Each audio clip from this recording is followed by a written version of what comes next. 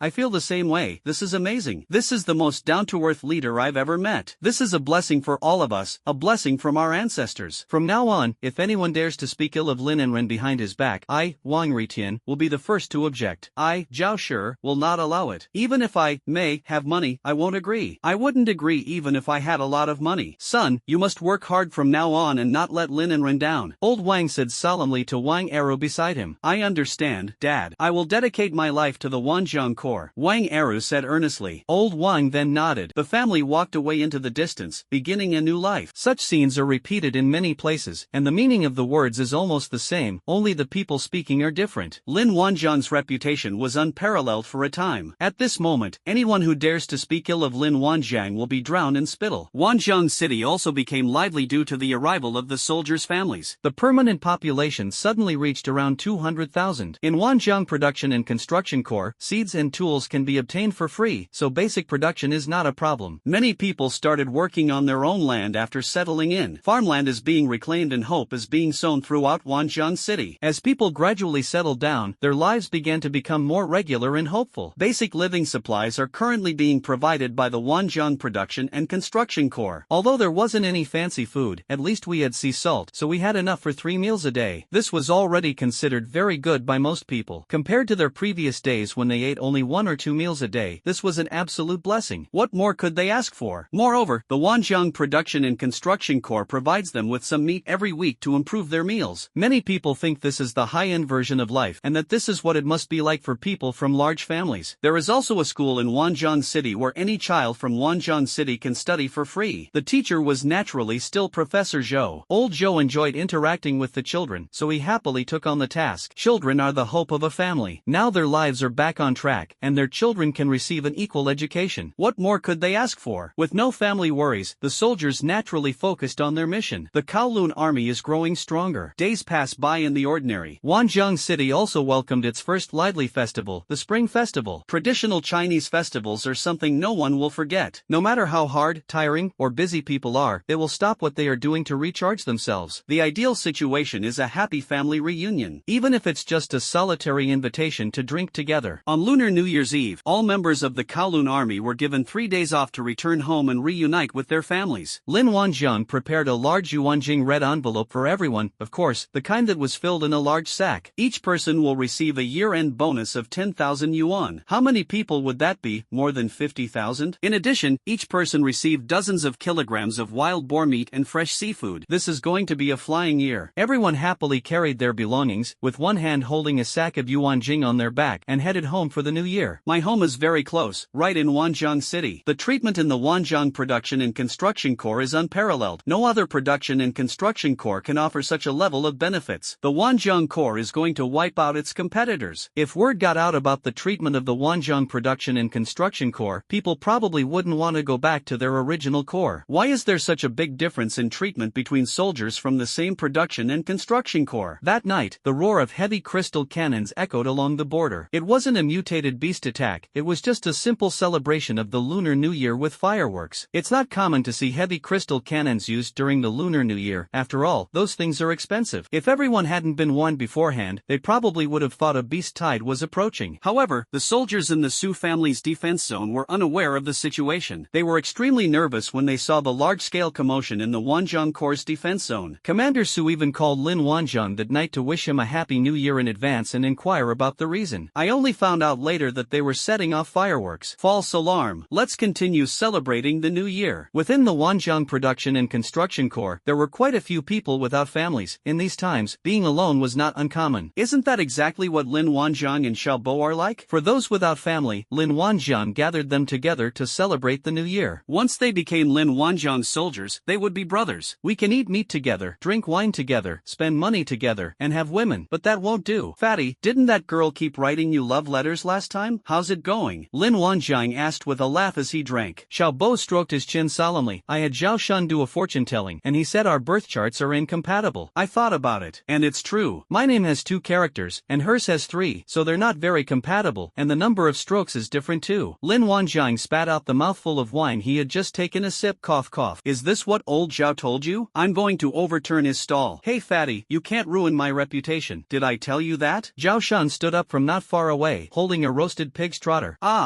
It's about the same idea. Xiaobo scratched his head. That's way off. Zhao Shun rolled his eyes. What I said was that the woman and we would have opposing stances, okay? What do you mean by incompatible birth charts? And is incompatibility just a matter of stroke count? Lin Wanjiang nodded. That makes more sense. After spending a lot of time with Zhao Shun, he realized that Zhao Shun was quite capable. Since Zhao Shun has said so, there must be some truth to it. Actually, everything has 2 sides. It mainly depends on how you feel about that girl, Lin Wanjiang said, adopting a parental oversight. Not interested, Xiaobo said with a look of disgust. By the way, fatty, what's the girl's name? Lin Wanjiang asked, intrigued. Well, you'd better not ask. Xiaobo stammered. What's the woman's name? Right, Yan Rushuan? Zhao Shun betrayed the fat man. Puff. Lin Wanjiang spat out another mouthful of wine. Who?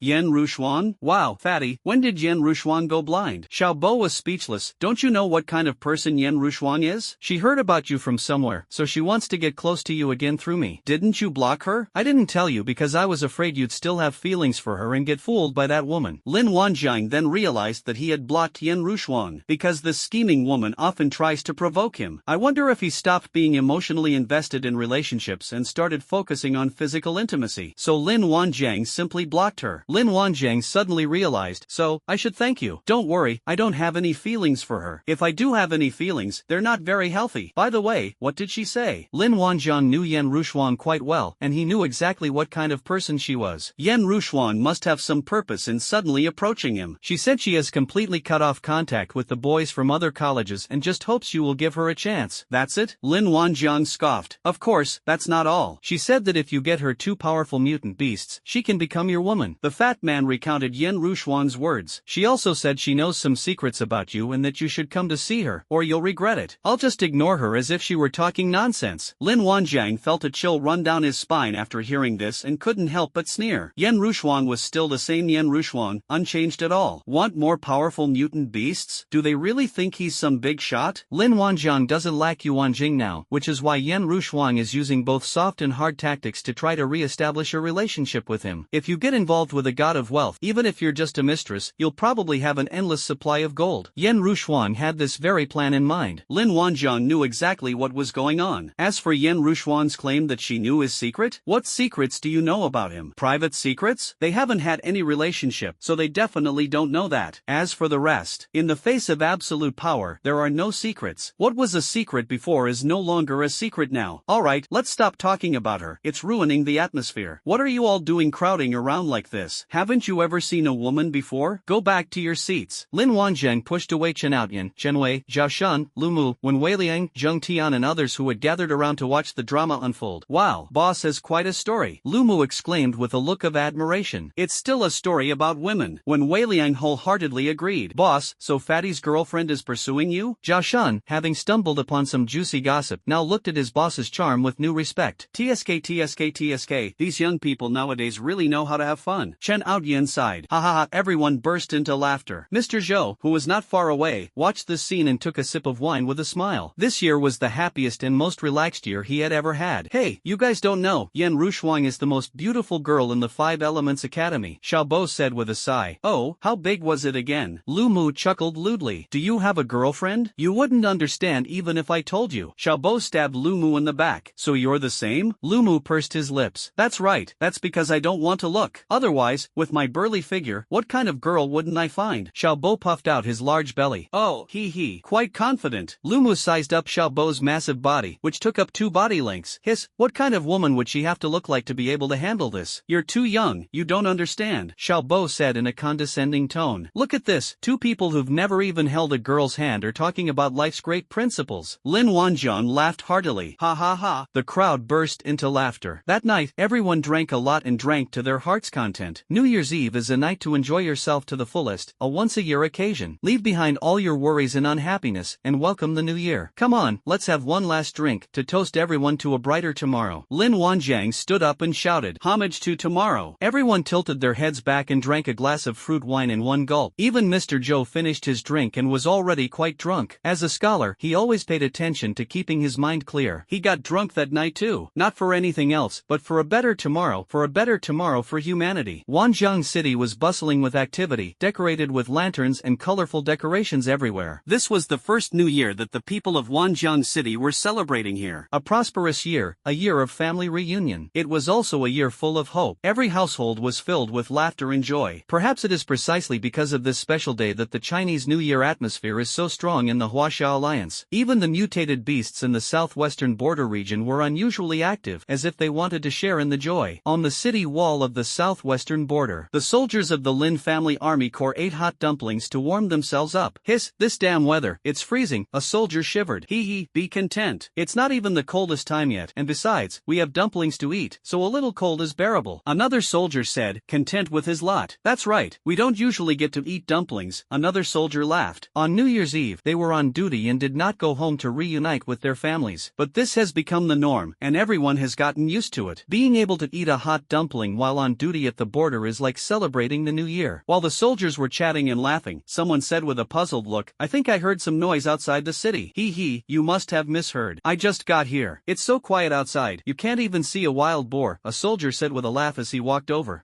You're getting paranoid, aren't you?" someone joked. Indeed. In this cold weather, the mutated beasts would have been holed up in their burrows long ago. Why would they come out? Someone else chimed in with experience. The soldier scratched his head in confusion, probably realizing he had misheard. Just as everyone continued chatting, a buzzing sound suddenly came from somewhere. "What's going on? What is that?" someone shouted. "Something's wrong. Be on guard," a soldier shouted, but before he could finish speaking, he collapsed to the ground. A poison needle was inserted into his throat. "Mutant killer bees?" "Yes, it's a swarm of bees. Hide." "No, it's," a soldier shouted. However, before he could finish shouting, he was stung several times by killer bees. These mutated killer bees are incredibly fast and are larger than an adult's fist. One individual might not be very dangerous, but this is a group. These killer bees charged directly at the border soldiers. The swarm of killer bees descended like a dark cloud, and some of them even fired their stingers directly from their tails. Many soldiers were pierced by several poison needles before they could even react. The killer bees covered a blind spot perfectly, and their timing was impeccable, as if the timing had been meticulously calculated. They specifically chose to eat dumplings during shift changes, and even chose New Year's Eve, a time when a person's mind is most relaxed. The sudden attack of the killer bees caught the soldiers off guard, and many of them died before they could even fight back. The entire battle lasted less than 30 seconds, and an area fell in an instant, with hundreds of soldiers on duty perishing without exception. What's even more frightening is that the commotion in this area seems to have gone unnoticed by other areas. Soldiers in other defense zones continued chatting and laughing, completely unaware of the commotion in the distance. Even when it's dark or lively, one should not be completely unguarded. This is somewhat like a method of isolating space. After the defenders here fell, the ground inside the city walls began to shift. Soon after, a huge cave more than 10 meters wide appeared. This is a tunnel? But that wasn't all. Immediately afterwards, one after another, fully armed humans emerged from the tunnel. If anyone saw this, they would be absolutely astonished and their eyes would widen in surprise. Human soldiers actually emerged from underground? The clothes these people were wearing were clearly those of border soldiers. If they were truly from the China Alliance, why would they need to act so secretly? The other party's identity was clearly suspicious. They were not from the China Alliance. People kept emerging from the tunnel, eventually gathering to nearly 10,000. These 10,000 people were very disciplined, divided into 5 teams of 2,000 people each, and dispersed in all directions. About half an hour later, a major earthquake struck the southwestern border. Beast Tide, Level 1 alert. A roar shattered the joyous atmosphere of New Year's Eve. Alarms blared along the southwestern border, and soldiers entered a state of high alert. "Damn it, these beasts really know how to pick their days," a soldier from the Lin family's army complained. "Yeah, it's really weird. I've never heard of a beast tide during the Lunar New Year before. Strange things happen every year, but this year there are especially many." Some soldiers cursed. "Hey, let's focus on fighting. If we can defeat them as soon as possible, we can have a good new year," a company commander comforted the group. Boom, boom. Heavy crystal cannons began to roar, and soldiers from the Lin family army rushed to the city walls to provide support. Except for one section, the Yuanjing cannons in the Lin family's defense zone illuminated the night sky. "What's going on with the 6th Regiment? Why is there no movement? Are they asleep?" the Lin family Army Corps Division commander cursed. "They really think they're celebrating the new year? Damn it! Guards, get me to the headquarters of the 6th Regiment." Reporting to the division commander, "We can't get in touch with the 6th Regiment." The guard tried several times, but still couldn't reach the 6th Regiment. "Can't get in touch? Can't get in touch with any of them?" Commander Lin frowned, his face grim. "Yes, we've tried contacting several people but haven't been able to reach them." "Should I take some men over to check?" The guard stood quietly to the side, awaiting instructions. Commander Lin paced back and forth, looking towards the 6th Regiment, his expression growing increasingly grave. "Something must have happened to the 6th Regiment," Commander Lin said slowly. "Something happened? That can't be. There's been no sound from us," the guard said, puzzled. Division Commander Lin took out his phone and dialed the number of the 6th Regiment commander. "Something's happened to your 6th Regiment. Come back immediately." "Something happened? What happened? Why didn't anyone call me?" The commander of the 6th Regiment was on a date with a girl when he suddenly received a call from his superior and was completely bewildered. The commander of the 6th Regiment was not on the border. Instead, he was ordered to pick up girls. "A beast tide is coming. Come back quickly." There's been no movement in the 6th Regiment's defense zone. Something's probably happened. Commander Lin's words were concise. Okay, I understand. The commander of the 6th Regiment also realized the seriousness of the problem. Why does something always happen when he's on a date? He was about to curse. He'd even brought little balloons, ready for a night of intense battle. It seems like that plan has fallen through. Miss Shin, something's happened in my defense zone and I need to go back immediately. I'll treat you to dinner another day, the commander of the 6th Regiment said, picking up his clothes and leaving. Then be careful, the girl surnamed Shin said with a knowing smile. However, after watching the commander of the 6th Regiment walk away, her smile gradually disappeared. She then made a phone call. The matter has been overlooked. Hurry up and take care of everyone. Everyone went up the city wall to stop the mutated beasts. Fortunately, it was a small-scale beast tide. It made a lot of noise, but its actual power was just SOSO. The Lin family's army is perfectly capable of handling this. Many people secretly breathed a sigh of relief. Fortunately, it was only a small beast tide, otherwise they wouldn't have been able to celebrate the new year. If it's a medium to large-scale beast tide, we probably won't even be able to celebrate the new year. Just as everyone was focused on stopping the beast tide, another group of soldiers surged up from under the city walls of various regiments. It was dark, their clothes looked the same, and they came from behind, so the Lin family soldiers didn't think much of it. Only a few people glanced at the reinforcements behind them and seemed a little puzzled, but that was all. The mutated beasts didn't allow them to think too much. Let's deal with the mutated beasts first. However, at this moment, a sudden change occurred, and these reinforcements from the rear unexpectedly turned on each other. The two sides were less than 10 meters apart. The enemy was well equipped and fired a concentrated barrage at the backs of the Lin family's soldiers. How could an ordinary person resist? In that instant, nearly 90% of the Lin family's soldiers fell. The remaining people either had good luck or were strong enough to escape unscathed. Many soldiers never understood what had happened until their deaths. Why did their own people shoot at them? Many people died with their eyes wide open in disbelief, having been fighting off mutated beasts one second and shot in the back the next. Similar incidents were occurring in the defense zones of the Lin family's 5 regiments. This time, they've come specifically for the Lin family. They came prepared. Who are you people? The regimental commander immediately retorted. As expected of a regimental commander, his reaction speed and strength surpassed those of the soldiers who launched the sneak attack. In a short time, many people lost their lives. You bastards, are you part of the Indian Alliance? The regimental commander roared. How did the members of the Indian Alliance manage to infiltrate? Considering the current beast tide, a thought popped into his mind. This is a premeditated operation. There's a mole inside. The regimental commander felt his heart bleed as he looked at his soldiers who had suffered heavy casualties. While fighting back, he dialed his division commander's number. There's a traitor. Someone from the Indian Alliance has infiltrated us and is going to wipe us out. Run, the regimental commander shouted. As a result of this distraction, a spear pierced his abdomen, and blood gushed out. The other side clearly also had some experts. In a duel between masters, a moment of distraction can mean the difference between life and death. The sound of the voice coming from the phone struck Commander Lin like a bolt from the blue, and he almost felt dizzy. He could see with his naked eye that the firing from within the defensive zone toward the outside of the city wall had stopped. The previously dense barrage of elemental crystal guns seemed to be paused for a moment. This situation clearly occurred because the soldiers were killed. His position allowed him to see the scene not far away, soldiers collapsing to the ground one by one. It's all over. It's all over. The Lin family's entire army corps is completely wiped out. The original corps, which had a full strength of 10,000 men, is now estimated to have only 100 or so men left. Commander, let's hurry up and leave, or it will be too late, the guard urged. He had overheard the entire phone call. It wasn't that he intended to eavesdrop. The regimental commander was simply shouting so loudly that it was impossible for him not to hear. So he knew what had happened. The Lin family's army was being targeted? This is clearly an attempt to annihilate the Lin family's soldiers. Given the current unclear situation, we certainly cannot act rashly. Of the 36 stratagems, running away is the best. Run first, then worry about the consequences. Long legs mean you can run fast, short legs mean you can't run at all. Damn it, those damned Indians, when did my Lin family ever offend them? Commander Lin was completely baffled. As for what the regimental commander said about the mole within the city, these people appeared out of nowhere. There's still no movement from the 6th Regiment. Could the mole be the 6th Regiment commander? But that shouldn't be the case. The 6th Regiment commander was ordered to go on a romantic relationship. Commander Lin was so worried he was practically balding. Oh dear, Commander, we'll be late if we don't run now. The guard grabbed Commander Lin and ran. Where there's life, there's hope, the guard shouted as he ran. Commander Lin's eyes finally cleared a little. He thought about it carefully and realized that it made sense. The situation is beyond human control. The Lin family's army is now facing a life or death moment. Besides, most of the people are already dead, so there's no point in him staying here any longer. Commander Lin shouted, all surviving soldiers of the Lin family, retreat immediately. That shout almost gave the guard a heart attack. Boss, please don't do this. us. We're trying to escape for our lives. Who could stand it if you suddenly yelled like that? You're so afraid people won't know you're here. The guard pulled Commander Lin along, making them run even faster. They also took care of dozens of enemies along the way. Those who could serve as guards to their division commanders were by no means ordinary people. Now anyone who dares to stop him, he'll fight them to the death. In his eyes, the safety of his superiors is above all else. Run towards Shin's Army Corps' defense zone, Commander Lin reminded them. His Lin family army suffered a sudden disaster, but the Shin family probably wouldn't be so lucky. If that's the case, the southwestern border region will be doomed. The Shin and Lin families have been stationed along the southwestern border for years without any mishaps. Unexpectedly, something happened to the Lin family first. The guard was still quite clear-headed. He found a car easily and sped off towards the Shin family's defense zone. The pursuers behind them gradually moved further away. The guard glanced in the rearview mirror and slowly breathed a sigh of relief. At times like this, the worst thing is being caught in a trap. The other side is obviously numerous, and once they are tied up, it will be difficult for them to escape. Fortunately, the guard was excellent and dedicated, and Commander Lin escaped unharmed. Hey, the Lin family's division commander is heading towards your Shin family's defense zone. Someone dialed a phone while watching the Lin family's vehicle drive away. Understood. You don't need to worry about the rest, came the cold, middle-aged voice from the other end of the phone. The man hung up the phone and shouted into the walkie-talkie, "Leave no one alive." Although the remaining members of the Lin family's army were formidable, there was a limit to their strength. They were helpless even when faced with an enemy several times their size. After all, not everyone is a cheater with a combat power of 5 million. With mutated beasts in front and enemies behind, the Lin family's army couldn't even run away. Two fists are no match for a group attack, and in the end, none of the Lin family's troops escaped death. Apart from Commander Lin and a bodyguard, no one escaped from the border. Of course, the 6th Regiment commander, who went out to pick up girls, was fine. The bodyguard was excellent in every way. He even drove like he was flying a plane. Although it was dark, it did not affect his operating speed at all. It was a race against time, a matter of life and death. Inside the car, Commander Lin reported the situation at the border to Lin Shangtian, the head of the Lin family, via telephone. Upon hearing this news, Lin Shangtian slammed his fist on the table and immediately mobilized 2 corps, setting off overnight to the border. However, distant water cannot quench an immediate fire. Even if the 2 corps set off at full speed, it would probably take them 2 days. Who is it that's colluding with outsiders to target the Lin family? The commander of the 6th Regiment? Impossible, he had no motive. Even he wouldn't choose his own 6th Regiment as a breakthrough point. Isn't this obviously a one-shot deal? If things go wrong, he'll be dead for sure. If there really is a mole, then there are far too many people to suspect. Enraged, Lin Shangtian immediately convened a meeting of the Lin family's top executives that very night. With all this happening, there's no point in celebrating the new year anymore. This wiped out an entire army corps, not just a regiment, but a full 10,000 people. The Lin family's foundation will be shaken as a result. A new round of coalition parliamentary elections will be held shortly after the Lunar New Year. This whole incident at such a critical juncture is bound to cause a lot of speculation. Lin Shangtian's long-standing dominance in the Alliance Council inevitably attracted envy and jealousy. That's how political struggles are. If you're capable, you get promoted. Lin Shangtian didn't see anything wrong with that. However, turning a political struggle into an internal military conflict is a bit of a taboo and crosses the line. Lin Shangtian believed that he was doing no worse than others, and that the alliance was developing well under his leadership. Is it really worth resorting to such tactics for a chief position? Destroying one of the Lin family's army corps not only weakened the Lin family's strength but also weakened the overall strength of the Huaxia alliance. The Lin family boasts the highest overall strength among all families and is the only family with 6 military units. But the Lin family's defense zone is larger than other families, and their contributions are no less than those of other families. The number of mutated beasts along the southwestern border is no less than in other places. Now this is the outcome. These families seem to have been living comfortably for too long, and all they know how to do is fight amongst themselves. Lin Shangtian grew angrier the more he thought about it. Half an hour later, Commander Lin's vehicle arrived at the defense zone of Shin's army corps. The Shin family had people waiting by the roadside, as if they had known they were coming. "Get out of the car! Get out of the car!" There were roadblocks blocking the way, preventing vehicles from passing. The guards had no choice but to stop the car, as there were no pursuers in sight. It's very quiet here, with no signs of a beast tide. It seems the beast tide only occurred in the Lin family's defense zone. Commander Lin became increasingly certain that someone was targeting the Lin family. He thought a lot along the way, considering each family. He thought about it the whole way but still couldn't figure it out. If we had to name the most suspicious family, it would be the Shin family. The commander of the 6th Regiment was ordered to fall in love with a girl from the Shin family. As a result, the 6th Regiment was the first to have an accident. The only family that could know about the 6th Regiment's situation and find a breakthrough from it was the Shin family. He originally intended to have his guard turn around halfway through the journey, because if it were the Shin family, then they would be walking into a trap. But then he thought about it again, sent a message to Lin Shangtian, and resolutely went to the Shin family's defense zone. Whether it's a ghost or not, you'll find out by trying it. If his death could reveal some clues, then it would be a worthy death, and the Lin family would have something to guard against. Otherwise, we will be trapped in an endless cycle of passivity. Even though it's such a big scheme, as long as you catch the slightest clue, you can quickly find a lead. Within a few days, it will be possible to deduce who is targeting the Lin family. But a few days is too long. A few days is enough time to do many things. The sooner you know who's behind this, the sooner you can take precautions. Most of those who can serve as instructors are wholeheartedly devoted to the Lin family. When faced with the interests of the family, individual lives seem insignificant. Commander Lin turned on the camera and placed it inside the car before getting out. His face remained calm, showing no sign of him fleeing for his life. I am Lin Rohai from the Lin family. I have something to discuss with your Commander Shin. Please inform him. Commander Lin's voice was deep and resonant, and he appeared calm and composed. However, none of the Shin family soldiers moved or spoke. They simply watched quietly. Are you all deaf? Our division commander needs to speak with your division commander, the guard shouted upon seeing the situation. What are you beeping about? Our division commander isn't here. Please leave. An officer waved his hand impatiently. They showed no respect whatsoever to Commander Lin. Commander Lin wasn't angry and just stood there.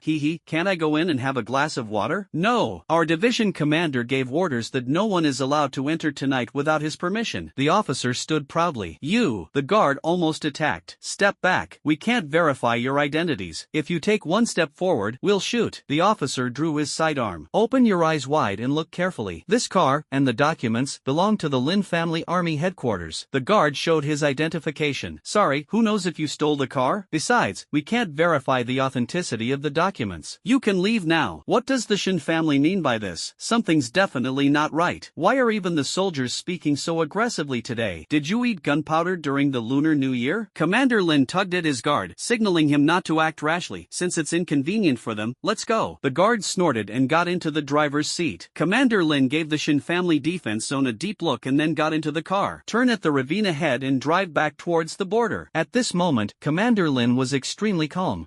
Commander, if we go back now, we'll be walking into a trap, the guard said, puzzled. Believe me, going north is a dead end, but turning back gives us a chance to survive. Lin Rohai's eyes flashed coldly. You mean someone has set up an ambush ahead? The guard wasn't stupid. He immediately understood what the division commander meant. Lin Rohai nodded. The Shin family soldiers behaved a bit strangely tonight. I suspect they are related to tonight's events. The guard stared in astonishment, but he didn't ask any questions. He stepped on the gas and drove the car towards the northern mountain valley. Why die when you can live? If this matter is related to the Shin family, since the Shin family does not intend to openly deal with him within their territory, they will definitely set up an ambush along the way. He came prepared to die, wanting to see if the Shin family would reveal their true colors. Although it seemed like we hadn't found out anything just now, except for a few soldiers blocking our way. But the soldiers' attitude speaks volumes. Lin Rohai was also a commander of a production and construction corps. The Shin and Lin families have been dealing with each other on the border for many years and can be considered allies. These soldiers couldn't possibly not recognize him. Even though they belong to two different families, and the Shin family soldiers are not under Lin Rohai's command, would ordinary soldiers dare to act so recklessly? Knowing full well that the person in front of them is someone they can't afford to offend, why do they still have to try to make their presence felt? Even greenhorns know to report the situation to their superiors, albeit tactfully. After all, this concerns the relationship between the two corps. However, they showed no restraint, especially their eyes, which were like those of someone looking at a dead person. This speaks volumes. Even if a plan is flawless, the people executing it cannot perform it perfectly, and there will always be flaws. Not everyone is a professional actor. There are many people who readily show their joy. Lin Rohai sent Lin Shangtian another text message. The Shin family soldiers are acting strangely. Be careful. Of course, Lin Rohai didn't use a definitive tone, insisting that it was entirely the Shin family's problem. It can only be said that the Shin family is currently the most likely suspect. He was stating a fact. The rest was up to the head of the family to decide. After driving around the ravine, the guard suddenly turned off all the lights and drove south in the dark. The Yuanjing car is relatively quiet to begin with, and as long as you don't make a big fuss, its concealment is quite good. The guard looked around nervously, paying close attention to the surrounding movements. Fortunately, no pursuers came. However, the guards did not dare to be careless in the slightest and focused on driving. Driving at night without lights poses a significant challenge to drivers. After driving a while longer, head east. Lin Rohai directed from behind, using the map in his mind. About half an hour later, Lin Rohai's phone rang. Lin Rohai glanced at the caller ID and answered. Hello, third master. Where are you? I'll send someone to pick you up. A middle-aged voice came from the other end of the phone. No need, it's too dark now. I don't know where we are either. Lin Rohai refused directly. At this point, it's clear that the fewer people there are, the smaller the target becomes. Alright, third master, I'll call you again when I get to a safe place. Lin Rohai said, intending to hang up the phone. Wait, third master said urgently. What's wrong, third master? Lin Rohai asked, puzzled. After a few seconds of silence on the other end of the phone, a voice came through. It's alright, be careful on the road. Lin Rohai hung up the phone, hesitated for a long time, and said in a low voice, I'm not going back to the Lin family. I'm too ashamed to go back. Commander, this matter is not your fault. Where else can we go if we don't go back to the Lin family? The guards were getting anxious. What's wrong with the division commander now? He's so old, and he's just doing things based on his mood. I'm not willing to go back like this. Are all those tens of thousands of brothers going to die for nothing? Lin Rohai gritted his teeth. Now that he's suddenly all alone, he's suddenly come to understand some things. What would be the point of going back? Will he spend the rest of his life in humiliation and self-reproach? Although he valued his life, this was more painful than being killed. Commander, what are you planning to do? The guard was also conflicted. His job was to protect the safety of his division commander, but he was also heartbroken that so many of his brothers had died. Don't worry, there are countless ways to take revenge. You don't necessarily have to charge in with a gun. Lin Rohai fell into deep thought. After a while, Lin Rohai dialed a number. I need you to help me publish a news article. Old Lin, you're on vacation, and you're not available right now. The person on the other end of the phone looked quite troubled. 1 million yuan worth of crystals. I just want the news featured at the top of the charts for 1 hour. Lin Rohai said calmly. After hesitating for a long time, the person on the other end of the phone finally spoke. For the sake of our years of friendship, 30 minutes. 30 minutes at most. Okay, I'll send you the photos and text in half an hour. Lin Rohai nodded. Let's go take some photos. Lin Rohai instructed the guard. What could the guard do? He was helpless too. In the end, he turned the car around and headed towards the Lin family's defense zone. An urgent news report about the war made the headlines. Although it's almost midnight, many people are still waiting to ring in the new year and haven't been able to sleep. This sudden news, like a bombshell, caused a huge uproar. Look at this news, a young man shouted from inside a residential house. What's all the fuss about? Several young men gathered around. It's perfectly normal for young people to get together like this. Really? Is this fake news? Another young man exclaimed in disbelief. Are you stupid? How could an official account post fake news? Young man C slapped the man on the head. Youth B, hiss, the Indian alliance is actually attacking our Chinese alliance? They've really gotten bold. Young man Ding, what were the Lin family's border guards doing? They were breached so easily? Youth C, didn't you see what they said? A family became dogs of the Indian alliance, colluding with them to kill 10,000 Lin family soldiers. Youth A, damn, is our Huaxia alliance so large that we can't support them all, or what? Why do they have to become dogs? That's right, this is traitorous behavior. If I find out which family did it, I will curse them to death. Young man B said indignantly. Some people downstairs said it was the Shin family who did it. Young man C analyzed calmly. What a beast. Look at these photos. The soldiers were all shot in the back. Almost as soon as the news was released, coinciding with the New Year's Eve, the news spread like wildfire. Most of the people in the Huaxia alliance knew about this earth-shattering news. News has arrived that the southwestern border has been breached by a coordinated attack from within and without. The people of the alliance were in an uproar. During the Lunar New Year, the border has been breached. How are we supposed to celebrate the holiday? Some people have already begun to panic. This kind of news shouldn't be broadcast in the first place, but since it was, it proves that the matter is quite serious. Many large families have begun to take this matter seriously, and they are also putting pressure on the media to delete the video in order to avoid negative social impact. Ordinary citizens are often the last to be notified in the alliance. They have no right to know the truth until the very last step. Who published this news about a stroke? Is this kind of news something that can be published so casually? Notify them to delete it immediately, a senior member of the Shin family shouted angrily. Damn it, these photos were taken without my knowledge. What are these good-for-nothings doing? The head of the Shin family slammed his fist on the table in anger. The main problem is that there are people stirring up trouble and guiding public opinion in the comments section of this news article. With the election approaching, any negative comments could have an impact on the election. If you're upright and have nothing to fear, that's fine. But the problem is, they're not upright. Have the PR team issue a statement immediately. Strongly condemn these people who are stirring up trouble for their ulterior motives. The main issue is that this whole thing was actually orchestrated by the Shin family. This was also to weaken the Lin family's power, and there were also deeper plans involved. As a result of this public opinion, a pot that rightfully belonged to them was thrown at them. Their attempts to refute the claims seemed somewhat weak and ineffective. Therefore, the Shin family's top management was very angry when they saw this news and immediately ordered it to be deleted. The Lin family members fell felt both ashamed and furious upon seeing the news. The soldiers in those photos died so tragically that they gained a more direct understanding of the tragedy. It seems Ruhai is going all out. Lin Shangtian sighed. Anyone would be furious if they were in this situation. These are 10,000 precious lives. A senior member of the Lin family clenched his fists. The Shin family is really something, they've even colluded with foreign powers. Lin Shangtian looked into the distance, seemingly lost in thought. Even if they are certain that the Shin family was responsible, they cannot produce any substantial evidence. The fact that so many people from the Indian alliance came is already quite a big fuss. They can't just be after the Lin family's army, there must be other motives. This isn't just something the Lin family has thought of, many families have as well. Immediately, many families convened emergency family meetings. If it weren't for the involvement of Indians, perhaps people wouldn't have made such a big deal out of this. However, India's involvement involves the overall interests of the alliance. This already involves international affairs. This is something that the major families cannot tolerate. When Lin Wanjiang and his group saw this news, they sobered up a bit. Only big families know how to have fun. To pull something like this during the Lunar New Year, an entire army corps was wiped out, and most importantly, the border defense line was breached. Wouldn't the mutated beasts be able to easily penetrate the Lin family's defense zone? This is a big problem. The gap in the Lin family army's defense zone is so large that it will probably take some time to completely close it. It seems the people in the southwest region are not having a peaceful new year. Lin Wanjiang saw that public opinion was pointing to the Shin family's strong sense of belonging. This kind of public opinion is certainly not unfounded. It has some basis. For example, the Shin family and the Lin family are both located on the southwestern border. Why is it that only the Lin family's defense zone experienced a beast? Taidan was attacked from both inside and outside, resulting in the annihilation of the entire army, while the Shin family's defense zone remained unscathed. For example, the Shin family has always coveted the position of chief of the Alliance Council and wanted to unite with external enemies to suppress the Lin family and take the opportunity to rise to power. Others said they had personally witnessed the Shin family having dealings with the Indian alliance, and that this time they must be planning to cede the alliance's southwestern interests to the Indian alliance. In short, there are many different opinions, and everyone seems to have a lot of details to make. Lin Wanjiang nodded in agreement, saying that the Shin family was no good. After all, the Shin family had repeatedly bullied even a kind person like him, which meant they were wicked to the core. Today, the Shin family dares to stab the Lin family in the back just to climb to the top. Tomorrow, they'll stab everyone in the back for other reasons. Lin Wanjiang felt that killing the Black Bear army of the Shin family was indeed the right thing to do, and that he had done a great thing for the alliance. The residents of Wanjiang City also saw this news. At this moment, this explosive news is more like something for them to watch as bystanders enjoy the spectacle, because the southwestern border is the farthest from Wanjiang City. Today, Wanjiang City is brightly lit and peaceful, as if all the flames of war have been far away from them. It stands in stark contrast to the southwestern border region. Both are located on the border, one in the sky, the other on the ground. Some of the residents of Wanjiang City came from the southwest, and their experience should be the most profound. Now they have no worries about food and drink, and they eat what they grow on their own land. Fortunately, they encountered the Wanjiang Corps and the city of Wanjiang. Otherwise, they would be as worried as the people in the southwest right now. Without comparison, there is no harm. This incident made them realize even more how rare such a peaceful situation in Wanjiang City was. Behind the comfortable life lies the greatness of the Lin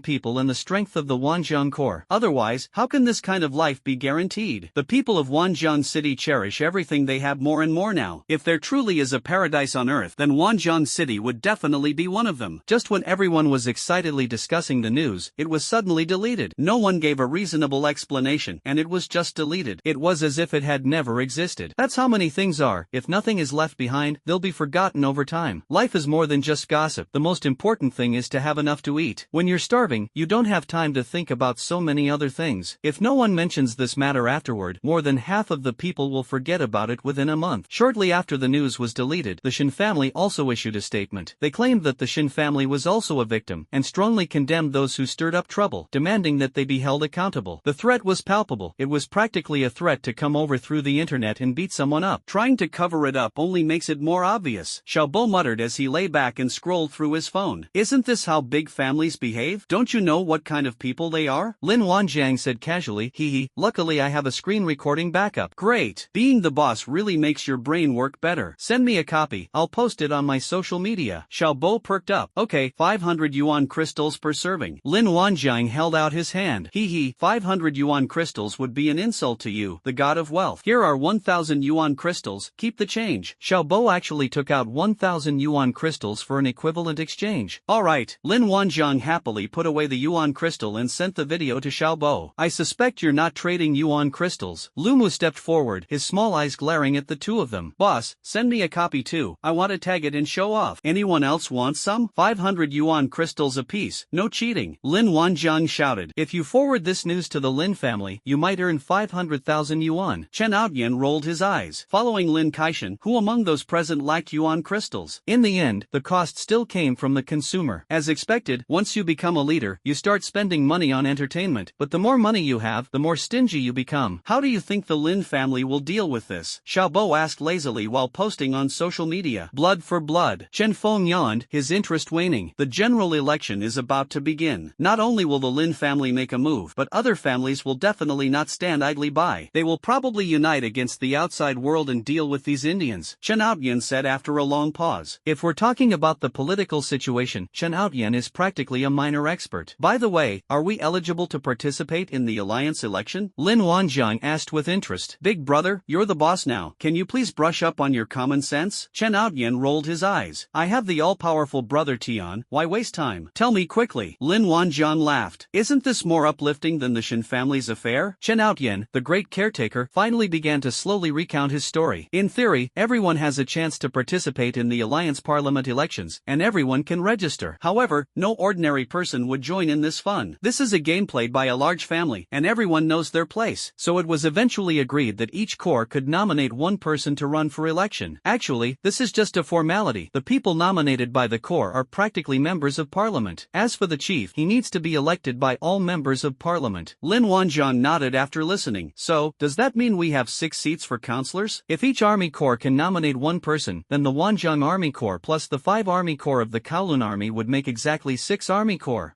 What you're saying seems to make sense. Chen Outyan thought about it and realized that was indeed the case. So if we need more seats for legislators, why not just form more military units? Xiaobo asked, somewhat puzzled. You think setting up a legion is that easy? If it's a real legion, you have to consider how to support so many people. Chen Outyan glanced at the fat man. Moreover, the alliance will send review teams to each legion to assess them. If it's just an empty shell, it will be cancelled immediately. Only those corps that pass the review by the review panel are eligible for nomination. Indeed, the Kowloon Army and the Wanjiang Corps have not received any supplies or military funds from the alliance to date. Lin Wanjiang is supporting all 50,000 people. Moreover, the alliance made it clear at the beginning of the application that the Kowloon Army's 5 corps would only have the resources of 1 corps. The daily expenses for supporting so many people are terrifying, not to mention the monthly and yearly expenses. This is an astronomical figure. Those people in the league's finance department aren't fools. With a little manipulation, such as blocking military funding and supplies, an entire army corps could be easily dismantled. The alliance's intention was to make the Kowloon Army act according to its capabilities, and to reduce its size if necessary, instead of putting on a show of strength. Even if you manage to form 5 or 6 army corps, so what? You'll only get the configuration of 1 army corps. Play for a few days and have your fill, then honestly select some people to stay and form 2 legions to guard the northern border. It's easy to establish a production and construction corps, but difficult to maintain one. This is why, among so many families, even the largest Lin family has only had 6 military units over the years. These are all the results of compromises reached through negotiations among all parties. As for Lin Wanjiang's Kowloon Army, that's an isolated case. No one will stop you from forming a legion, because regardless of whether the alliance recognizes it or not, as long as someone is determined to create the entire legion, it will objectively exist. Take, for example, the Kowloon mercenary squad that Zhao Shun assembled. Tens of thousands of people are just standing there, and I don't do anything but go out and hand out flyers every day. I'm just asking you, aren't you scared? The security team probably wouldn't dare to ask anything. Rather than letting this group become a destabilizing factor in society, it would be better to designate this military unit under a banner and place it on the border. However, assigning you a defense zone mission but not providing you with supplies is a way of indirectly restricting you. This is also the fundamental reason why it is difficult for new large families to emerge, because it was fundamentally suppressed. If the members of the various families in the alliance had realized sooner that Lin Wanjiang was not short of resources, perhaps even the establishment of military corps would have been subject to new restrictions. However, not everyone's attention was on Lin Wanjiang. Some people know that Lin Wanjiang can replicate Yuanjing, but there are also many who don't. Everyone has different focuses. People in large families are also human beings and have their own extravagant lifestyles. Unless someone has ulterior motives, who would keep an eye on one person all day long? Is it that the woman beside you in bed is not good enough, or that the food and wine on the table are not delicious enough? Therefore, Lin Wanjiang's several several corps took advantage of the loophole. Even if the alliance withholds his military funding, it doesn't matter, since he's already secured the necessary positions. After listening to Chen Outyan's words, everyone nodded thoughtfully. Sure enough, the more rice you eat over the years, the more you learn. Fatty, you know now? We eat the same food, but what he eats goes into his brain, while what you eat just goes into your stomach. Lin Wanzhong teased Fatty. Xiao Bo rubbed his round belly and stopped talking. I've eaten too much and I'm too lazy to think. Hee, it's normal for Xiao Bo to ask that question. There are indeed people who are thinking of taking advantage of such loopholes. Chen Outyan smiled. Don't laugh at me, but I've suggested this to the Chen family before. Temporarily apply for a few military units and get a few counselors elected. However, it was later exposed, and several counselors resigned as a result. The alliance also issued new rules, stipulating that a family or force can have no more than 6 legions. Lin Wanzhong's eyes widened. Wow, Brother Tian, I didn't realize you could improve the alliance's system all by yourself. Chen Outyan smiled and waved his hand. When I was young, I liked to think about political things, but now that I'm old, I can't keep up with the times. What? Thinking of retiring again? Lin Wanzhong glanced at Chen Outyan. If you say you can't lift a knife anymore, I can make you some more goji berries. Get out of here. I'm young and full of vigor. How could I not be able to lift a knife? Chen Outyan suddenly became energetic and fierce. Hee, now you're not saying you're old? Lin Wanzhong teased. However, since the maximum number of troops per family is 6, why does the Chen family only have 4? Lin Wanzhong asked, thinking of something. Do you really think it's that easy to support an army corps? Chen Outyan rolled his eyes. I'm not tired. Lin Wan shrugged. If other families saw him like this in Versailles, he would definitely be ganged up on. Chen Outyan sighed. Talking to the god of wealth was exhausting. The total amount of resources that the alliance can mine each year is also limited, and we really can't come up with that many resources. A family or force can only allocate resources to a maximum of 4 legions. 4 legions are actually the norm for major families. If they want to form more legions, they'll have to find their own way. That's not right. Didn't you say the Lin family has 6 military corps? Lin Wanzhong seized on the key point. That's right. The Lin family is powerful. They own large mines. They even have 2 military corps that they support themselves. Chen Outyan said, as if there was nothing wrong with it. Then, as you said, why not just have a few different people apply for the corps? They can still receive the alliance's funding. Lin Wanzhong thought of a loophole. Replacing personnel is also acceptable, but the new regiment must have a new defense zone. Regiments formed by the same family or faction will have relatively concentrated defense zones, so they won't reach the level of 1 + 1 is equal to 2, and the pressure will definitely be much less. It is precisely because of this advantage that some people who had ulterior motives have gradually given up such thoughts. Although the 4 corps of the Chen family have different names, they are all from the Chen family, hence the saying of the Chen family's defense zone. The more corps there are, the greater the responsibility. If you can't shoulder that responsibility, you've just wasted your time. Undoubtedly, it would be more appropriate for several corps to take turns guarding a slightly larger defense zone. This would allow the soldiers to maintain a balance between work and rest and make the defense zone more stable and sustainable. This is also one of the reasons why many new recruit regiments fail to take off. A new recruit regiment has to independently support a defense zone, which puts a lot of pressure on them in the early stages. The soldiers will get tired, and they can easily be worn down over time. Chen Outyan explained the reasons one by one. Everyone received a vivid political lesson for free. Okay, I see. No wonder the alliance's finances are so tight. Lin Wanzhong finally understood. So it turns out they didn't have any money. At the same time, Lin Wanzhong also understood why Chen Outyan had openly applied for 5 army corps in succession, all in his name. This is also to facilitate the encirclement of Wanzhong City's defense zone. If Wanzhong City becomes successful, and other families also see this opportunity, what if they send troops to the border? Chen Outyan was quite far-sighted. He directly used the form of a military corps defense zone, along with a territory document, to enclose the outer defense zone of Wanzhong City. Even if someone has designs on Wanzhong City in the future, there will be nowhere for them to send troops to garrison it. Old ginger is spicier. He thought of everything quite thoroughly. From now on, no one in Wanzhong City will be allowed to openly interfere, although some underhanded methods are another matter. That night, almost no one slept. They spent the rest of the night chatting. Almost everyone talked about their own experiences. Even old Joe shared some of his past experiences. Normally, everyone is either cultivating or busy with their own things, and they can't relax and speak freely like they can now. This is a great opportunity to open up and communicate, and also an opportunity to strengthen relationships. There won't be many days like this when we can leisurely gather together. This was the most lively New Year that Lin Wanzhong had ever had, and probably the most lively New Year that everyone else had ever had. I don't know how others spent the New Year, but the people of Wanzhong City definitely had a good one. The city of Wanzhong was brightly lit all night long. On the first day of the Lunar New Year, people began to stroll through the streets and alleys, creating a lively and bustling atmosphere. earlier. Lin Wanjiang didn't get up until noon. Staying up all night really hurts your back.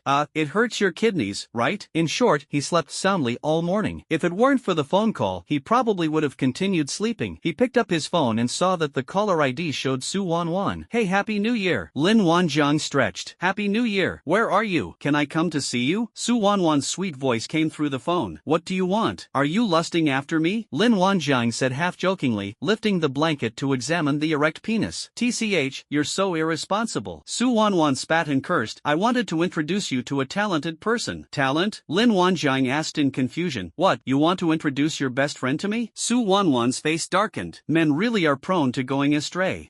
You deserve to be single. Su Wanwan scolded playfully, but remembering the important matter, she changed the subject, saying, have you ever heard of a second awakening? What is a second awakening? Lin Wanjiang asked in confusion, as he had never heard of such a thing. Lin Wanjiang's reaction was clearly within Su Wanwan's expectations. Su Wanwan didn't keep anyone in suspense and said directly, it's a method that can allow someone who has already awakened to awaken a second time.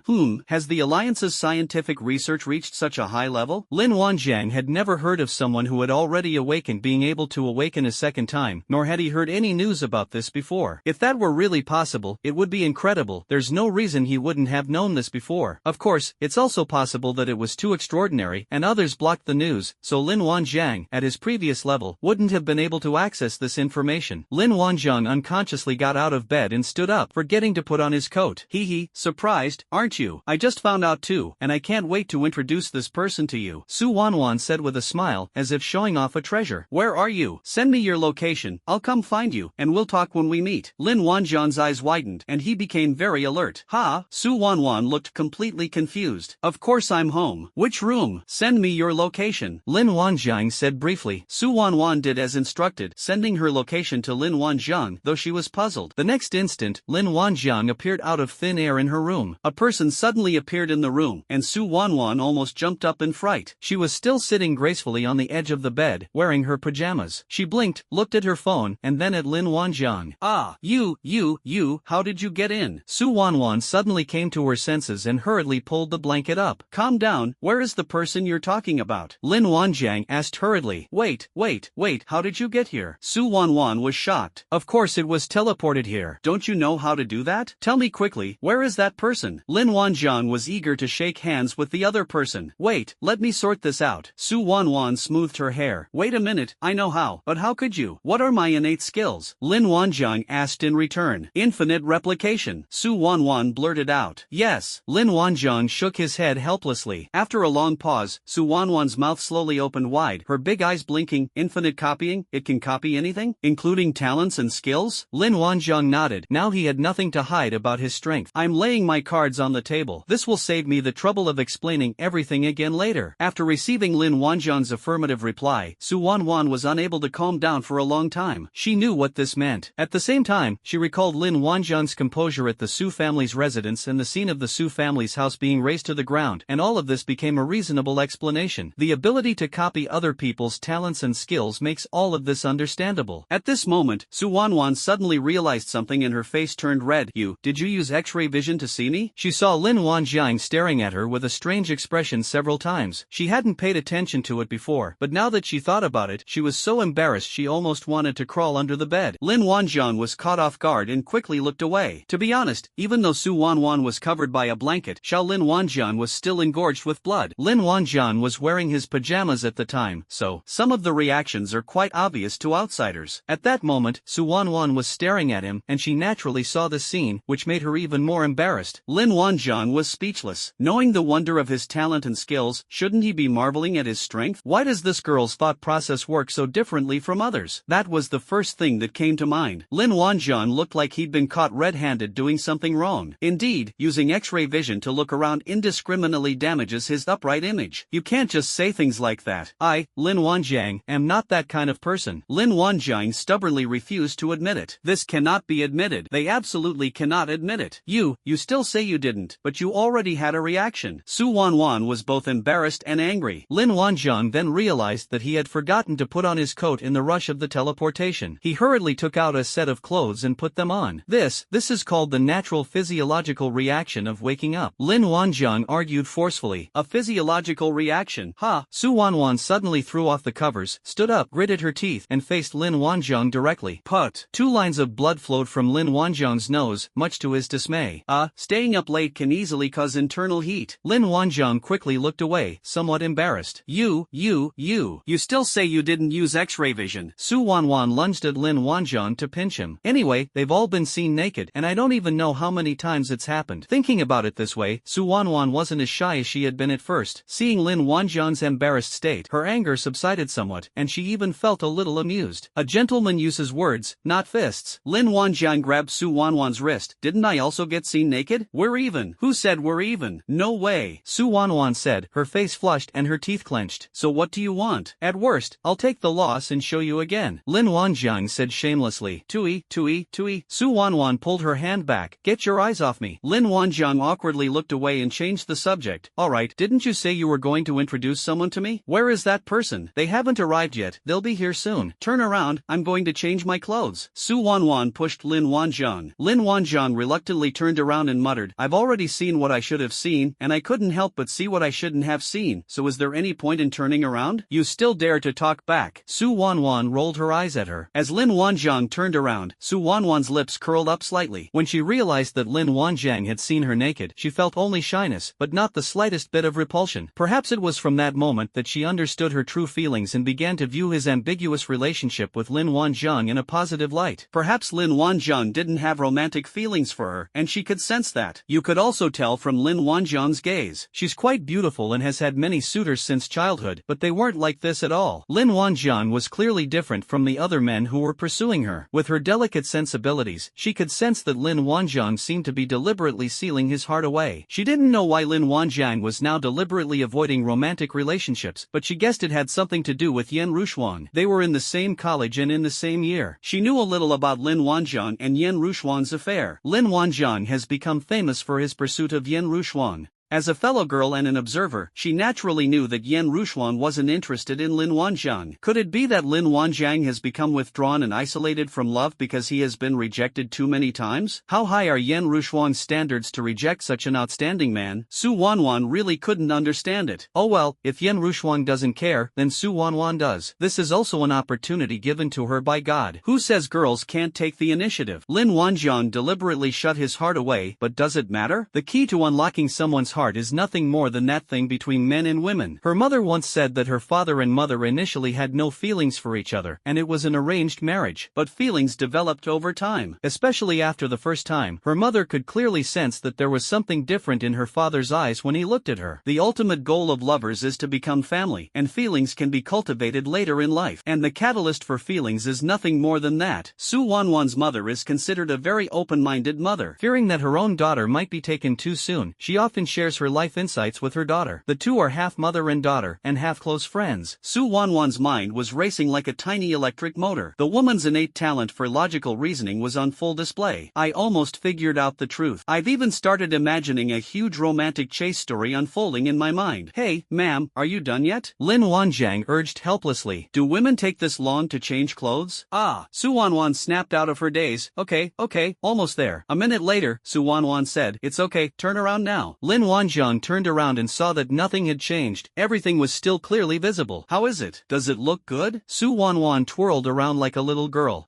Not bad. Your legs are straight and without an ounce of fat. Lin Wanjiang commented. Stop using your skills. Aren't you afraid of getting a sty? Su Wanwan pinched Lin Wanjiang in annoyance. Come on, I'll take you to meet the guests. Su Wanwan naturally took Lin Wanjiang's arm. Stop pulling and tugging. It's not a good look for others. Lin Wanjiang pried Su Wanwan's hands away. Lin Wanjiang, you've really given me the time of day, haven't you? This is my house. What's wrong with me holding your hand? Am I making you feel bad? Su Wanwan roared like a fierce tigress. She was cute yet fierce, and launched an offensive against Lin Kaishan. Lin Wanjiang was defeated in the first round. Oh well, he wasn't at a disadvantage. Let them hold hands. Be a man. Let me make this clear first. I'm not the type to get emotionally involved. If you want to talk about feelings with me, you have to get physically involved. Lin Wanjiang said casually. Pa, have you ever held a girl's hand? You're talking about sex. Su Wanwan rolled her eyes at him and gripped his hand even tighter. Hey Su Wanwan, if you keep messing with me, I'll do you to you, but don't cry, Lin Wanjiang said sternly. Well, to live 2 lives and still be a virgin is really embarrassing. Fine, let's do it. Anyway, just like you said, I've seen everything I should have seen and everything I shouldn't have seen. You'll have to take responsibility for me from now on. I'm easy to take care of. Su Wanwan smiled and looked up at Lin Wanjiang. My goodness, the script is wrong. Lin Wanjiang's head was buzzing. This was the first time a hot-blooded young man like him had been provoked like this. I'm really at a loss. He has the desire but not the courage to act on it. What's wrong with Su Wanwan? She seems like a completely different person all of a sudden. Lin Wanjiang touched Su Wanwan's forehead.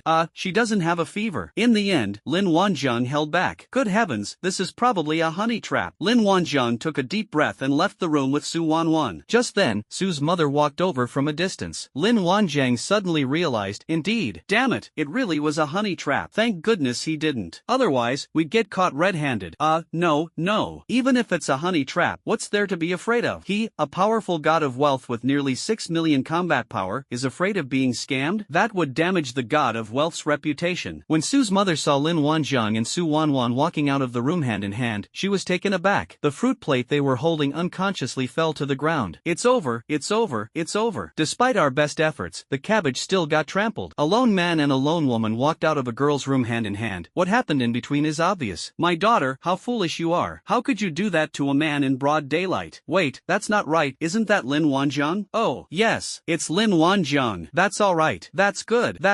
Su's mother's heart had been on a roller coaster ride for a while. Thankfully, we landed safely in the end. The Su family's attitude towards Lin Wanjiang is very clear. Lin Wanjiang is a benefactor to the Su family. This is the kind of perfect son-in-law you couldn't find even with a lantern. Moreover, Su's mother knew that her daughter had feelings for Lin Wanjiang, so wasn't this perfect opportunity? Everything fell into place naturally. Coming to her senses, Su's mother turned and left, saying, well, I was just passing by, I didn't see anything. After saying that, she quickly walked away. Su Wanwan was speechless, but her mother's attitude only strengthened her resolve. See, I told you it wouldn't have a good impact. Your mom saw it. Lin Wanjiang tried to break free from Su Wanwan's grasp. Since we've already seen it, it doesn't matter anymore. Su Wanwan tightened her grip. It's almost like they're hanging up there. Lin Wanjiang was convinced. The girl had taken the initiative to this extent, and he admitted that he, a young man full of vigor, could not refuse. Who do you think that person is? Lin Wanjiang asked, changing the subject. Oh, his name is Xinyu. He's the same age as us, and he was originally a third-year student at Fuxing Academy. I just awakened this amazing talent skill last September, and then I was taken away by the main family of the Xin family. Su Wanwan recounted everything in detail. Oh, the Xin family. Lin Wanjiang nodded thoughtfully. Yes, Xin, who was originally from a collateral branch, but now he is considered a core member of the Xin family. Do you know why he came here? Su Wanwan smiled mysteriously. Lin Wanjiang quickly calculated and blurted out, if I'm not mistaken, he's here for a blind date. You, how did you know? You can tell fortunes? Su Wanwan's eyes widened. Xin, who did indeed come for a blind date. It was the head of the Xin family who personally arranged the match, so the Su family couldn't very well refuse. The blind date was naturally with Su Wanwan. Lin Wanjiang's guesses were always right. That's easy. It's the new year, and you don't have any connection with that Xin who from the Xin family. It's only natural for a man to marry when he's of age and a woman to marry when she's of age, so you're here for a blind date. The Su family and the Xin family live in the north and south, respectively. It must have been really tough for them to travel so far for a blind date. Their ulterior motives are obvious to everyone. Isn't it because they've got their eye on the Su family's teleportation array? They have ulterior motives. How do you know I have no connection with him? What if we were childhood sweethearts? Su Wanwan pouted. Come on, you have a childhood sweetheart? You're clinging to your childhood sweetheart and won't let go? Lin Wanjiang glanced at Su Wanwan. Who do you think you are? Although I don't have as many suitors as Yan Rushuang in the academy, I still have a long line of admirers. Okay, Su Wanwan said, staring at Lin Wanjiang. She suddenly wanted to see how Lin Wanjiang would react when he heard the name Yan Rushuang. In fact, her wise move would have been not to mention other girls' names at this critical juncture, especially names that weren't even considered ex-girlfriends of Lin Wanjiang. But who can remain wise all the time? Everyone has a spontaneous side. However, Lin Wanjiang did not show any unusual expression upon hearing the name Yan Rushuang, as Su Wanwan had guessed. What she didn't know was that Lin Wanjiang had already let go of it long ago. He was only slightly surprised when he heard Yan Rushuang's name come out of Su Wanwan's mouth. Wow, you're quite well informed. You even know Yan Rushuang? So-and-so was already famous in the academy. Who doesn't know him? Su Wanwan's lips curled up slightly. Lin Wanjiang's reaction surprised Su Wanwan, clearly indicating that Lin Wanjiang did not care about Yen Rushuang. This is a girl's intuition. Su Wanwan felt great. Ah, times have really changed. Now I'm the kind of guy with 2 women on either side of me. Time to go on a blind date. Lin Wanjiang laughed nonchalantly. Forget about Yen Rushuang, I blocked her a long time ago. The so-called simp is just a young person's desire for sex that they can't get. Once you see through the essence of many things, you will naturally feel relieved. Have you ever seen a simp over 35? Probably very rare. Once you've lived a life where you soak goji berries in a thermos or insulated cup, you'll understand. He'd seen Tiangu secretly soak goji berries and drink them several times. Women? They'll only slow him down. When Lin Wanjiang and Su Wanwan arrived at the hall, it was already full of people, and the atmosphere was very harmonious. Upon seeing Lin Wanjiang and Su Wanwan appear, everyone's eyes turned to them. Several people stood up, staring incredulously at the door. They even rubbed their eyes. What's Lin Wanjiang doing here? Moreover, Su Wanwan brazenly took his hand. What is the relationship between the two? It was clearly Shinhu from the Shin family who was going to have a blind date with Su Wanwan. So how did Lin Wanjiang suddenly appear? This was a huge amount of information, and for a moment, everyone's brains were practically burning out, yet they still couldn't figure it out. Su's father was the most surprised. When he saw that it was Lin Wanjiang, he stood up abruptly and immediately went to greet him. Ah, Happy New Year. Brother Lin, what brings you here? Wanwan, you really are something else, coming here without even letting me know you were coming. I didn't even go out to greet you, Father Su said with a laugh. Happy New Year. Happy New Year to everyone here. Lin Wanjiang smiled and nodded to everyone in the hall. Wanwan said she wanted to go on a blind date, so I came to give her my opinion. Lin Wanjiang said to Su's father with a smile. Ah, he, Brother Lin, look at the mess you've made. It's a misunderstanding, there was no blind date. Seeing that the two were still holding hands, Su's father dared not mention any blind date. He also knew that his daughter had long harbored feelings for Lin Wanjiang. The so-called blind date was just a formality arranged out of respect for the old man of the Shin family. There was no real blind date involved. If it were a blind date, would he let Su Wanwan sleep until noon and let people drink tea here? Oh, you're Su Wanwan, and who is this? A young man suddenly stood up and pointed to a girl next to him. They completely messed up on the spot. It was a major disaster. My name is Su Wanqing, the woman the young man pointed to said confidently. You're not Su Wanwan. Why are you sitting next to me? The young man frowned. You didn't even ask, did you? I'm also a daughter of the Su family. Would it be an insult to you to go on a blind date with me? Su Wanqing said calmly. Didn't you also call me little sister and spout sweet words all the time? What? Were you lying about what you just said? You Su family. I clearly came here for a blind date with Su Wanwan. How did Su Wanqing show up? Patriarch Su, you must give me an explanation. Shinhu slammed his hand on the coffee table. His arrogant demeanor makes you think this is his home. The faces of the people who came with the Shin family were not very good. Firstly, because the Su family had actually deceived them. Secondly, because Lin Wanjiang was here. Su's father was also embarrassed by the questioning. This is the Su family home. Even a dog wouldn't stand it if the dignified head of the family was questioned like this by a junior. And they even talked about blind dates in front of Lin Wanjiang. What if the Lin brothers misunderstand? An explanation? What explanation do you need? Father Su's face darkened as well. How dare they be so disrespectful? Su Wanqing is my goddaughter and also my daughter. I treat her as my own. Is there a problem with that? Shinhu was speechless for a moment. Yes, everyone knows that the head of the Su family only has one daughter, Su Wanwan, so the people they are looking for at matchmaking only say that she is the head of the Su family's daughter. Is there anything wrong with someone having a goddaughter? It seems like there's nothing wrong with it. Moreover, he didn't even ask the girl's name before they started chatting enthusiastically, as if he had fallen in love at first sight. But who knew that in the end it wasn't Su Wanwan? We talked for ages about feelings, but I mistook someone else for someone else. Shinhu is feeling incredibly frustrated right now. He naturally knew about Su Wanwan's teleportation skill. He and the Shin family had the same goal, Su Wanwan. If he could be with Su Wanwan, his status in the Shin family would be even higher. Moreover, as long as Su Wanwan is by his side, where can't Shinhu go? At that time, the Shin family won't be able to restrain him. That's why he begged the head of the Shin family to create this opportunity. The head of the Shin family was happy to facilitate this, because if it really came to fruition, the Shin family would have another trump card. Young Master Shin, what our patriarch said is true. My niece from the late Qing dynasty is also a member of the Su family. Her status and position would not be beneath you. Someone from the Shin family also spoke up. Right, weren't you two having a very pleasant conversation just now? What does young Master Shin mean by this? A young man from the Su family sneered. We're all young people, who doesn't know who? It's because he saw that his cousin Wanwan was prettier and became fickle. Moreover, mentioning Wanwan's cousin by name without ever having met her before clearly indicates impure motives. The Shin family probably already knew about Su Wanwan's teleportation skill.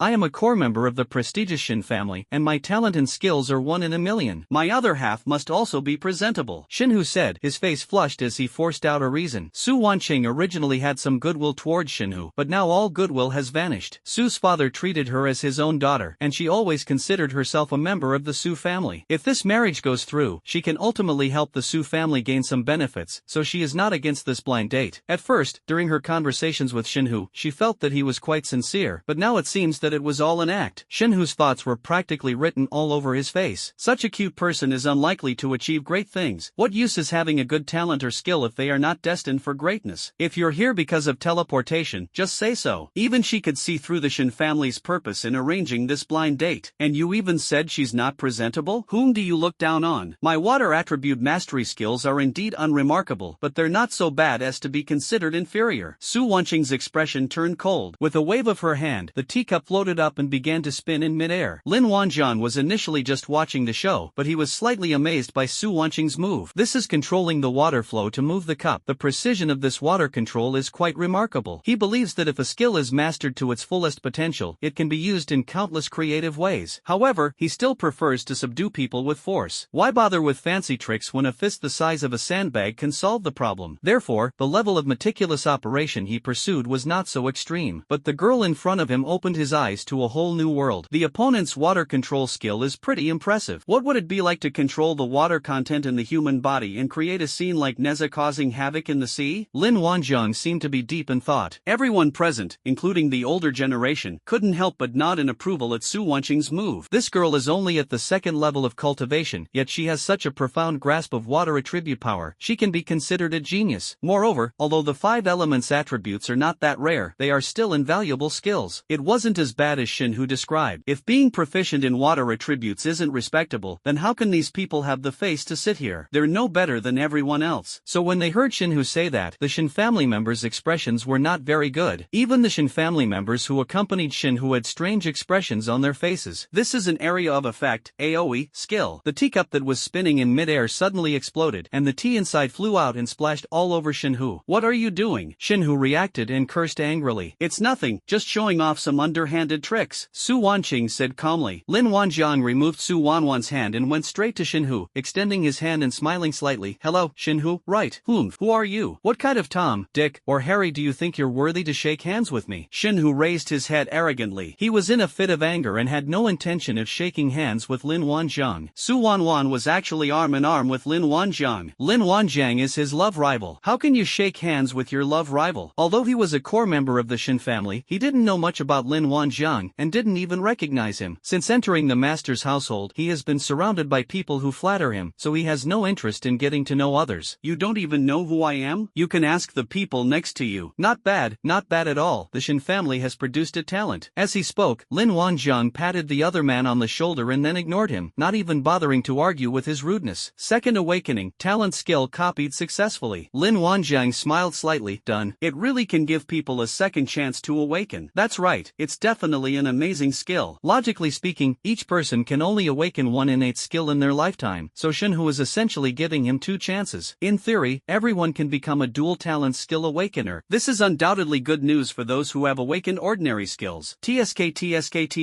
In that case, his Kowloon army can undergo a complete restructuring. Lin Wanjiang was very satisfied. If the Shin family were to wait until the autumn equinox, wouldn't they experience a qualitative leap forward? No wonder the Shin family seemed unbothered after he wiped out so many Black Bear Army soldiers. They're still hopping around on the border during the Lunar New Year, so that's what they had all along. Shinhu, right? Lin Wanjiang will remember that. Shinhu's arrogant attitude made Su's father even more displeased with him. Going on a blind date? No way. How could the Su family's distinguished guests expect anything good after offending them? Brother Lin, please take a seat. Father Su led Lin Wanjiang to sit in the head seat.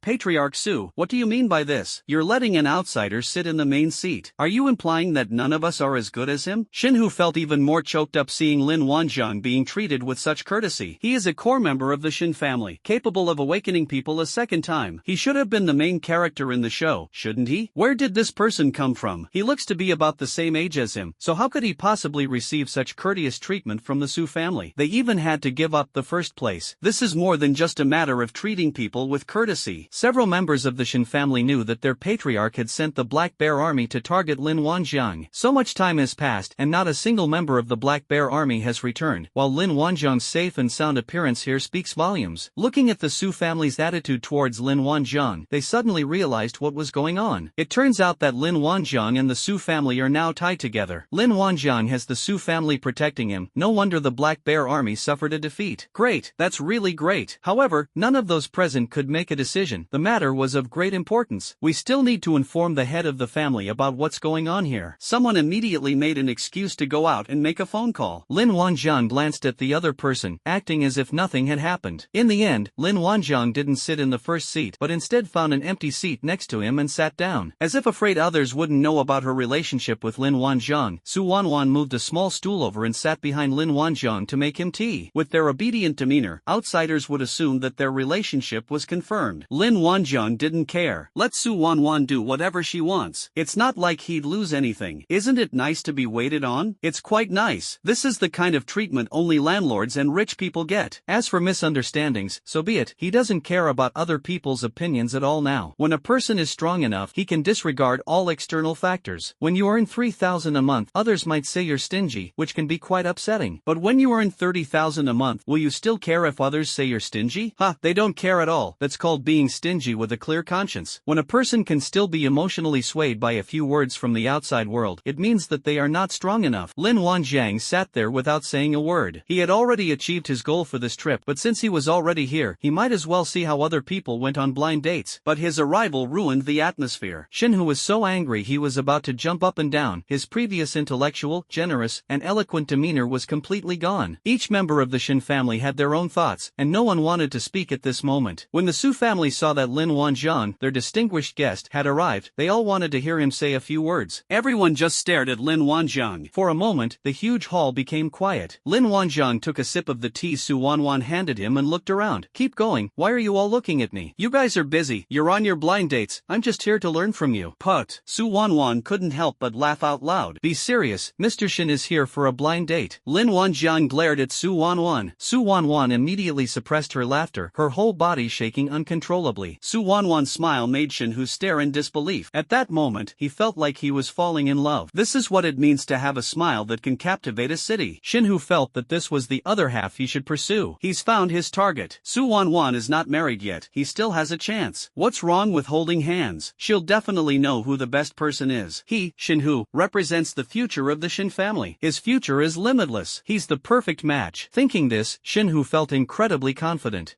Miss Wanwan, let's get to know each other again. My name is Shinhu. Shinhu straightened his clothes, sat down again, and smiled as he spoke. This level of shamelessness for love is quite impressive. No wonder he can thrive in such a large family as the Shin family. Alright, stop introducing yourself and get to the point. Lin Wanjiang interrupted the other person. He came to see a blind date. Is this what blind dates are like? Important? What important thing? Although Shunhu disliked Lin Wanjiang, he now had to rebuild his perfect image, so he temporarily suppressed his dissatisfaction. It's true that males always show their best side when they're around females they like. Fine, let's get straight to the point. I'll ask you, and you answer. Do you own a house or a car? Lin Wanjiang blurted out. House, car. Shinhu was confused. This tone sounded familiar. He thought for a while before he realized that this was the same set of rules from before the beginning of the era. No wonder it sounded so familiar. Lin Wanjiang, am I saying you're a caveman? Don't you find it ridiculous to ask me questions with that stuff from before the common era? Shinhu almost lost his temper again. A person's cultivation cannot be faked. Oh, then let me ask you another question. Do you have parents? Do you have any other siblings? Lin Wanjiang picked up his phone and searched for 30 essential questions for blind dates. Shinhu's face turned green. What was all this about? Alright, stop asking. It's such a stupid question. Shinhu cursed. Is it stupid? Lin Wanjiang handed the phone to Su Wanwan. Su Wanwan obediently shook her head. It's a normal question. It's a blind date. You have to know the details. Shinhu almost had a stroke when he heard that. They're playing along, one after the other. However, he tolerated it because of Su Wanwan's pretty face. If you can't bear to do something small, why bother with a single shot?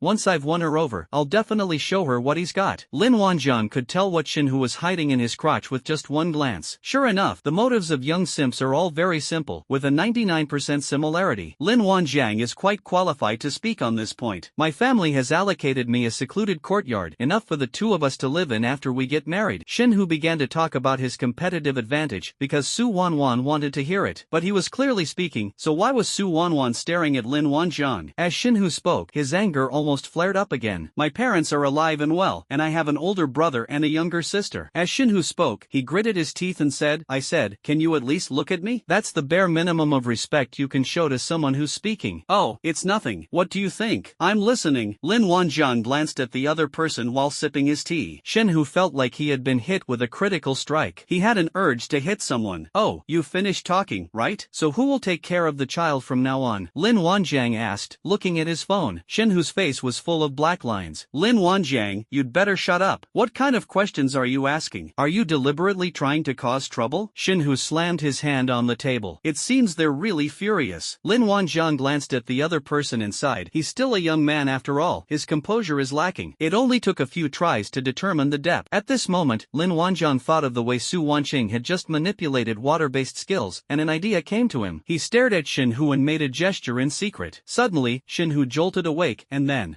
my pants got wet. The kind that gets wet from the inside out. Lin Wanjiang's eyes widened instantly. It really was true. What are you looking at? Su Wanwan followed Lin Wanjiang's surprised gaze. Ugh, how old are you and you still wet your pants? Su Wanwan turned her head away in disgust. His words immediately drew everyone's attention to Shinhu, and believe it or not, she really did wet her pants. TSK, young Master Shin, you can wet your shoes even while sitting down. You're already weak enough as a nut to crack. I shouldn't have asked you about having children. Sorry for touching your sensitive nerves. Lin Wanjiang added insult to injury with a particularly malicious blow. I didn't. Shinhu frantically covered himself with his hands. It came out on its own. Shinhu has lost face big time. So many people were watching, and so many girls were there. How can he ever face anyone again? But why would I suddenly urinate? That doesn't make sense. Shinhu's face turned red with anxiety. TSK, the problem is even bigger if it leaks out on its own. You're still young. This disease can't be delayed. It needs treatment. Lin Wanjiang shook his head.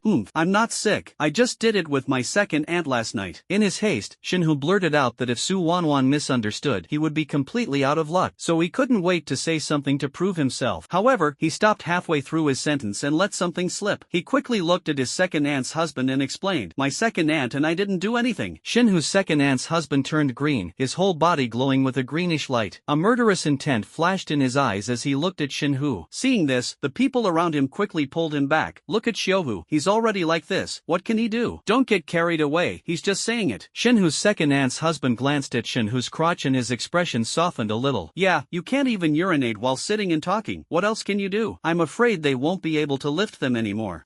Young people should be more restrained. How dare you try to harm the girls of the Su family like this? A young man from the Su family said leisurely. Elders are hesitant to comment on such matters due to their status, but young people don't have that concern. I know an old traditional Chinese medicine doctor. Would you like me to schedule an appointment for you? Another young man from the Su family gave a mocking laugh. At this point, the elders of the Su family did not stop the young man from speaking, and the question of whether or not to respect the guest no longer existed. The main problem is that this guest is really not very popular. The Shin family also felt humiliated, but what could they say? They were already very dissatisfied with Shinhu's performance, and now that Shinhu himself is not living up to expectations, what can they say? It's so embarrassing. Many people can't sit still and want to leave. You know, if you're not good enough, get treated first before coming here. Isn't putting on a show like this at the blind date just making people lose face? If Shinhu hadn't been so important to the Shin family, they wouldn't have dared to offend him so easily. They would have left long ago. This must be some misunderstanding. Perhaps he drank too much tea. Shinhu's private life is perfectly healthy, a middle-aged man from the Shin family insisted on explaining. He himself was a little unsure when he said this, as he hadn't really paid attention to Shenyang's private life, but he had to say it. Yes, I never mess around with strange women, it's just that it's out of my control. Shinhu hurriedly retorted again. Oh, so you don't mess around with strange women, which means you get to know each other beforehand. You really know how to play the game. Lin Wanjiang couldn't help but nod. Lin Wanjiang, stop stirring things up. I didn't. Shinhu was already annoyed by Lin Wanjiang, and his thoughts became disjointed. Shinhu looked at Su Wanqing, a possibility forming in his mind. It must be you. It must be you who did this. Su Wanqing's water control skills are indeed unparalleled. The only possibility is that Su Wanqing was playing a trick on him. He knows his own body best, and besides, he did indeed do that last night. His second aunt even praised him. It's impossible for things to suddenly turn out like this. He was also educated and knew that such things were done gradually, so he concluded that someone was playing a trick on him. And this person is most likely Su Wanqing, whose urine is theoretically water. Su Wanqing almost laughed in anger upon hearing this. Shinhu, I thought you were a decent man. What do you mean by saying that? this? You're just trying to shift the blame when you're not good enough? Su Wanqing, I just said something about you, it must be your deliberate revenge. Shinhu insisted at this moment. This is his only chance to defend himself, otherwise, he will lose his priority in choosing a spouse in the future. To be honest, what he said made a lot of sense, and many people looked at Su Wanqing. The Shin family, in particular, thought it made perfect sense. How could Shinhu, at such a young age, possibly be like that? Thinking of this, Shinhu's second aunt's husband turned green again. He both hoped it was Su Wanqing's prank and hoped that Shinhu's impotence was true. Shinhu, you can't just say things like that, Su's father said at this moment. Xinger is indeed skilled at controlling water, but do you believe that she can control your bodily fluids through your body? Do any of you here believe it? She's only at level 2 in cultivation. Have you ever heard of a level 2 awakened being able to do something like this? At this moment, a middle-aged man from the Su family nodded. Indeed, even I, as a level 3 water-type awakener, cannot do this. If one were to truly achieve this, one's strength would have to be at least above mine. Only after he said that did everyone realize that although Su Wanqing's water control was powerful, she was only a level 2 awakened being. They had never heard of any level 2 water element awakener who could do that. Let alone level 2, even level 3 people couldn't do it. As for level 4, there isn't one in the arena. If there were, they wouldn't be doing something so pointless, would they? Those who can cultivate to level 4 are either old guys or geniuses, they have their own pride, otherwise they wouldn't do something like this. Therefore, it's impossible that Su Wanqing did this. Shinhu is just randomly biting people. For some reason, Shinhu's second aunt's husband breathed a sigh of relief upon hearing this analysis. Shinhu's face turned bright red. He was too ashamed to stay any longer. At this moment, the person who went out to make a phone call came back in. He gave Lin Wanjiang a deep look, then looked away and went straight to the other people and said a few words. Lin Wanjiang wasn't intentionally eavesdropping. His hearing was genuinely exceptional. They could hear everything they were saying clearly. It's nothing more than what the head of the Shin family said. First, keep Lin Wanjiang calm. Since the Su family and Lin Wanjiang are now tied together, let's start with the Su family and get Wanwan to the Shin family first. What's it like to be overheard whispering by the person you're trying to whisper to, without them even knowing it? Lin Wanjiang shook his head and telepathically transmitted a message to Su Wanwan. Those people from the Shin family are plotting how to fool you. Su Wanwan was startled when Lin Wanjiang's voice suddenly appeared in her mind, but she quickly realized what was happening. After all, how many amazing things has Lin Wanjiang done? How are they going to fool me? Su Wanwan asked, puzzled. We're going to trick you into becoming the Shin family's teleportation array, Lin Wanjiang said bluntly. Su Wanwan rolled her eyes. I'm not a 3-year-old, how could I be fooled? Heh, that's what everyone who gets scammed thinks. They said they'd give your Su family a mine. Are you going or not? Lin Wanjiang teased.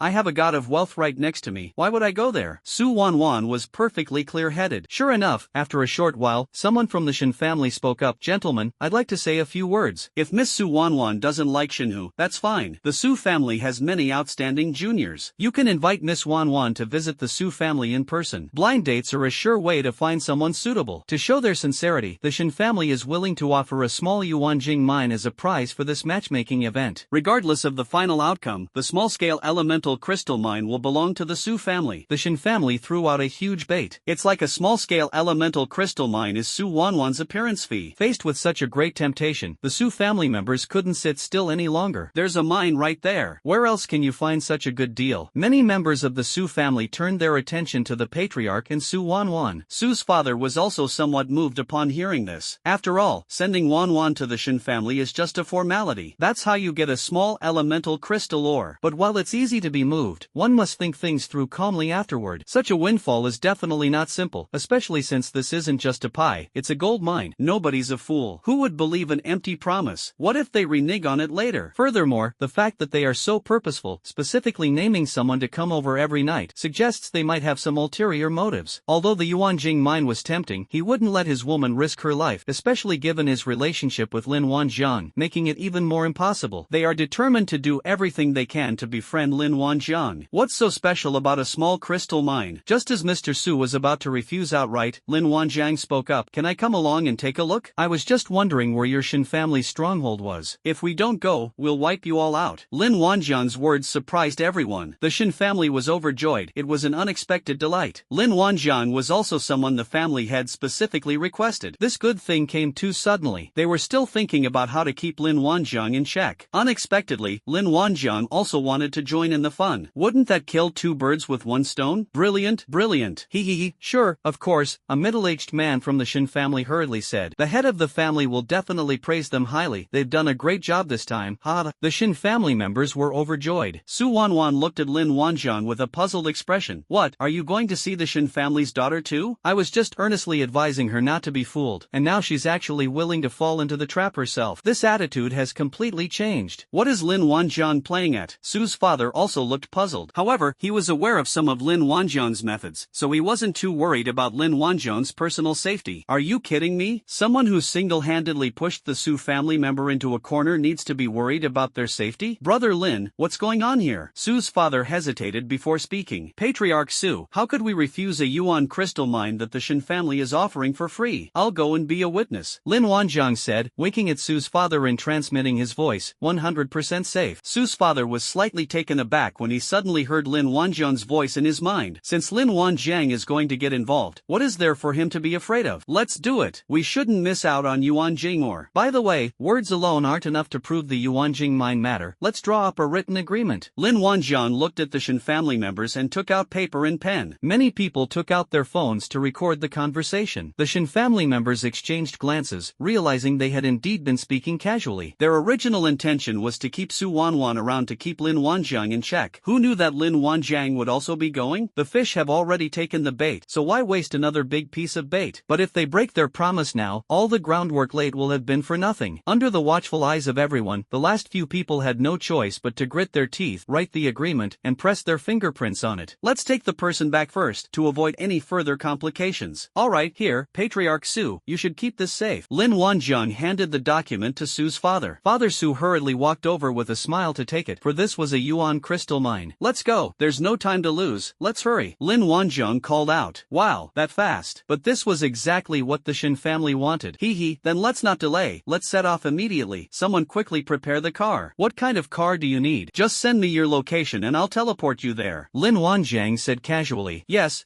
they're outdated. Su Wanwan can solve things with a single teleportation. Why would she need to drive? The sooner the better. Lin Wanjiang really hit the nail on the head. Just take Lin Wanjiang back first, so he won't change his mind. One of the Shin family members immediately took out his phone and marked a location on the map. Lin Wanjiang's lips curled up slightly when he saw it. He had finally found it. Come on over if you want to come along. Lin Wanjiang called out. A few young people from the Su family came over, wanting to join in the fun. Su Wanwan's eldest uncle also accompanied her as a representative of the Su family elders, while the others did not go. We definitely can't send everyone. If something really happens, we could be beheaded. The Shin family left only the driver behind to drive back, while the others teleported with Su Wanwan. Su Wanwan had never been to the Shin family, so how would she know about teleportation? Su Wanwan was naturally a decoy. It was Lin Wanjiang who personally delivered the message. The crowd stood around Lin Wanjiang and Su Wanwan, then vanished in an instant. Before everyone's eyes could react, they reappeared on the outskirts of the Shin family's villa. This was the first time the Shin family had experienced teleportation, and they were all utterly astonished by the incredible experience. Su Wanwan has to stay, this is just too convenient. In an instant, many people became even more determined to keep Su Wanwan. Shin, whose eyes were a bit cold. He had lost face in the Su family, but now that he was back in the Shin family, it was his home turf. He firmly believed that he had been tricked by the Su family. Although he couldn't provide any evidence, he had just tested it and the thing was working properly.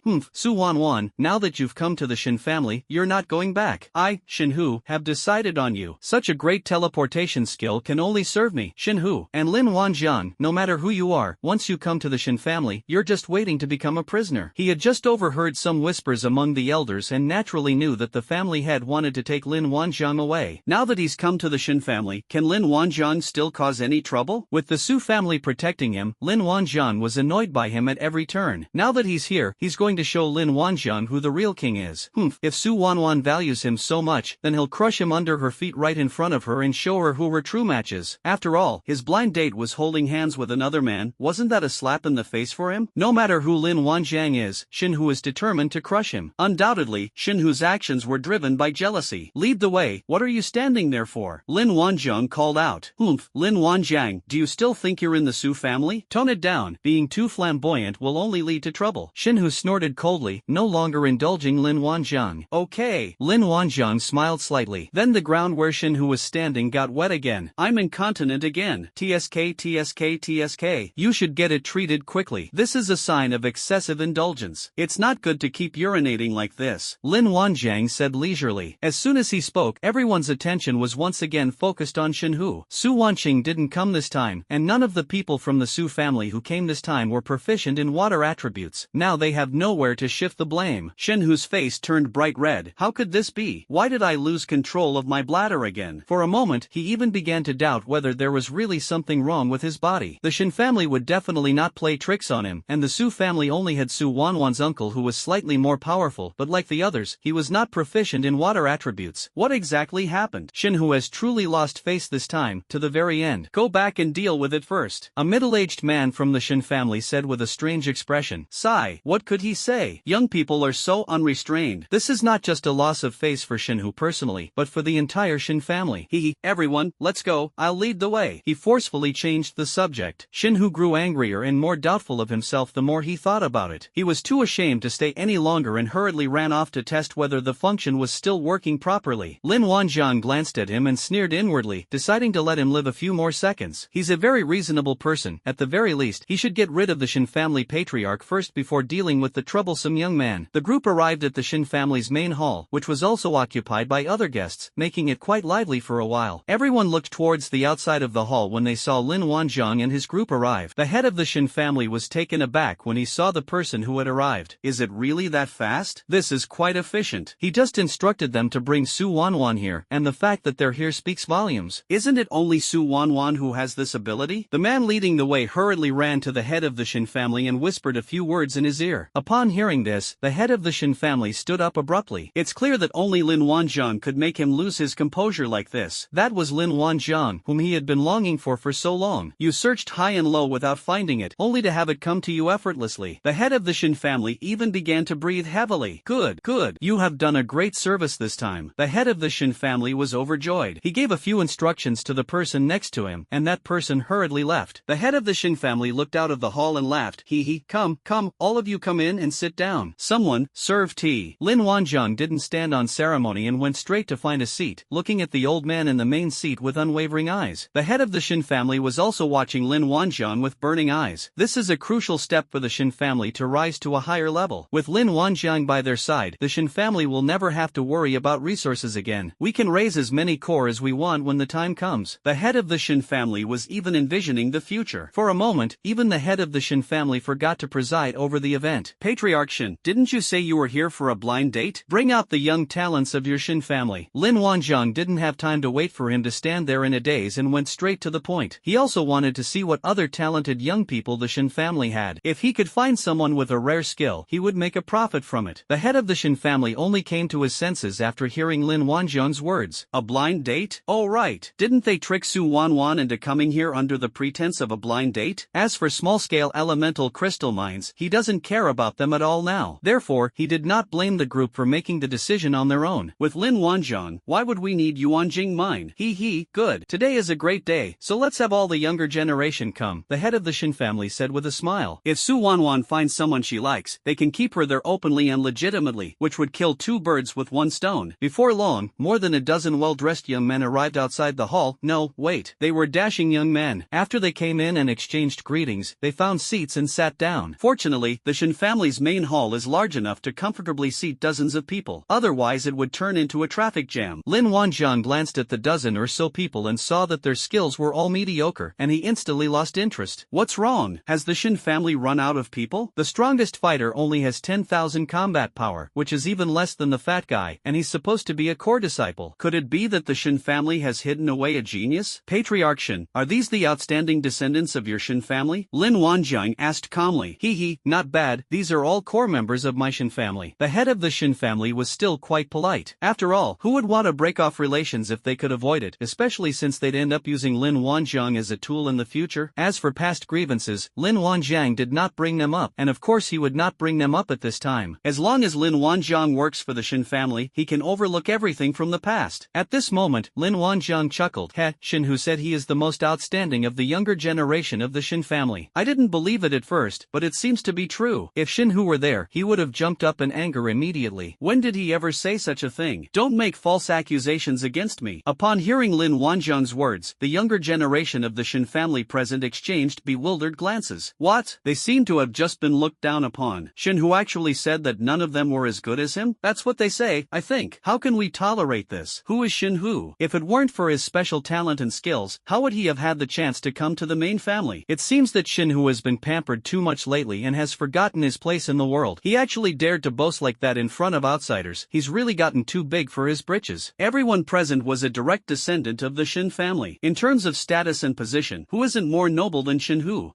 Who are you? Shin Hu has never said such a thing. Don't try to sow discord. A young man stood up and questioned him. You don't even recognize me? Are you sure you're a core member of the Shin family? Lin Wanjiang glanced at the other person. The young man froze. Should he know him? Who is this kid? He looked closely at Lin Wanjiang's face, then suddenly took out his phone and started looking at it. He keeps checking his phone, then he looks at the person in person. Real person. You are Lin Wanjiang. The young man stammered for a moment. It's Lin Wanjiang. What's he doing here? Wait, Shin Hu does indeed look more outstanding than any of you here. Lin Wanjiang said with a faint smile as he looked around, ignoring the young man's pointless remarks. Bullshit. What makes Shin Hu dare to call himself the most outstanding of the younger generation? Another young man stood up and cursed. Even if Shin Hu is outstanding, they cannot acknowledge it in this situation. This is a large-scale matchmaking event, and they know that the person they are looking for is Su Wanwan, who is not only a beauty but also has exceptional talents and skills. If any of them can seize this opportunity to rise to a higher position, they will be able to stand out from the rest of their brothers. Therefore, in such situations, no one will admit that they are inferior to others. The woman is still here. Lin Wanjiang noticed that a middle-aged man in the room looked rather unpleasant upon hearing this. Judging from his appearance, Lin Wanjiang believed he must be Shin Hu's father, as the two bore a striking resemblance.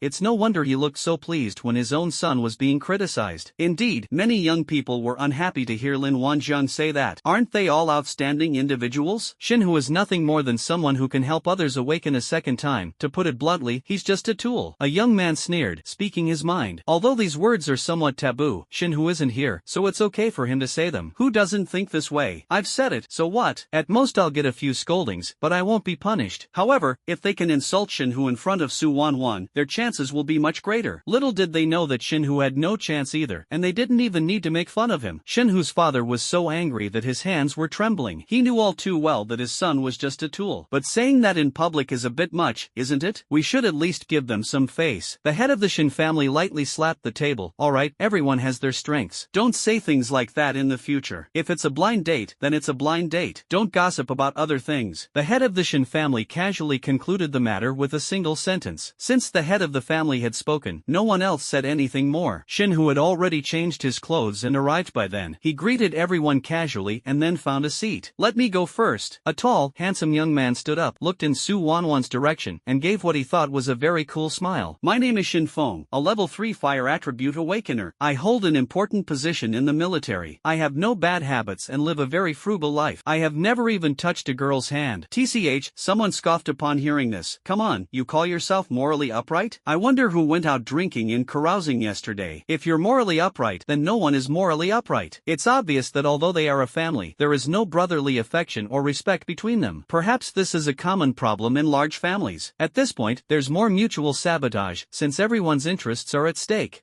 Don't talk nonsense. I was just talking to someone about business. Shin Feng was embarrassed by Feng Bian's embarrassment. Miss Wanwan, don't listen to people's nonsense. I'm a very family-oriented person. Shin Feng hurriedly explained to Su Wanwan. Alright, hurry up. Next one of the Shin family youths shouted. Shin Feng sat down, his expression not looking good. One by one, the young people stood up and introduced themselves, which, to be honest, felt a bit like the card-calling game in a karaoke bar. Lin Wanjiang wasn't in a hurry. Wasn't it nice to be able to watch a play on the first day of the Lunar New Year? He was enjoying a peaceful and leisurely life. After everyone had introduced themselves, the head of the Shin family spoke up. Miss Wanwan, is there anyone you like? After he finished speaking, all the young people from the Shin family sat up straight, displaying their best spirit and energy. Su Wanwan looked around seriously, and everyone in her sight seemed a little nervous. It's like when a teacher randomly checks someone's recitation. Many people unconsciously swallowed their dry throats. Finally, Su Wanwan glanced at Lin Wanjiang and smiled slyly. Yes, there are indeed people here who catch my eye. Upon hearing her words, the young people of the Shin family couldn't help but slow their breathing. Could it be them? Many people even raised their heads, ready to stand up and receive the worship of the crowd. Upon hearing this, Shin Hu couldn't sit still any longer. He should have been the main character of this blind date. He should have been the most dazzling person there. Now that all the young members of the Shin family have been introduced, Su Wanwan actually has someone she likes. How could this be? Su Wanwan is Shin Hu's sweetheart. Wait a minute. Shin Hu stood up, looked around, took a deep breath, and slowly said, Su Wanwan, please give me a chance. I will prove with my actions that I am the most outstanding man. I just went back back and tested it and it works perfectly. Please believe me, Shinhu said solemnly, trying to persuade Su Wanwan one last time. Pa, you're the best, so you mean we're all no good, huh? A young man from the Shin family rudely cursed. That's right, aren't we all outstanding young people from the Shin family? Little tiger, I think you've gotten too cocky and can't even tell where you stand anymore, huh? Shinhu's words reminded them of what Lin Wanjiang had just said. Who isn't a genius? What makes you think you're so special, Shinhu? Immediately, many people spoke up. Since Su Wanwan has already mentioned someone she likes, it's obviously one of them. Can they tolerate Shinhu stepping forward to intercept the deal? Su Wanwan would be considered a perfect match in any family. This is not the time to be polite and yield. Although the members of their large family are not short of women, and countless women would willingly climb into their beds if they wanted, they lack a principal wife. It's really not easy to find a girl who is of similar social standing, age, looks, and talent. With such a person right in front of you, who wouldn't want to try their luck? You guys, humph. I was the one who suggested going on a blind date with Su Wanwan first, so why are you interfering? Shinhu's face turned bright red as he was told this by everyone. These people always speak very kindly to him when they ask for his help, praising him to the skies. Now that everyone can awaken a second time, we don't need him anymore. Is this the kind of person he is? Hey Shohu, blind dates aren't about who comes first and who stays in the end. We need to know ourselves, a young man from the Shin family said with a smile. That's a statement that's impossible to refute. Indeed, blind dates don't guarantee a successful match just because you're the first one there. But Shinhu was unwilling to accept this. It was clearly his idea to go to the Su family for a matchmaking arrangement, but now he himself has no chance. Anyone would feel bad in his place. The thing I orchestrated ended up benefiting someone else. The head of the Shin family also spoke up at this time. Xiaohu, marriage is a matter of fate. Whoever Miss Wanwan takes a liking to is who she will be. I will organize a few more blind dates for you young people so that you can get to know each other better. The head of the Shin family was quite happy. Now that Su Wanwan had someone she liked, things would be much easier. Anyway, they're all sons of the Shin family, so it doesn't matter who they are. As long as Su Wanwan can be used by the Shin family in the future, that's fine. Seeing that the patriarch had said so, Shinhu could only grit his teeth and sit down. The head of the Shin family then looked at Su Wanwan and smiled. Miss Wanwan, who is the person you have your eye on? He is about 180 centimeters tall. Su Wanwan said slowly. One of the young men in the arena immediately deflated, thinking it wasn't him. There were 5 or 6 young men around 180 centimeters tall, and they were all in high spirits, feeling that their opportunities had increased. The group exchanged glances, sparks flying between them. He was wearing a black coat. Su Wanwan continued. A young man in a red jacket immediately looked dejected. Why is he wearing a red coat today? The 5 young men in the arena looked excited. They were getting closer and closer. The chances have increased to 20%. Shin Feng was among them, looking extremely excited. He thought to himself that it must be him, since the first person to speak always leaves the deepest impression. He doesn't like to connect with people on a deeper level. He only wants to get what he wants. Su Wanwan glanced at Lin Wanjiang and continued. Lin Wanjiang rubbed his temples. Sigh, he couldn't watch the show anymore. The 5 youths looked rather strange after hearing this. How does Su Wanwan know that they never connect with women emotionally, but only with their bodies? Could it be that Su Wanwan secretly investigated them? For a moment, all 5 of them almost stood up. Hey, so you were talking about me? Shin Feng almost burst out laughing. That was exactly what they were talking about. Just now he was worried that Su Wanwan would look down on him because of what others said about him drinking and womanizing. It seems I was overthinking it. As long as he's good enough, Su Wanwan can tolerate these minor details.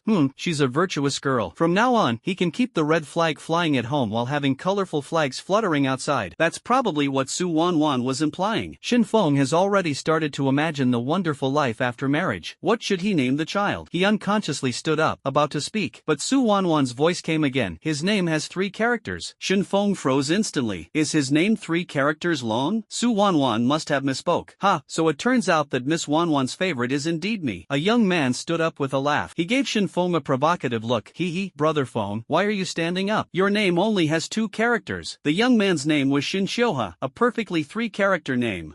Shin Feng's face turned extremely ugly. Shoha, why are you in such a hurry to stand up? Don't forget, my name also has 3 characters. The young man named Shin Shueixing sneered. My name is Shin Shanha, and it's also 3 characters long. It seems that Miss Wanwan has her eye on one of us 3, another young man said with a smile. Their chances have increased to 1/3. All 3 were confident in their choice of one of the 3 options. Lin Wanjiang watched them bicker and shook his head helplessly. How would they feel if they knew that none of the 3 of them were who they are? Su Wanwan is really good at keeping people in suspense. At this moment, Su Wanwan smiled slightly and continued. His name is related to water. Upon hearing this, Shin Shoha almost collapsed. Why would Su Wanwan take a liking to 2 cowards? swords. In his eyes, Shin Shuisheng and Shin Shanha were both inferior to him. He was so unwilling to accept it. Shoha, sit down. Someone pulled him aside, and he reluctantly sat down. Shin Shanha and Shin Shuisheng stood up as victors. Shuisheng, Miss Wanwan already said that if it's related to water, it definitely won't be directly related to water. Shin Shanha's mouth stretched to the back of his ears. His probability is the highest. Shin Shanha didn't consider himself the best, but does being good at making an impression have anything to do with being good or bad? He believed he had a face that girls would like. After all, that's what all those young girls say. Hey, so smug. Everyone said it's water, so it must be me, Shuisheng. Shin Shuisheng looked at Su Wanwan with a smug expression. Miss Wanwan, you agree, right? Don't worry, I'll treat you well. Su Wanwan didn't even glance at him, but instead looked at Lin Wanjiang and said, his surname is Lin, and his given name is Wanjiang. A perfect public confession. Upon hearing this, many people unconsciously rubbed their eyes, thinking they had misheard. Lin Wanjiang? How could it be Lin Wanjiang? However, Su Wanwan was looking at Lin Wanjiang with deep affection, so there was no mistake. How could it be him? Shin Shuisheng roared in disbelief. Shin Shanha also looked indignant. It feels like the duck that was about to be eaten has flown away. Lin Wanjiang isn't even on the list for this blind date. Are you kidding us? Shin Shanha cursed angrily. They're all rich kids. How could they possibly have such good tempers? A list? Where did this list come from? Su Wanwan asked in confusion. You bitch, stop pretending to be stupid. You came to my Shin family for a blind date, but Lin Wanjiang isn't even a member of the Shin family. Aren't you just playing with us? Shin Shanha lost all his composure and flew into a rage after realizing he had been tricked. Not only Shin Shanha, but all the young people in the Shin family looked very unwell. Shin, who had the worst expression of displeasure. He was just thinking about how to get rid of Lin Wanjiang when Su Wanwan actually said that the person she liked was Lin Wanjiang. How could he tolerate it? He was already very unhappy when he first saw Su Wanwan holding Lin Wanjiang's hand at the Su family home, but he still held on to a sliver of hope since the two hadn't made their relationship public. That proves that Lin Wanjiang was very likely a scapegoat found by Su Wanwan. After all, he had never heard of such a person before. He didn't think Lin Wanjiang could compare to him. In terms of status, position, and talent, he was superior to Lin Wanjiang in every way. Why would Su Wanwan choose someone who was completely unknown? Shin, who is the most outstanding young member of the Shin family. But later he heard some things about Lin Wanjiang and learned that Lin Wanjiang was actually a talented person, but he was someone the head of the family had personally requested. Talented people? What good are talented people? Sooner or later they'll all be prisoners of the Shin family. Therefore, Shinhu didn't take Lin Wanjiang seriously at all. Su Wanwan. Shinhu slammed his fist on the table angrily. You'd better think this through. This concerns a girl's reputation, so don't say anything reckless. I know you're just using Lin Wanjiang as a shield. Su Wanwan glanced at Shinhu, then proved her words with her actions. Lin Wanjiang was caught off guard and given a quick kiss.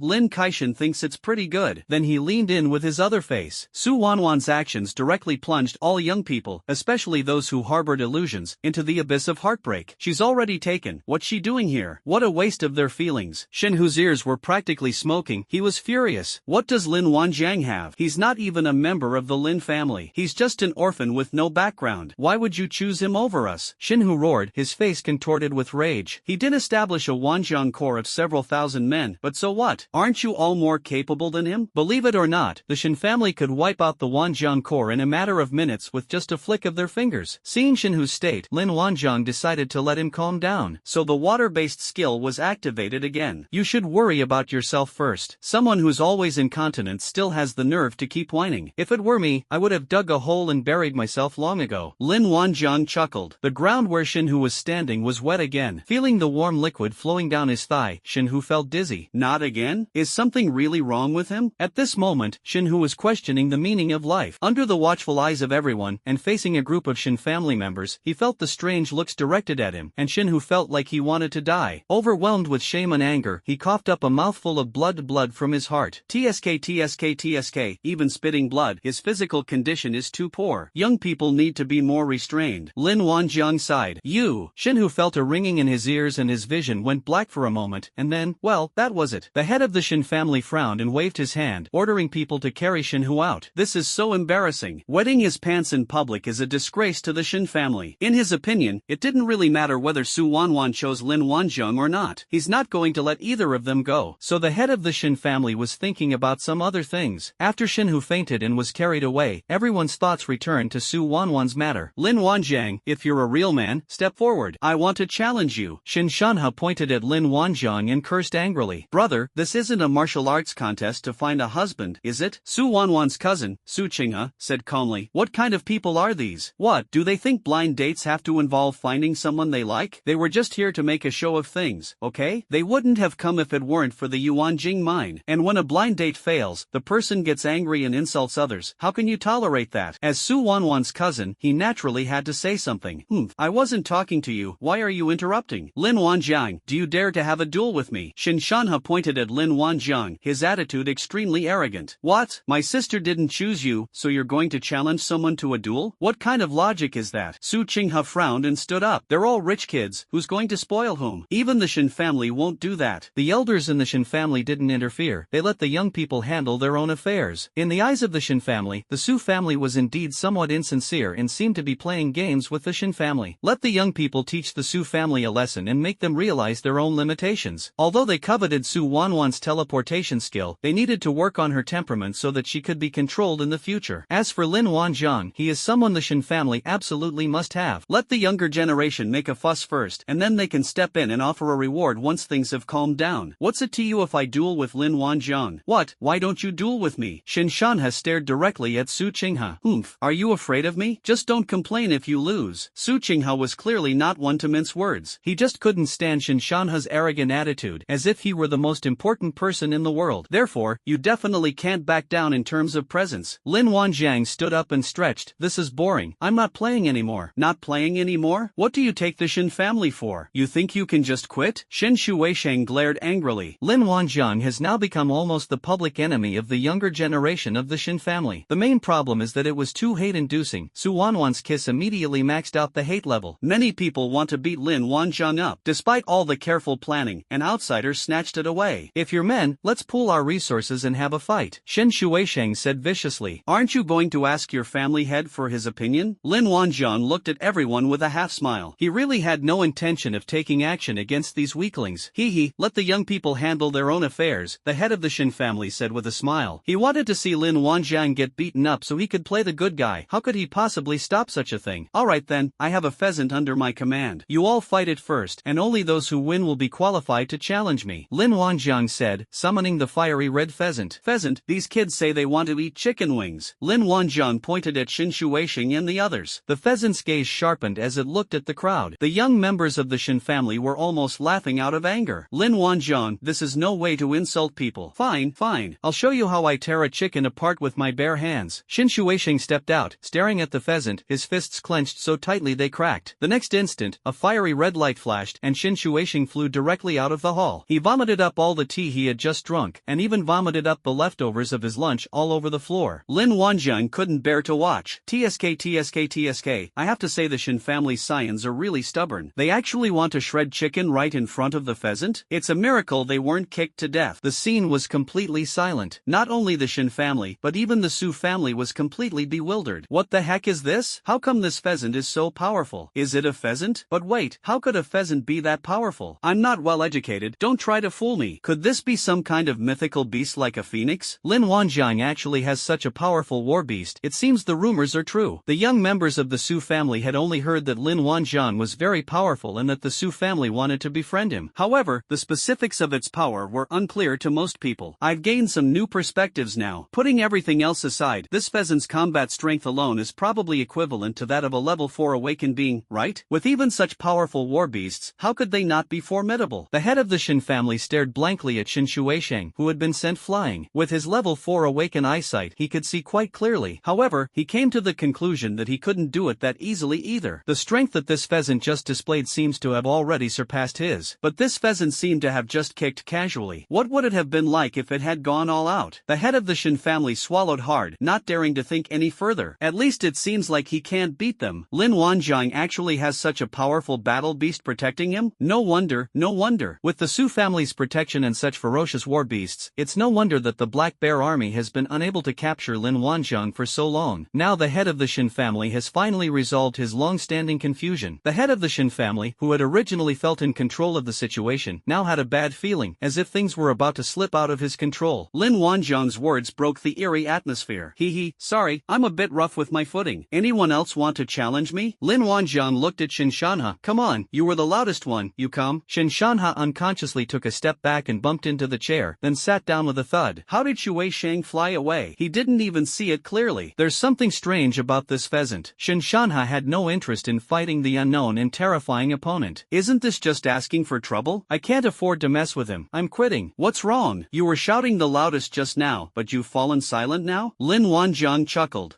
Shen Shanha wanted to say a few harsh words, but he sensed the pheasant's unfriendly gaze fixed on him. He had a feeling that if he said another word, he would be thrown out, no, kicked out. Fine, I'll just have to back down for now. It seems like I really can't afford to mess with them. In an instant, all his anger vanished. Getting angry? You only have the right to be angry if you know you're in a position of power. Why get angry if you can't beat them at all? Even if you are angry, it will all be gone by now. If you can't beat them, that's called impotent rage, okay? The stomach acid left by Shui Shang was still irritating his nerves. Don't be angry. Don't be angry. There's always reason to talk to people, and people won't easily resort to violence because of various rules and regulations. But the beasts are different. What if the pheasant doesn't know its own strength and leaves the beast paralyzed? The risk is too great. It's not worth getting angry over a pheasant. I knew it was boring. You all shout so loudly, but when it comes to actually doing something, you're all incredibly docile. Lin Wanjiang looked around at everyone. Everyone was speechless. Anyone can talk big, but talking big and taking action are two different things. Lin Wanjiang, if you have the guts, come at me yourself. What kind of skill is it to rely on a powerful war beast? Shen Feng retorted, sticking his neck out. He remained seated in the crowd, thinking that the pheasant wouldn't notice him. Indeed, the pheasant ignored him. As soon as he finished speaking, Shen Shanha was sent flying, chair and all. Shen Shanha was completely dumbfounded. He didn't say anything? The words just now were spoken by Shen Feng. Why would I hit him? That was all the thought that could go on for him. After that, he knew nothing more. Shen Shanha crashed through the hall wall and disappeared. The young members of the Shen family couldn't help but swallow hard. Shen Feng's mouth froze. I'm sorry, Shanha, it was this pheasant that was being unreasonable. It had nothing to do with me. Just as he was trying to become invisible, a red light flashed before his eyes, and he felt a tremendous force on his face, as if he had spat out a few hard objects. It looks like a tooth? Then he rolled and fell to the ground. Would the pheasant let him go? Hey, no way. How can a chicken heart, which is so tiny, be expected to be broad-minded? I really don't know why pheasants are so popular. The pheasant crows loudly. Then, red light flashed repeatedly in the arena, and none of the Shen family youths escaped, flying in all directions. Screams rang out, and the hall descended into chaos. In the end, all of this happened so fast that everyone was caught off guard. Stop! The head of the Shen family, disregarding what he had just said, immediately shouted to stop them. As soon as he opened his mouth, a flash of red light appeared, and he was sent flying backwards as if he had been hit by a large truck. How is that possible? He's a level 4 awakened one. How come he couldn't even withstand a single attack before being kicked away by the pheasant with one claw? This doesn't make sense. Alright, stop now. Don't you have any respect for the elderly? You're even hitting old people. Lin Wanjiang said calmly. After the pheasant crowed loudly, it stopped moving and stood quietly in the main seat, looking down on the entire audience. Who else wants to challenge me? Speak up. Lin Wanjiang looked around. The scene was completely silent. Are you kidding me? Who would dare to utter a sound? Didn't you see the patriarch get kicked away just as he was about to speak? What is the strength of this pheasant? How can it be so terrifying? Even their patriarch couldn't defeat it in a single round. The Shen family members were as silent as obedient grandchildren. Whoever speaks will get beaten up. The head of the Shen family is, after all, a level 4 awakened being, so his defensive capabilities are decent. Although he had just been kicked by the pheasant had not used its full strength, so the head of the Shen family had not lost his ability to move. He struggled to his feet, rubbing his swollen back where a clear claw mark remained. Hiss, how could a pheasant be so powerful? The head of the Shen family was starting to have doubts about life. How can this world be so crazy? At this moment, Shen family Black Bear Army and 3 other level 4 awakeners arrived. They were naturally sent by the head of the Shen family. The purpose was to ensure that Lin Wanjiang was safe, which he originally thought was an overreaction. It seems fortunate that he had a backup plan, otherwise he alone would have had a hard time dealing with Lin Wanjiang. Master, what's wrong? The Black Bear Army commander rushed over to ask with concern. It's nothing, there's a fierce pheasant in the hall. I just got kicked by accident. Old Master Shen said while rubbing his back. Is everyone here? If everyone's here, come with me. He nodded to the other 3 level 4 awakened as a greeting. Lin Wanjiang is inside. The day when our Shen family rises to power is not far off. Let's go. The head of the Shen family called out and took the lead back into the hall. Lin Wanjiang smiled slightly as he looked at the group of people pouring into the hall. Are we all here now? The head of the Shen family looked at Lin Wanjiang nonchalantly. Young friend Lin Wanjiang, as the head of the Shen family, I invite you to join my Shen family and become a retainer of my Shen family. How about it? The head of the Shen family appeared to be very sincere. They were given the title of offering patrons right from the start, which means they received extremely good treatment. But this might fool a fool, a sensible person wouldn't be fooled by him. If the head of the Shin family had said that from the beginning, it would have shown that he did indeed value talent. However, saying this right after being beaten up makes it seem a bit fake. Is this a surrender to the pheasant's power? Does becoming a worshipper require replicating yuan crystals every day? Lin Wanjiang asked casually.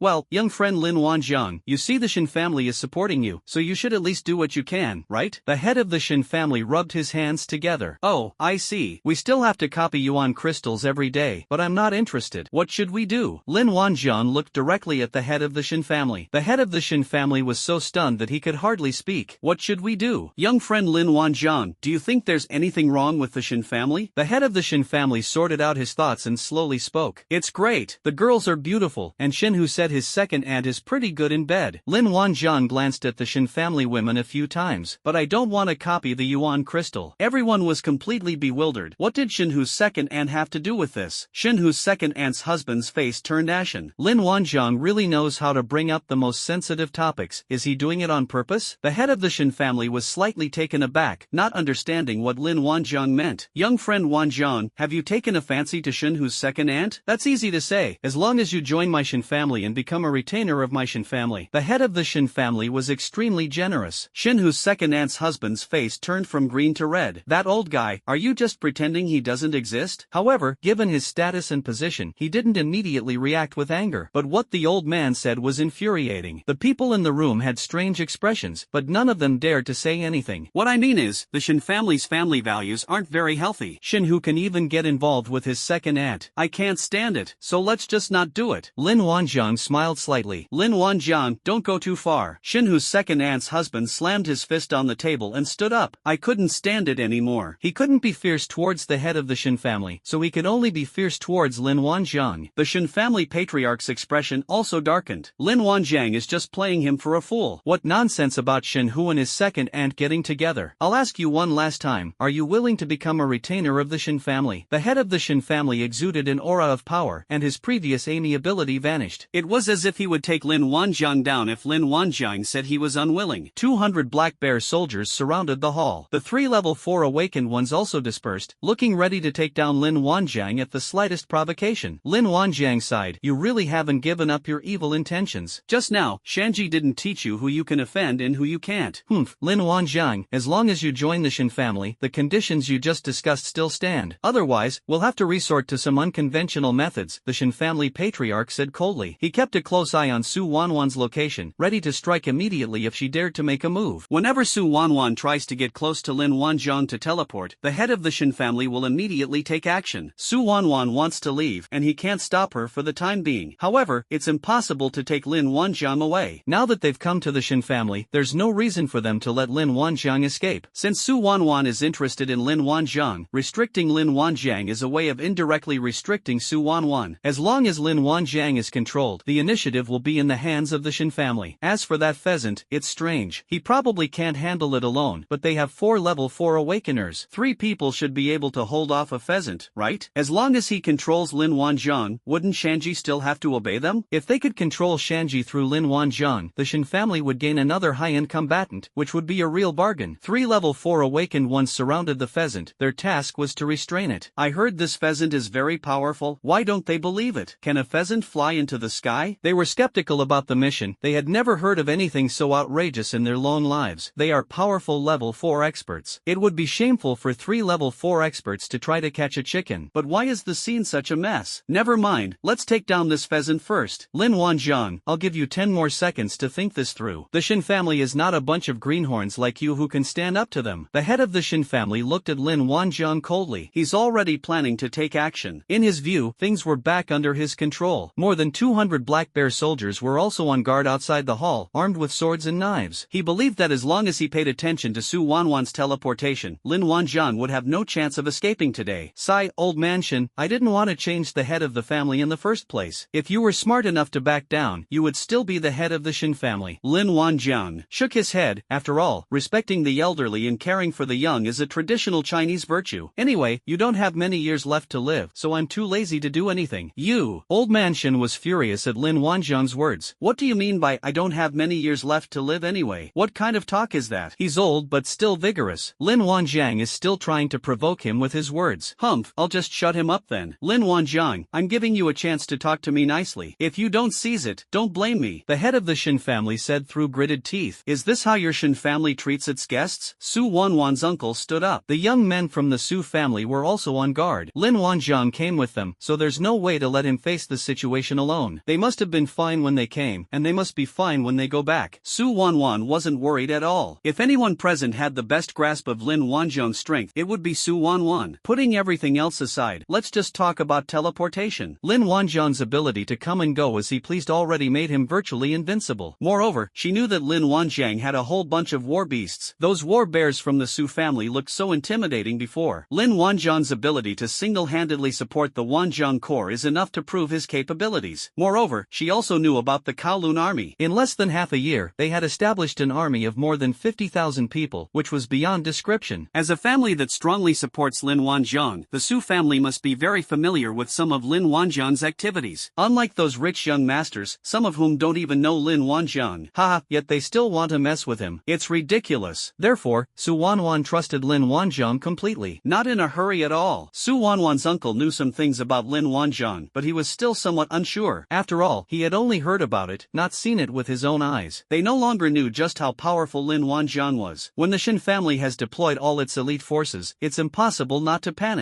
There are 4 level 4 awakened ones in the arena. He himself is only at the peak of level 3, and there is still a long way to go before reaching level 4. However, since the Su family has chosen to do everything they can to befriend Lin Wanjiang, he must now step forward and make a statement. His stance represents the Su family's stance. Lin Wanjiang must not allow anything to happen to the Shin family. Besides, they had Su Wanwan with them, so they could leave whenever they wanted, which gave Su Wanwan's uncle a little more courage. Otherwise, how could he, an awakened being who hadn't even reached level 4, dare to say anything? He would have simply let Su Wanwan teleport away quietly, and that would have been the end of it. Lin Wanjiang is a distinguished guest of the Su family, and also my niece Wanwan's fiancé. Your Shin family's actions against Lin Wanjiang are tantamount to opposing the Su family. Su Wanwan's uncle even went so far as to bestow upon her the title of fiancé. The intention was to make the Shin family wary and not dare to act too recklessly. At the same time, he kept giving Su Wanwan meaningful glances, as if to say, hurry up and run. What are you still doing sitting there? Can't you see the situation? If we're any later, we won't be able to escape. But Su Wanwan ignored his hints, which made him extremely anxious. Lin Wanjiang rolled his eyes. When did he become Su Wanwan's fiancé? However, he was quite satisfied with the Su family's attitude. At least he still looks like a buddy when it matters. Humph, Su family, do you think I've taken over your Su family? The head of the Shin family sneered. Even if Lin Wanjiang is the head of your Su family, I will still make sure he stays here today. Outrageous! Su Wanwan's uncle shouted angrily. The most outrageous thing is yet to come, Su Wanwan. You and Lin Wanjiang should just stay obediently in my Shin family. The head of the Shin family smiled at Su Wanwan, who was sitting and watching the show. If you dare to run away, I guarantee I'll break Lin Wanjiang's legs. I was running. Why did you break his leg? That's ridiculous. Su Wanwan chuckled. Lin Wanjiang had secretly told her before he came that he was coming to the Shin family to cause trouble. Now that the Shin family has completely broken off relations, she naturally didn't give the head of the Shin family a friendly look. Moreover, she also understood why Lin Wanjiang had come to the Shin family to cause trouble. It turned out that the Shin family had been secretly targeting Lin Wanjiang all along. This is going to be a good show. Su Wanwan continued eating sunflower seeds, seemingly oblivious to the fact that none of this concerned her. You like him, don't you? If he runs away, I'll make sure you like a cripple. The head of the Shin family pointed at Lin Wanjiang and spoke viciously. Oh, I like Lin Wanjiang. I like him no matter if he's crippled or not. Su Wanwan said calmly as she ate sunflower seeds. Fine,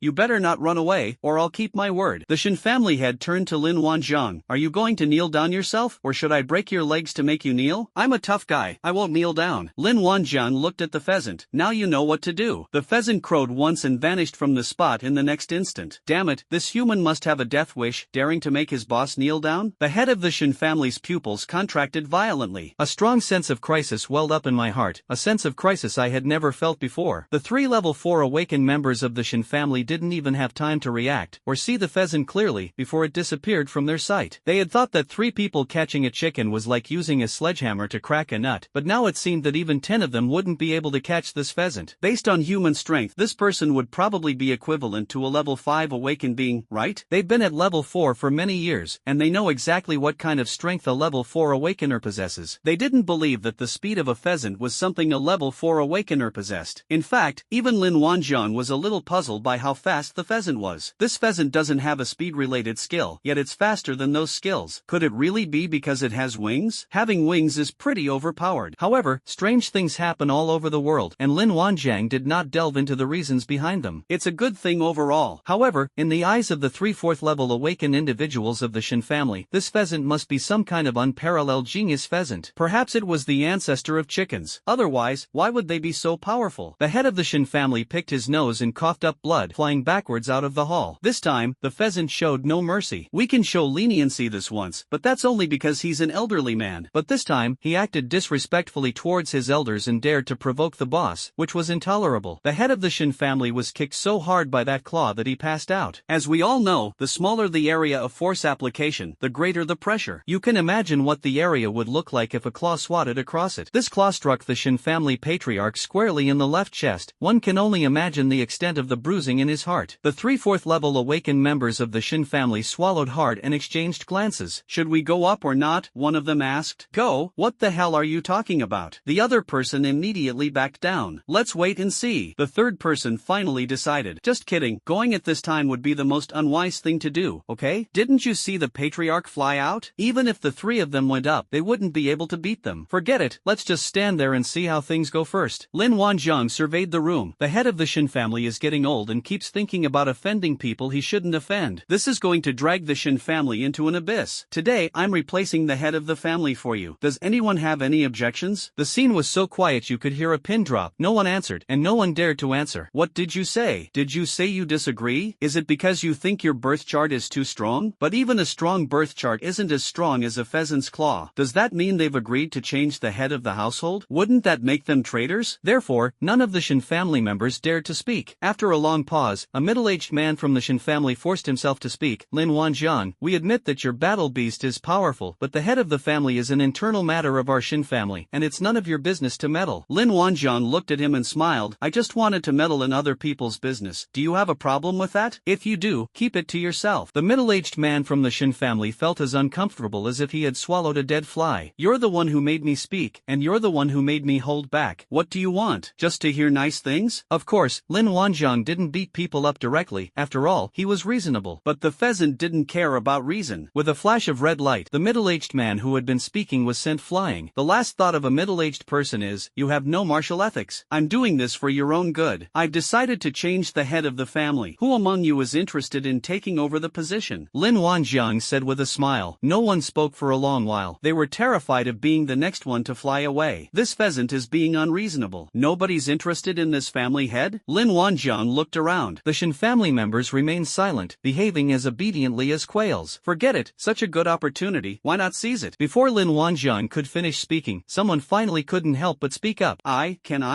admit I spoke a little too loudly just now, but it was because I was dissatisfied with that old geezer. Shinhu's second uncle said weakly. Lin Wanjiang looked in the direction of the voice with some confusion, but unexpectedly it was him who stepped forward.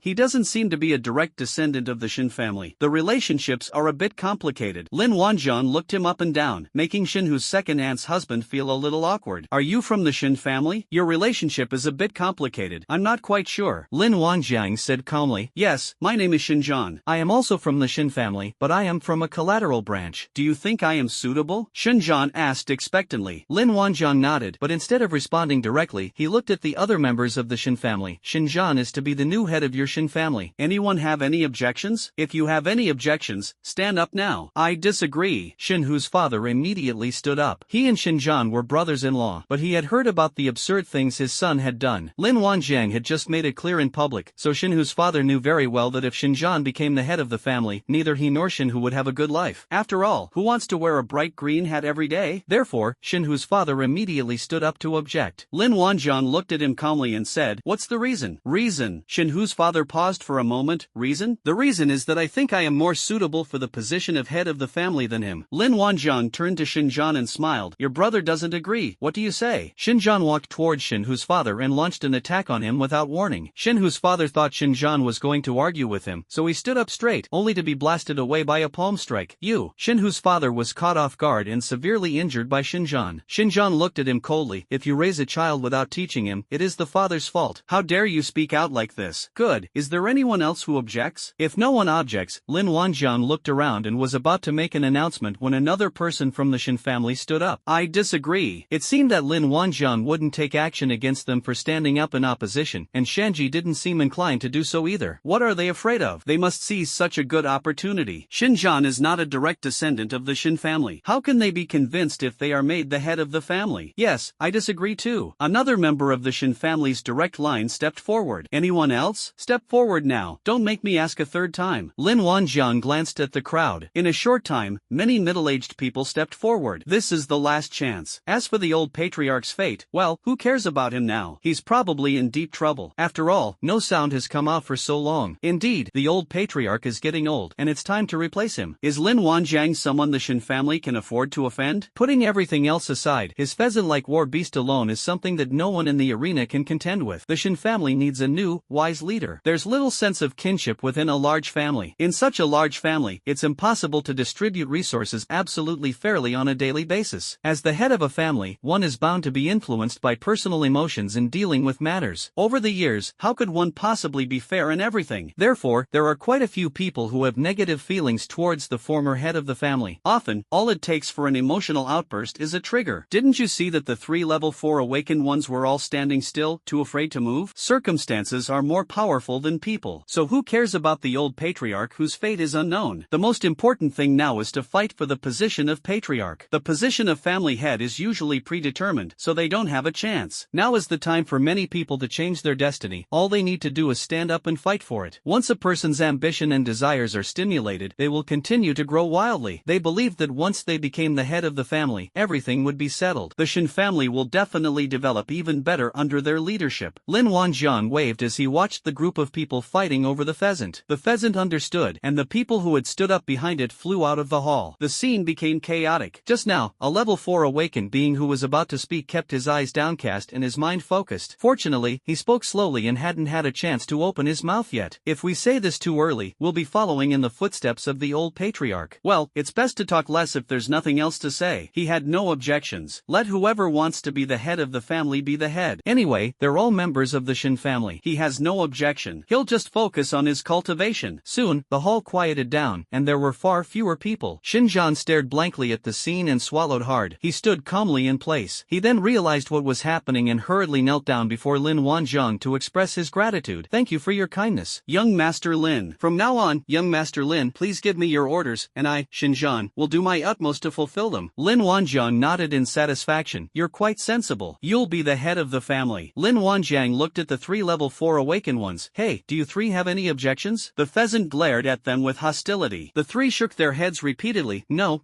objection. From now on, Xinjiang will be the new head of our Shin family. Anyone who dares to have an objection should ask us 3 old guys first. The 3 had a strong will to survive and quickly expressed their determination. Just kidding, anyone who had a problem with that has already flown out. They had a pretty good grasp of Lin Wan's intentions and knew that going along with him was the right choice at this time. As expected, Lin Wanjiang nodded and then ignored them. The 3 of them breathed a sigh of relief. Talking to Lin Wanjiang was indeed quite stressful. The elite Black Bear Army soldiers outside the hall did not make a move, nor did they receive any orders to do so. However, they were fully aware of the situation inside the hall. The Shin family has undergone a complete upheaval. With the support of 3 level 4 awakened individuals, Xinjiang's position as the head of the family is undoubtedly secure. And the attitude of the Black Bear Army, as the elite of the Shin family, is also crucial. If you choose the right side at the crucial moment, your future will be bright and prosperous. The Black Bear Army commander rushed in, bowed, and said, on behalf of the Black Bear Army, I congratulate the new patriarch on his ascension to the throne. Black Bear Army's statement also meant that Xinjiang's position as the head of the Shin family was unshakable. The Black Bear Army commander also bowed to Lin Wanjiang, then stood quietly to the side. The young members of the Su family felt like they were dreaming. They said they'd changed the head of the household, and they actually did. Wow, that's amazing. The young man from the Su family looked on with nothing but admiration. Lin Wanjiang is truly a role model for us all. A real man should be like him. Su Wanwan's uncle, however, had a much longer-term vision. He believed that their lineage's rise to power was inseparable from Lin Wanjiang. Lin Wanjiang's ability to easily change the internal structure of a family further illustrates this point. This is no coincidence. The Huaxia Alliance has truly produced a young man who can change the landscape. Su Wanwan's uncle was quite certain that as long as Lin Wanjiang was given some time, his name would surely resound throughout the entire alliance. The Su family made the right choice. Lin Wanjiang looked at Xinjiang and said calmly, I saw the news about the southwestern border yesterday, and I heard. Xinjiang immediately bowed out and said, "Young Master Lin, rest assured, I know what to do. Colluding with foreign powers is something that will be condemned behind your back if word gets out. Alright, the soldiers on the border cannot have died in vain. Someone must pay for this," Lin Wanjiang said slowly, his words revealing a murderous intent. "Don't worry, young Master Lin, none of those beasts from India will make it back alive." Shinjan stated his position without hesitation. He could sense that Lin Wanjiang was serious, and the seriousness he showed when it came to the border soldiers was several times greater than before. Lin Wanjiang clearly disliked foreign interference in the affairs of the China alliance. Indeed, the involvement of the Indian alliance is highly taboo. When it's your own people fighting, that's called the left hand fighting the right hand, but it's not allowed for others to interfere. There wasn't a unified opinion within the Shin family about this matter. Shinjan himself didn't quite agree with doing it, but he was powerless to do anything about it. "Can't you see the green stuff on top?" So when Lin Wanjiang mentioned the matter of the southwestern border, he knew what to do. Having finished dealing with his business, Lin Wanjiang had no interest in staying there any longer. "Let's go. They still have things to do. Let's go back," Lin Wanjiang said to the Su family. "Alright." The young men from the Su family immediately surrounded them. Su Wanwan smiled and walked towards Lin Wanjiang, her eyes sparkling with admiration. Then, quite naturally, she took Lin Wanjiang's hand again. Lin Wanjiang sighed. "It's like climbing a mountain for a man to pursue a woman, but like piercing a hymen for a woman to pursue a man." He was a hot-blooded young man, and he couldn't think of any reason to refuse a beautiful woman throwing herself into his arms. His hand speed is fast enough. Isn't it time to get rid of his hands? The Shin family members watched Lin Wanjiang and his group disappear on the spot. Their feelings were very complicated. On the first day of the Lunar New Year, the head of the household was changed at a matchmaking event. "It sounds like a dream. Patriarch, what should we do next?" a level 4 awakened asked. Their attitude did not change because of Lin Wanjiang's departure. "The most important thing right now is to stabilize the Shin family." Shinjan took a deep breath. "I hereby announce the first order, effective immediately. No member of the Shin family is permitted to take any further action against Lin Wanjiang. Anyone who violates this order will be treated as a traitor." All three level 4 awakened ones nodded. "Absolutely. Go looking for trouble with Lin Wanjiang for no reason. Isn't that just asking for trouble? It's shameful to think that we can't even defeat one of their war beasts." The second order is that, effective immediately, the Shin family shall sever all ties with foreign powers and cooperate with the Lin family to completely eradicate those beasts who have harmed our Chinese soldiers. When Shinjan said this, although some people's expressions were not very pleasant, they all agreed with him. Those people with unpleasant expressions are probably the ones responsible for liaison work. However, since the head of the family has said so, they are only responsible for carrying out the orders. Shinjan explained things in an orderly manner, clearly not an incompetent fool. Having the ambition to be the head of a family but lacking the ability is pointless. As for what will happen to Shinhu later, without a doubt, he might not die, but life would definitely be tough. After all, his talent and skills are useful to the Shin family. Some of the old canons need to be re-evaluated. There's no such thing as getting something for nothing without paying a price. It's the cycle of karma, cause and effect. After Lin Wanjiang and his group returned to the Su family, Lin Wanjiang did not stay there for long. After all, he came here specifically for Shinhu's innate skills. Everything else was just something he watched as an afterthought. On the first day of the Lunar New Year, relax and unwind. When Lin Wanjiang was about to leave, Su Wanwan insisted on going with him. None of the Su family members objected. They all wholeheartedly agreed. Su's parents were overjoyed and couldn't wait to send their daughter to Lin Wanjiang as soon as possible. Lin Wanjiang was speechless. Was the whole family being so proactive? Left with no other choice, Lin Wanjiang had to bring Su Wanwan along, as he happened to be short of a bed warmer. That evening, in Wanjiang City, at Lin Wanjiang's private courtyard, Lin Wanjiang refused all visitors and even drank a large cup of goji berry tea, because tonight he's going to do something big. "Wanwan, are you done washing?" Lin Wanjiang urged.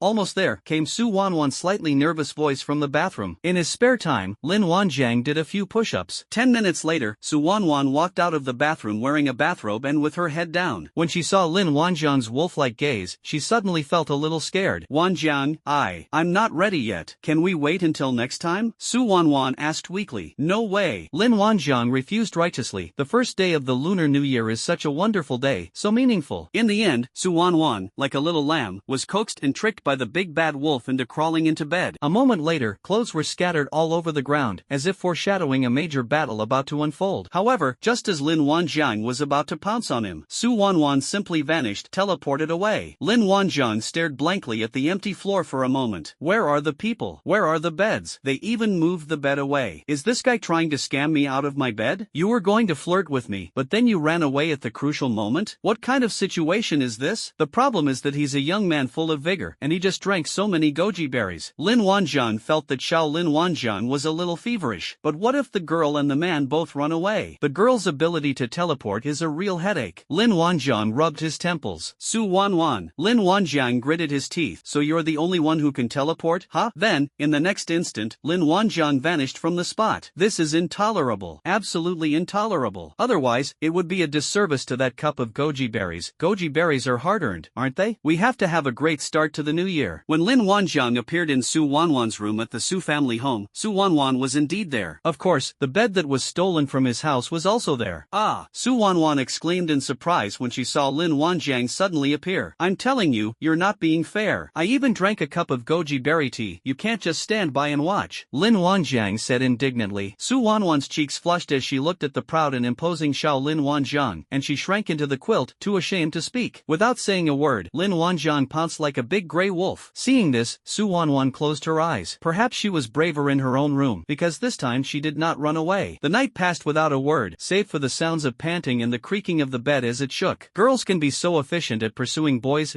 Boys, remember to protect yourselves when you're out and about. The next morning, Lin Wanjian was in great spirits. Su Wanwan was still asleep. She must have been exhausted after half a night. Since we're at the Su family's house, then, let's exchange a gift then. Since we've already started this whole thing, it's still necessary to give a simple gift. He's not the kind of person who takes advantage of others and then reneges on the agreement. They are not incapable of taking responsibility. If you're not capable of taking responsibility, then be careful about what you do in your crotch. It happened to be the second day of the Lunar New Year when the son-in-law came to visit. Although this relationship has not been explicitly stated, it is already a fait accompli. It's just that everyone knows it but doesn't say it. On the second day of the Lunar New Year, a major event also occurred in the Huaxia Alliance. The 10,000 soldiers of the Indian Alliance were wiped out by the joint forces of the Shun and Lin families. The Shin family is taking concrete actions to make up for their mistakes. Those in the Indian Alliance never dreamed that the Shin family would betray them after using them, stabbing them in the back at this crucial juncture. They ambushed and eliminated one of the Lin family's core from behind, but they themselves were also ambushed and wiped out. Just as the saying goes, justice will prevail and retribution will not be missed. A certain place in the Indian Alliance. The entire legion that entered China has lost contact. I have a bad feeling, the leading old man said in a deep voice. General, rest assured, with an inside man, we can guarantee success without any mistakes. Opening the door to China is just around the corner, a middle-aged man declared confidently. We must not be careless. China has always been very mysterious. I suggest we use our inside contacts there to see what happened. It's impossible for them to lose contact without any news coming through, another middle-aged man said slowly. The old man in charge nodded. Get it done immediately. The general election for the Huaxia Alliance Parliament is imminent. This is a golden opportunity for us. Our plan cannot go wrong. General, how about I lead some men to take a look myself? A young man stepped forward and volunteered. The old man was silent for a moment, then nodded. All right, be careful to stay hidden. Once you enter the Huaxia Alliance, remain silent and wait for my orders. The young man smiled confidently and said, General, don't worry, those mountain guns of the China Alliance won't be able to spot me. Indeed, Chatu was an elite disciple of the Thousand Illusions Pavilion. His ability to conjure illusions is unparalleled. He would be quite suitable to join the China Alliance, a middle-aged man said from the side. The young man smiled confidently and left immediately. On the third day of the Lunar New Year, the vigorous Lin Wanjiang was immersed in a tender embrace, for the taste of first-time forbidden fruit is always something to cherish. The only problem is that we consumed a lot of goji berry tea. That noon, Lin Wan received a call from Chen Outyan, who claimed that the Alliance's inspectors had gone to the border for an inspection. The purpose of this inspection is probably aimed at the League election. Lin Wanjiang cursed and swore, and the fight ended half an hour later. Someone from the Alliance is here for an inspection. I'm going over there, Lin Wanjiang said before getting up and leaving. Do you need me to come with you? Su Wanwan asked lazily. No need, you should rest well, Lin Wanjiang said, already dressed, and disappeared from the spot with a teleportation. Wanjiang Core Defense Zone. The comrades from the Alliance who came down for the inspection were looking around under the guidance of Chen Outyan. Judging from their expressions, they were all clearly quite shocked. Wanjiang City is truly magnificent. As inspectors of the Alliance, they routinely patrol and inspect various places, so they are naturally very knowledgeable. It might be an exaggeration to say they've traveled all over China, but they have certainly been to quite a few places. I have a pretty good understanding of the basic situation of the Alliance. This was the first time they had ever seen such a well-organized residential area as Wanjiang City. This is so neat and clean. The houses, streets, and fields are as if they were measured with calipers. In short, the visual effect is stunning. Moreover, every household put up red Spring Festival couplets and hung up red lanterns. This kind of scene is rare rarely seen in the league. Ordinary families can't even afford 3 meals a day, so they don't have the time or energy to put on these showy displays. Clearly, this also reflects that the people of Wanjiang City are living a relatively prosperous life. The most important thing is that the Wanjiang Corps and the Kowloon Army were only recently established, and Wanjiang City itself seems to have been newly built as well. It has grown to this scale in such a short time. This is just too unbelievable. They had never heard of it before. Large families have also tried to expand their borders and seize land. However, most of them ended in failure. Maintaining security along the border requires a significant amount of manpower and resources, which puts pressure on any family. For example, the Lin family also owns their own land, but how large is theirs? Looking at Wanjiang City, this is no joke. The city stretched as far as the eye could see. How big must it be? They had no idea. But one thing is certain, it is definitely bigger than the Lin family's. Such a large defense zone. To be honest, as shocking as it may be, they are not optimistic about it. With such a large defense zone, how long can the Wanjiang Corps hold out? 1 month? 3 months? 3 months at most, right? This is probably just a deliberate attempt to save face. Sigh, young people are just young people. If the urban area were smaller, they might think more highly of Lin Wanjiang. But now that it's achieved this much, it seems to be just a flash in the pan. Ultimately, it's a bit too flamboyant and not down to earth enough. They looked around for more than half an hour. The Wanjiang Corps' defense area seemed endless. They were all tired and still couldn't see the end, so they didn't want to walk anymore. One of the examiners spoke up. Why hasn't Lin Wanjiang arrived yet? Could it be that he looks down on us examiners? Yes, Lin Wanjiang has quite the airs. It's been so long and he still hasn't shown up. An investigator chimed in, looking around at the surroundings. Chen Outyan chuckled and smoothed things over. Hee, fellow inspector, we've all been walking quite a bit. How about we grab a bite to eat first? Our boss had some business to attend to earlier, but when he heard that several leaders were coming to provide guidance, he immediately rushed back. Chen Outyan thought to himself, am I not qualified to accompany you all? What's your status or position that you expect to see our boss right away? Although Chen Outyan tried to smooth things over, he showed no intention of leading them to a meal. They came to inspect the defense zone on the 3rd day of the Lunar New Year. How could we possibly prepare food for them? If you're polite, you'll get food. But if you're this arrogant, then I'm sorry, the cafeteria isn't open yet today. Chen Outyan winked at Wen Weiliang. They can just wait for Lin Wanjiang to arrive. Let's go, let's grab a bite to eat first, one of the inspectors said. Wen Weiliang immediately understood and said,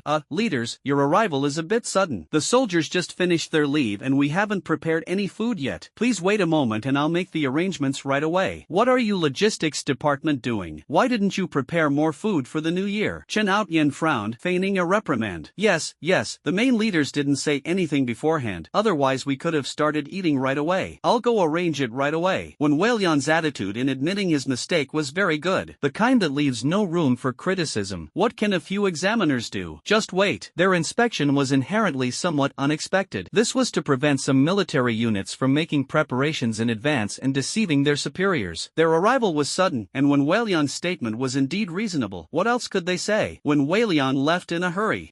Leaders, our corps has just been established, and some details may not be perfect yet. Please forgive us, Chen Outyan said with a laugh. The inspectors looked at each other in bewilderment. They had been traveling all the way without even having a proper meal. They had thought that once they arrived in the Wanjiang Corps' defense zone, they would finally be able to have a good meal. We're still starving. Sai, who said business trips during the first month of the lunar calendar are good? What a miserable life. At that moment, Chen Outyan's phone rang. The caller was naturally Lin Wanjiang. Hey, boss, we're in the eastern half. Chen Outyan answered the phone without hesitation. Okay, send me your location. I'll be right there. Lin Wanjiang stretched. Okay, boss, we've been walking for half an hour already, and it might take you quite a while to get here too. How about we head back and meet on the way? Chen Outyan shouted as he began his performance. No need, I'll just teleport there. Lin Wanjiang said, puzzled. Okay, boss, it's settled then. We'll head back and meet up on the way. Chen Outyan said and hung up the phone. Lin Wanjiang was completely dumbfounded. What kind of act is Chen Outyan putting on? Never mind.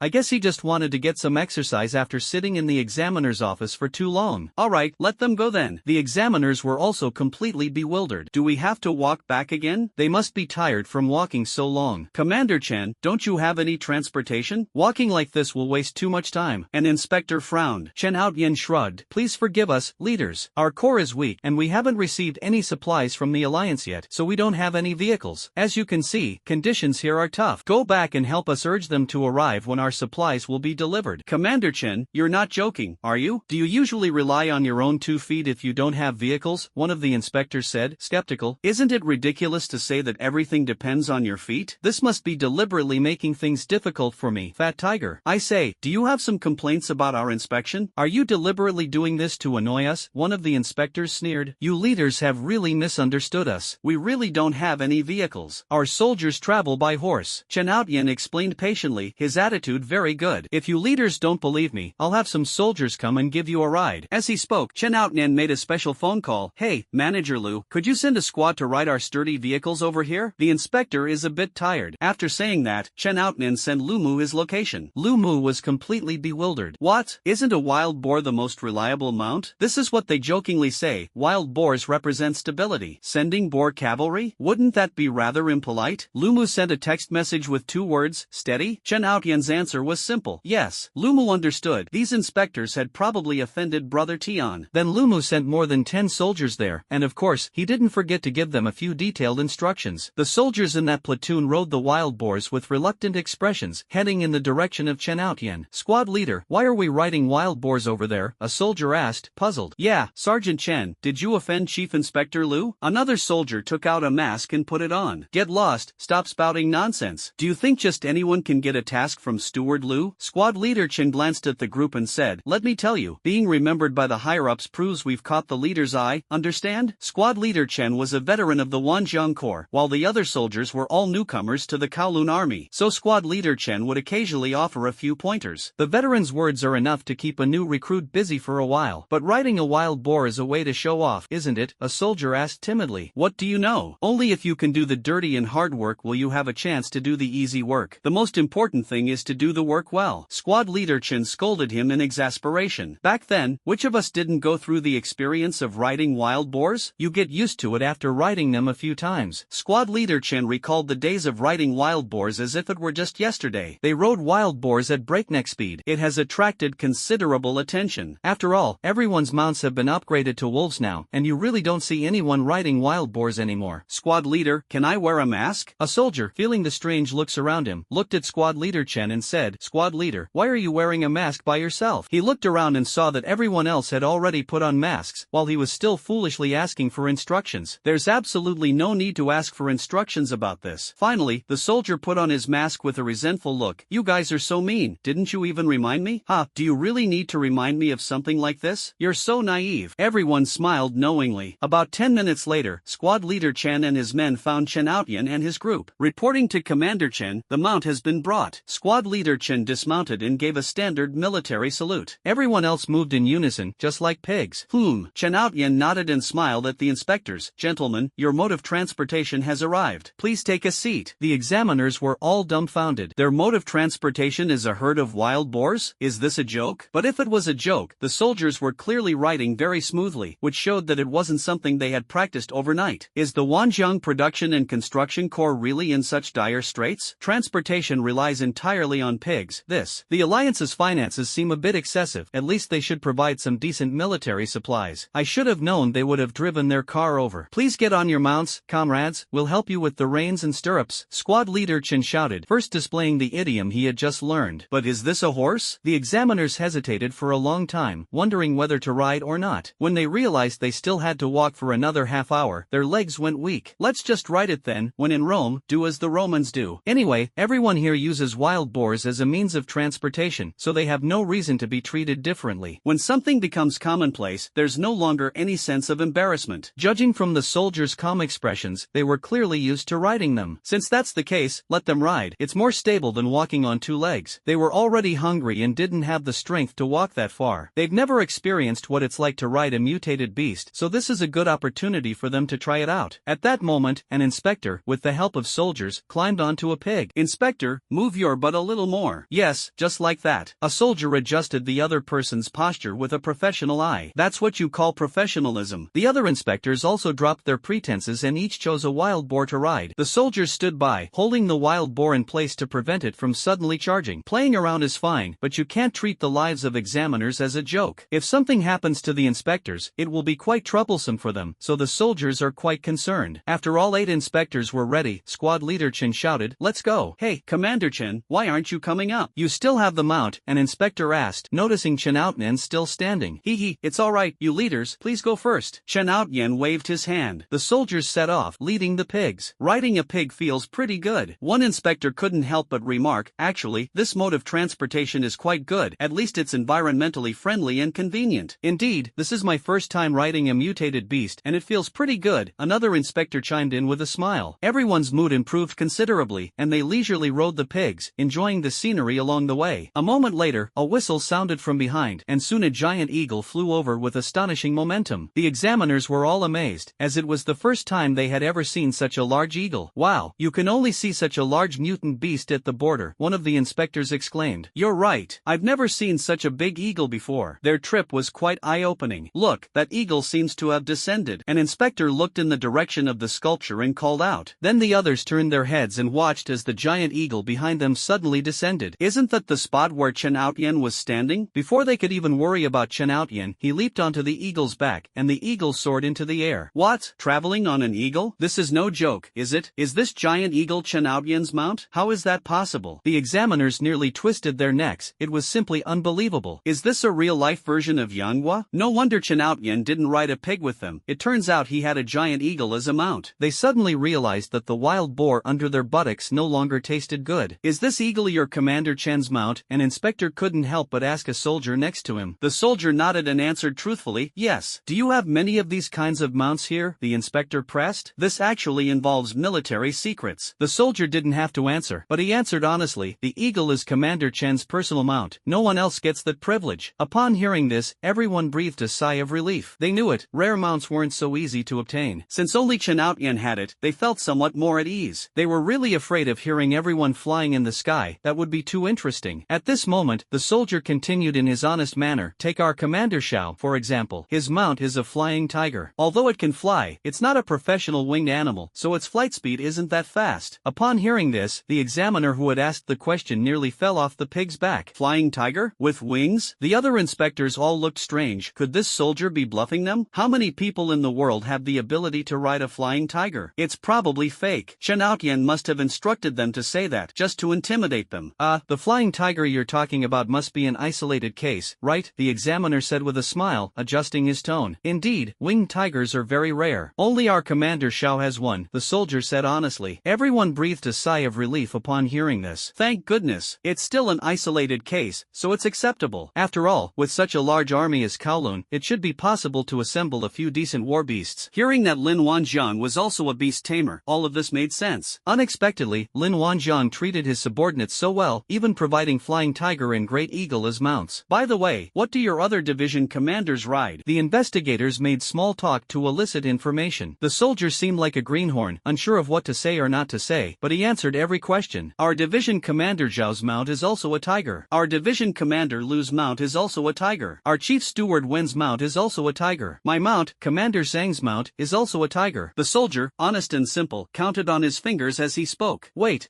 that's not right, the inspector interrupted. Didn't you say that only your Commander Xiao had a flying tiger? Yeah, from the way you're talking, it sounds like everyone else is riding tigers? One of the inspectors frowned. Don't try to fool us. The soldier scratched his head in confusion. It really is a tiger. Commander Zhao's tiger has wings, but the other people's mounts don't, yet they're still tigers. Everyone's faces twitched. You must have misheard. What's going on? Does every division commander have a war tiger mount? Who has this kind of status? Impossible, right? They had never heard of it before. If I count on my fingers, I've got quite a few war tigers already. Beast tamers are amazing, but war tigers aren't exactly common either. No beast tamer would casually give away several war tigers as mounts. That's really a bit too extravagant. The soldier thought to himself, these people have never seen the world. Their mounts are all war wolves, so is it strange that their division commander rides a war tiger? Make a fuss over nothing. Young comrade, you can't lie, one of the inspectors said sternly. Fellow investigators, I'm just telling the truth, Sergeant Chan said with a smile. Actually, it's not a secret. Every one of the hundreds of thousands of people in Wanjiang City knows this. Everyone took a deep breath, truly shocked by wave after wave of reactions. There are hundreds of thousands of people in Wanjiang City? They thought that was the residence of tens of thousands of soldiers. It seems that the families of the soldiers have been brought here. The number of people and supplies required is astronomical. How did Wanjiang City survive this winter? Has Lin Wanjiang gone mad? Don't you find it a burden to support so many people? They knew that the supplies for the Wanjiang Corps and the Kowloon Army had not yet arrived. How dare they support so many people without supplies? This is no simple matter. Many examiners remained silent, their minds beginning to wander. They also noticed a detail. The soldiers' clothes and shoes were all brand new, and even their equipment equipment looked uniform, which was a bit strange. Moreover, these soldiers all looked healthy and energetic. They didn't appear to be starving or freezing at all. This doesn't look like a place without supplies at all. This soldier looked even better than any they had seen before. The more Wan Jiangcheng and his group looked at it, the less they understood it. Could it be that someone is secretly funding them? That's the only explanation that makes sense. It seems Lin Wanjiang has already sided with some faction. If that's the case, then the number of seats for members of parliament needs to be carefully limited. Otherwise, it will affect the existing structure of the alliance. If the existing order is broken, it will undoubtedly infringe on the interests of many people, and they will also be affected. For a moment, everyone had different thoughts. Seeing that everyone was silent, the soldiers didn't speak up either, and they were happy to keep quiet. As for what I just said, I was told from above that it was okay to say it. It was not a military secret of the Kowloon army. They were secretly pleased to see the examiner's shocked expression. Please proceed with the journey, gentlemen. I'll go and check on the food first. Chen Outyan's voice echoed from afar in the sky before disappearing into the distance. Without stopping at all, they felt something was off, but they couldn't quite put their finger on it. The examiner's expressions kept changing. It was really unpleasant. They also noticed that the soldiers around them were giving them strange looks. Why do they look at each other like that? Well, I guess this is the first time they've met such high-ranking officials from the alliance. It's understandable that ordinary people haven't seen much of the world. More than 20 minutes later, the group arrived at a courtyard where Lin Wanjian was waiting. He sat leisurely in a recliner, sipping tea, though his back was a bit sore from overwork. He was slightly taken aback when he saw a group of people riding wild boars toward him. What, people still ride wild boars these days? Didn't they all switch to Wolf Warrior? What's going on with Manager Liu? At this moment, squad leader Chen hurriedly stepped forward and reporting, boss, the inspector has arrived. Lin Wanjiang nodded. Thank you for your hard work. Oh, so it's the examiner. That makes sense. Riding a pig is a more stable option. He felt that this was the proper way. Lin Wanjiang looked at the examiners and smiled. Oh, examiners, please forgive me for not greeting you sooner. Come in, have a seat and a cup of tea. With the help of others, several inspectors helped the pig off its perch. A middle-aged man stepped forward and smiled slightly. Commander Lin, hello. I am Lu Mao, the head of this review team. Hello, team leader Lu. Lin Wanjiang took the initiative to shake hands with the other party. Although the examiner was quite arrogant in front of Chen Outyan, he also harbored many complaints about Lin Wanjiang behind his back. However, Lin Wanjiang was, after all, the person in charge of the 6th Corps, and was more than qualified to be called a commander, so they still dared not be too presumptuous. To be able to build such a large team from scratch requires considerable skill. This can be seen as a sign of respect for the strong. Commander Lin, are you aware of the purpose of our visit? Lu Mao sat down opposite Lin Wanjiang, and the other inspectors also found chairs. You're here for the league election, right?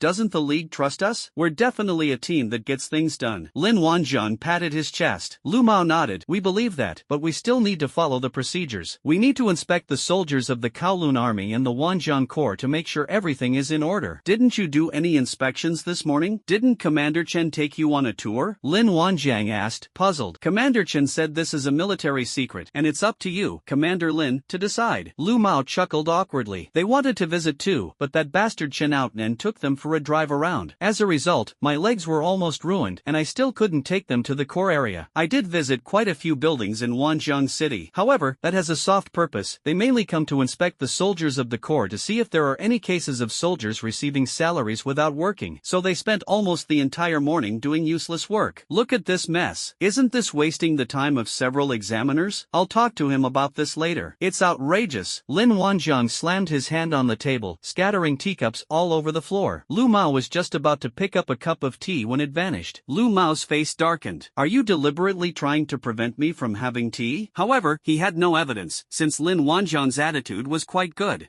Comrade Inspector, come with me. I will personally show you around the Kowloon army. Lin Wanjiang stood up abruptly, showing no intention of making more tea. Did you drink something that turned out to be a waste of time? Before I could even have a cup of tea or settle into my seat, I had to set off again. They were starving. Have you all worked hard, fellow examiners? Lin Wanjiang asked with concern. Before anyone could answer, Lin Wanjiang spoke up. Indeed, sitting in the office for too long can make you feel weak. I suggest drinking more goji berry tea. Lu Mao rolled his eyes. The ghost was probably tired from walking and hungry. How about we eat first? We can take our time to tour the place after we eat? Lu Mao suggested. Eat? Lin Wanjiang checked the time. It's not lunchtime yet. Lin Wanjiang dialed Wen Weilian's number directly. Hey, Lao Wen, is the food ready? The inspector is hungry. Boss, it can't be that fast. I just got back from vacation and there's so much to pack. I don't even know how much those gluttons from the big city eat. I need to prepare more. Wen when Weilyan's complaining voice came through the phone. Lin Wanjian was on speakerphone, so everyone could hear him. What does it mean to be a good-for-nothing? The 8 examiners were speechless. They don't even have enough to eat as many soldiers as they do. Lin Wanjian felt somewhat embarrassed looking at the resentful expressions on everyone's faces. He cleared his throat. Ahem, watch your attitude. They're inspectors, they've come all the way to the north. It must be tough for them. We need to cooperate with them. Alright, hurry up and get ready. You have 1 hour, you have to be ready. After hanging up the phone, Lin Wanjian looked at the group and laughed. Hee, the pressure of logistics is high, it's inevitable to grumble a bit, don't take it to heart. He wasn't saying you guys are gluttons, he meant that being able to eat is a blessing. Being able to eat is a blessing, huh? The men's faces darkened even more. Come on, you'd better not explain anymore. Let's go, let's get down to business first, and then we can have lunch after the inspection. Lin Wanjian changed the subject. Okay, that's the only way. What else can we do? Let's finish our business quickly so we can have a nice hot meal. You should all get on your mounts. It'll be faster, otherwise you'll miss your meal after the tour, Lin Wanjian suggested. Upon hearing this, everyone hurriedly got on the pig without saying a word. First a tour, then lunch, let's go, Pippy Pig. And so the group set off. After wandering around for half an hour, Lu Mao was on the verge of collapse. Commander Lin, have we arrived yet? They're not here for tourism. Hee, almost there, everyone close your eyes. Lin Wanjiang said mysteriously. Everyone did as instructed, since it was a military secret, and it was only natural to keep it a little mysterious. Then Lin Wanjiang teleported directly. Just kidding, the soldiers are all in the north, okay? It's so far away, they wouldn't be able to get there by nightfall. Alright, open your eyes, Lin Wanjiang said with a smile. When everyone opened their eyes, they were already in another place. Everyone thought it was just a trick or a maze. Otherwise, how could the surrounding environment be changed out of thin air? As expected of a military secret, its concealment is truly excellent. They didn't notice anything unusual at all. The Wanjiang Corps is indeed quite capable. All Kowloon Army Corps, assemble in formation. Welcome to the inspectors, Lin Wanjiang shouted. That shout had a built-in megaphone effect, carrying throughout the entire defense zone. The inspector who was closest to Lin Wanjiang almost fell to the ground. Could you please stop shouting so loudly all of a sudden? It's terrifying. Before long, soldiers from Kowloon Army gathered from all directions. However, the examiners were stunned by what they saw. From a distance, the Kowloon Army, though numerous, looked as densely packed as ants. However, upon closer inspection, the soldiers' movements were not chaotic at all. On the contrary, there was a subtle sense of order and discipline within them. They almost always acted in small groups, then merged into larger groups, and finally several large groups merged into a single army. Before long, the 5 corps were roughly in square formation, only the partial formations were missing. Is this a Kowloon army that was only established a few months ago? This level of military discipline is comparable to that of elite troops, isn't it? Several examiners unconsciously rubbed their eyes, wondering if this was an illusion. This is too unrealistic. This is a gathering of tens of thousands of people, not just a few hundred. Even when hundreds of people gather, chaos and disorder can easily occur. However, when tens of thousands of Kowloon soldiers gathered, they were well organized. This level of military skill is a bit too high, isn't it? They've inspected so many years, and they've never seen an army with such strict discipline. How is that possible? Most importantly, what they saw were cavalry. They were all cavalry, and they were all wolf warrior cavalry. Even the well-informed Lu Mao couldn't help but tremble slightly. The other examiners, needless to say, were in a state of extreme existential crisis. How could that be? Impossible, absolutely impossible. How could they all be cavalry, and all of them be war wolf cavalry? This is absurd. It must be a hallucination. However, they looked around but couldn't find any flaws. They took out their Yuanjing phones to take pictures, but were stopped. Gentlemen, you can look, but taking pictures is prohibited, Sergeant Chan said in a serious tone. Everyone had no choice but to put their phones away, but it all seemed so real, didn't it? Commander Lin, what we want to see is the real situation of the Wanjiang Corps. It's not right for you to create an illusion to deceive us, Lu Mao said, his voice trembling slightly. He knew perfectly well that this was not a hallucination, but he couldn't believe what he was seeing. Therefore, Lu Mao was eager to hear a different answer to set the record straight. However, facts speak louder than words. Lin Wanjiang ignored Lu Mao and instead looked at the group of soldiers, shouting, "Happy New Year, brothers! Happy New Year, boss!" The unified shouts came like a mountain collapsing and a tsunami crashing down. Several inspectors nearly fell off their chairs. That's too prickly. The impact was unparalleled. The sense of oppression from tens of thousands of people was so strong. Even they didn't dare stand directly in front of the Kowloon army. Their legs went weak. Luckily they were sitting on the pig's back, otherwise they probably would have fallen to the ground. Let's give a round of applause to welcome the examiner to say a few words, Lin Wanjiang shouted. The audience erupted in applause, which was quite rhythmic. Lin Wanjiang looked at Lu Rong and smiled. Didn't you say you were talking about an illusion? Come on, say a few words. Lu Rong's forehead forehead was covered in sweat. Honestly, he's never spoken in such a public setting before. It's impossible not to panic when facing more than 50,000 war wolf cavalry. Finally, Lu Mao tremblingly accepted the microphone handed to him by squad leader Chen. He took a deep breath, trying to make his words sound calmer, but he was still trembling slightly, and he loosened his tight throat as he said, "Hello everyone, Happy New Year," Lu Mao said, looking at the group of soldiers. Everyone stared at him without responding, waiting for him to continue. "You are the most elite army I have seen in all my years of inspections. You are excellent. The Alliance needs talents like you." Lu Mao spoke his mind directly. "I hope you will continue your efforts and contribute to the future of the Alliance." After Lu Mao finished speaking, he bowed and handed the microphone to squad leader Chen. Those few words almost made him collapse. The pressure was too great. In the past, even though they were conducting inspections, they never felt this oppressive. After Lu Mao finished speaking, enthusiastic applause rang out in the audience. The Kowloon army gave Lu Mao some face, to some extent. Lin Wanjian looked at Lu Mao and the group of examiners and laughed. "Well, my Kowloon army didn't have any empty rosters, did it?" Lu Mao gave an awkward laugh. "Commander Lin is joking. We are just doing our job. Please forgive us." At this moment, Xiaobo, Zhao Shun, Zheng Tian, and others rode their mounts toward them. The inspectors were momentarily stunned. It really was a war tiger mount. That soldier wasn't lying. "But this feels like a dream." The general rides a tiger with piercing eyes and a white forehead, while the warrior stands beside a cold and fierce silver moonwolf. What kind of army is this? How terrifying must the combat power of such an army be? They dared not think any further. Their brains were practically burning out. Moreover, these soldiers did not appear to be without supplies. The military equipment is complete, and it seems that even portable crystal cannons are standard equipment. They even have heavy crystal cannons, just like other defense zones. Which family is willing to spend so much to support the Kowloon army? You've come at the perfect time. These are comrades from the Alliance who have come down for an inspection. Lin Wanjiang introduced. After everyone greeted the inspectors, Lin Wanjiang said with a smile, "Team leader Lu, let's go eat. It's probably almost ready. You can join us too." Lin Wanjiang looked at Xiaobo and the others. After Lin Wanjiang finished speaking, everyone dismounted and gathered around. Then Lu Mao and the others were shocked again, because in a flash, they found themselves in a new environment. What kind of divine power is this? Thank goodness they have strong hearts, otherwise they might have suffered work-related injuries during this business trip. They've been shocked time and time again. They still haven't figured out many things, so they've decided to stop thinking about it. When you're hungry, your brain isn't getting enough blood. Save some brain cells for eating. Needless to say, the food prepared by Chef Wen was excellent. Since everyone was starving, they wolfed down their meal. They swore they had never eaten such delicious food. It has everything, things that fly in the sky, run on the ground, and swim in the sea. Goodness, this is quite a high standard for hospitality. One bite, and the flavor is simply unforgettable. They almost bit their tongues, and even Lu Mao, the team leader, lost his composure while eating. The mutated beast's meat was delicious, something they had rarely tasted before. As for seafood, that's even rarer. They only have the opportunity to eat some during festivals and holidays. Seafood is a rare and expensive delicacy. Moreover, the types of seafood they used to eat were relatively limited, unlike now where lobsters and abalone are practically free. In short, it was a very enjoyable meal. All the waiting before was worth it. All the previous slight dissatisfaction vanished instantly. Not bad, not bad. The Wanjiang Corps' hospitality is quite good. Very enthusiastic, definitely deserves a 5-star review. Hee, does the food suit everyone's taste? Lin Wanjiang asked with a smile. Great, fantastic. This is the best I've ever seen. The best I've ever seen. Lu Mao slurped up a lobster, his mouth dripping with juice. Let's have a toast. Lin Wanjiang called to everyone to raise their glasses. Next, Xiaobo and the others took turns pouring drinks for the group, and they ate and drank to their heart's content. After the meal, Lin Wanjiang gave everyone a local specialty, which was naturally all packaged in Yuanjing storage boxes. Unable to refuse, everyone had no choice but to accept it. Lin Wanjiang is a person I can associate with. He's warm and hospitable. He's a good person. Compared to Chen Aopian in the morning, Lin Wanjiang was now in a much better position. Not only will you have great food and drinks, but you'll also receive souvenirs. Yes, they want to come again next time. Previously, the group had been thinking about how to make things difficult for Lin Wanjiang and limit the number of counselor candidates nominated by their corps. But,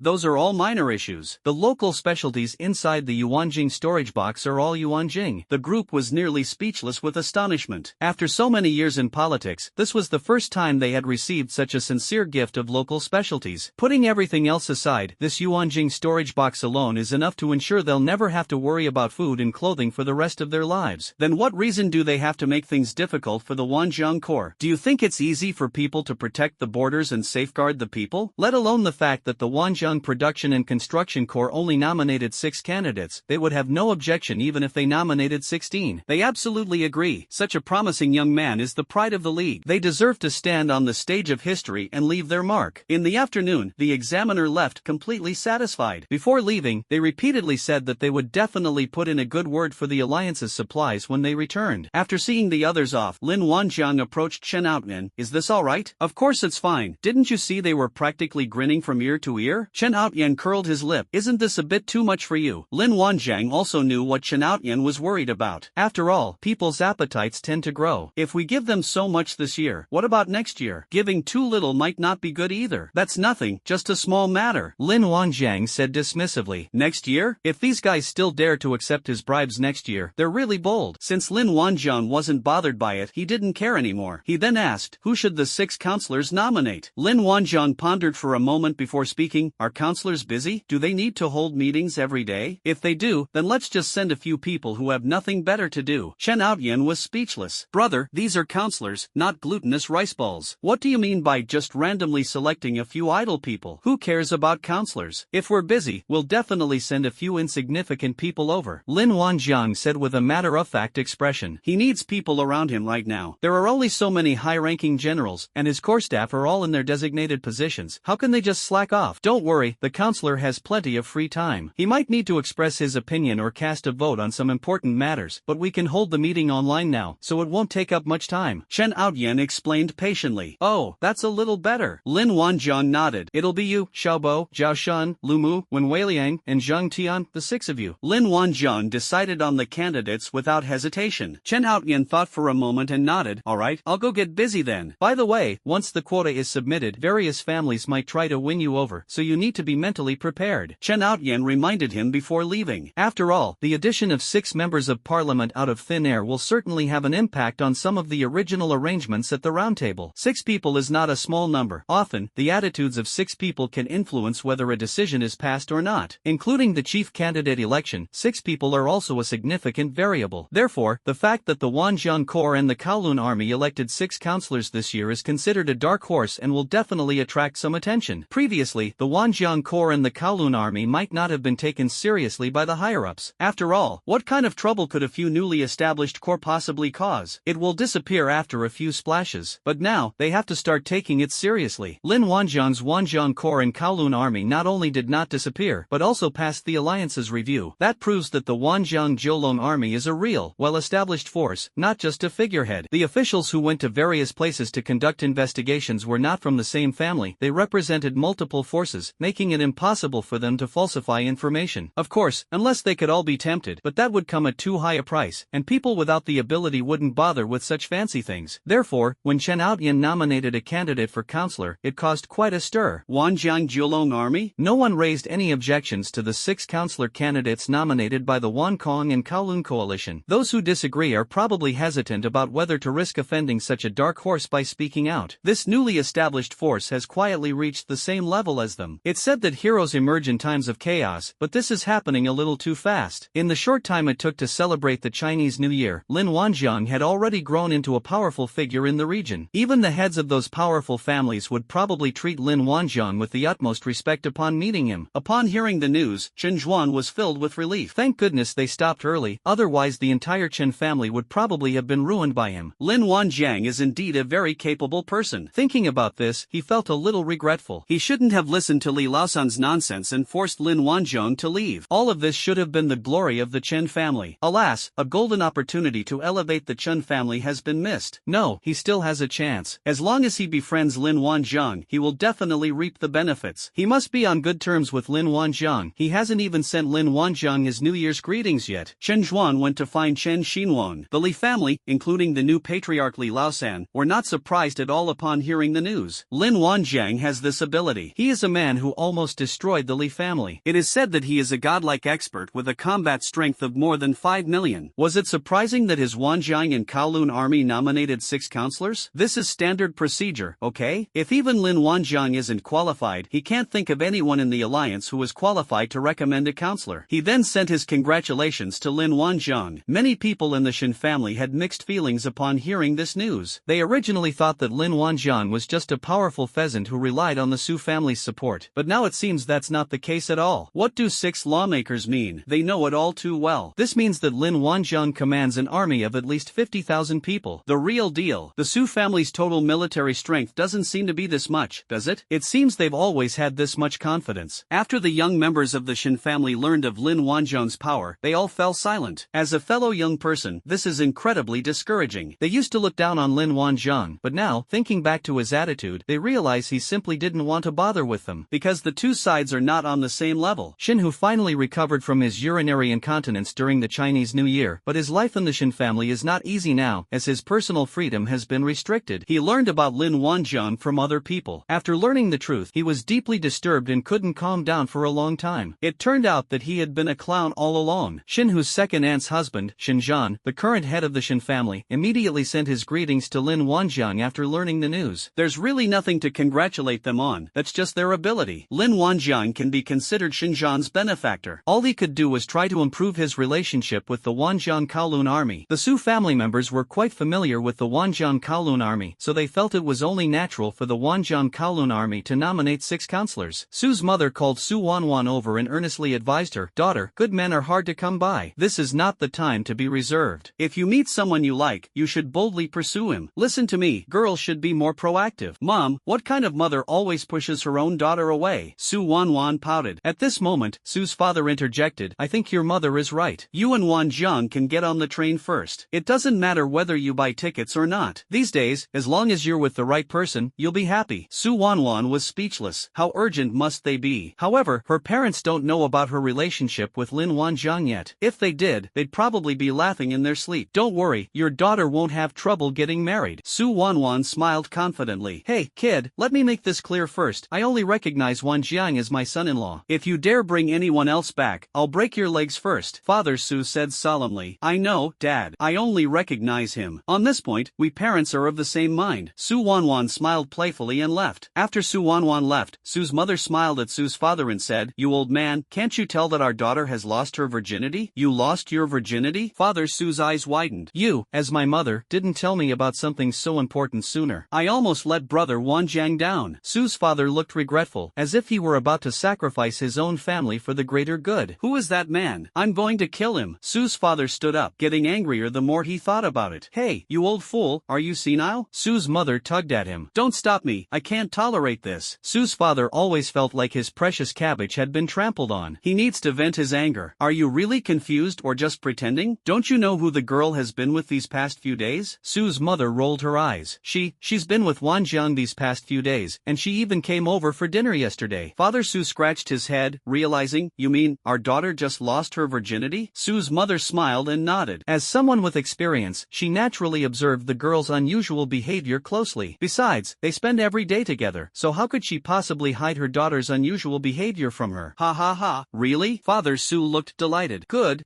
Father Su clapped his hands in delight. "As expected of my daughter, she's quick on her feet," Mr. Su said with a smug look on his face. I wonder who was looking like they were about to betray their own family for the greater good just now." Mother Su rolled her eyes.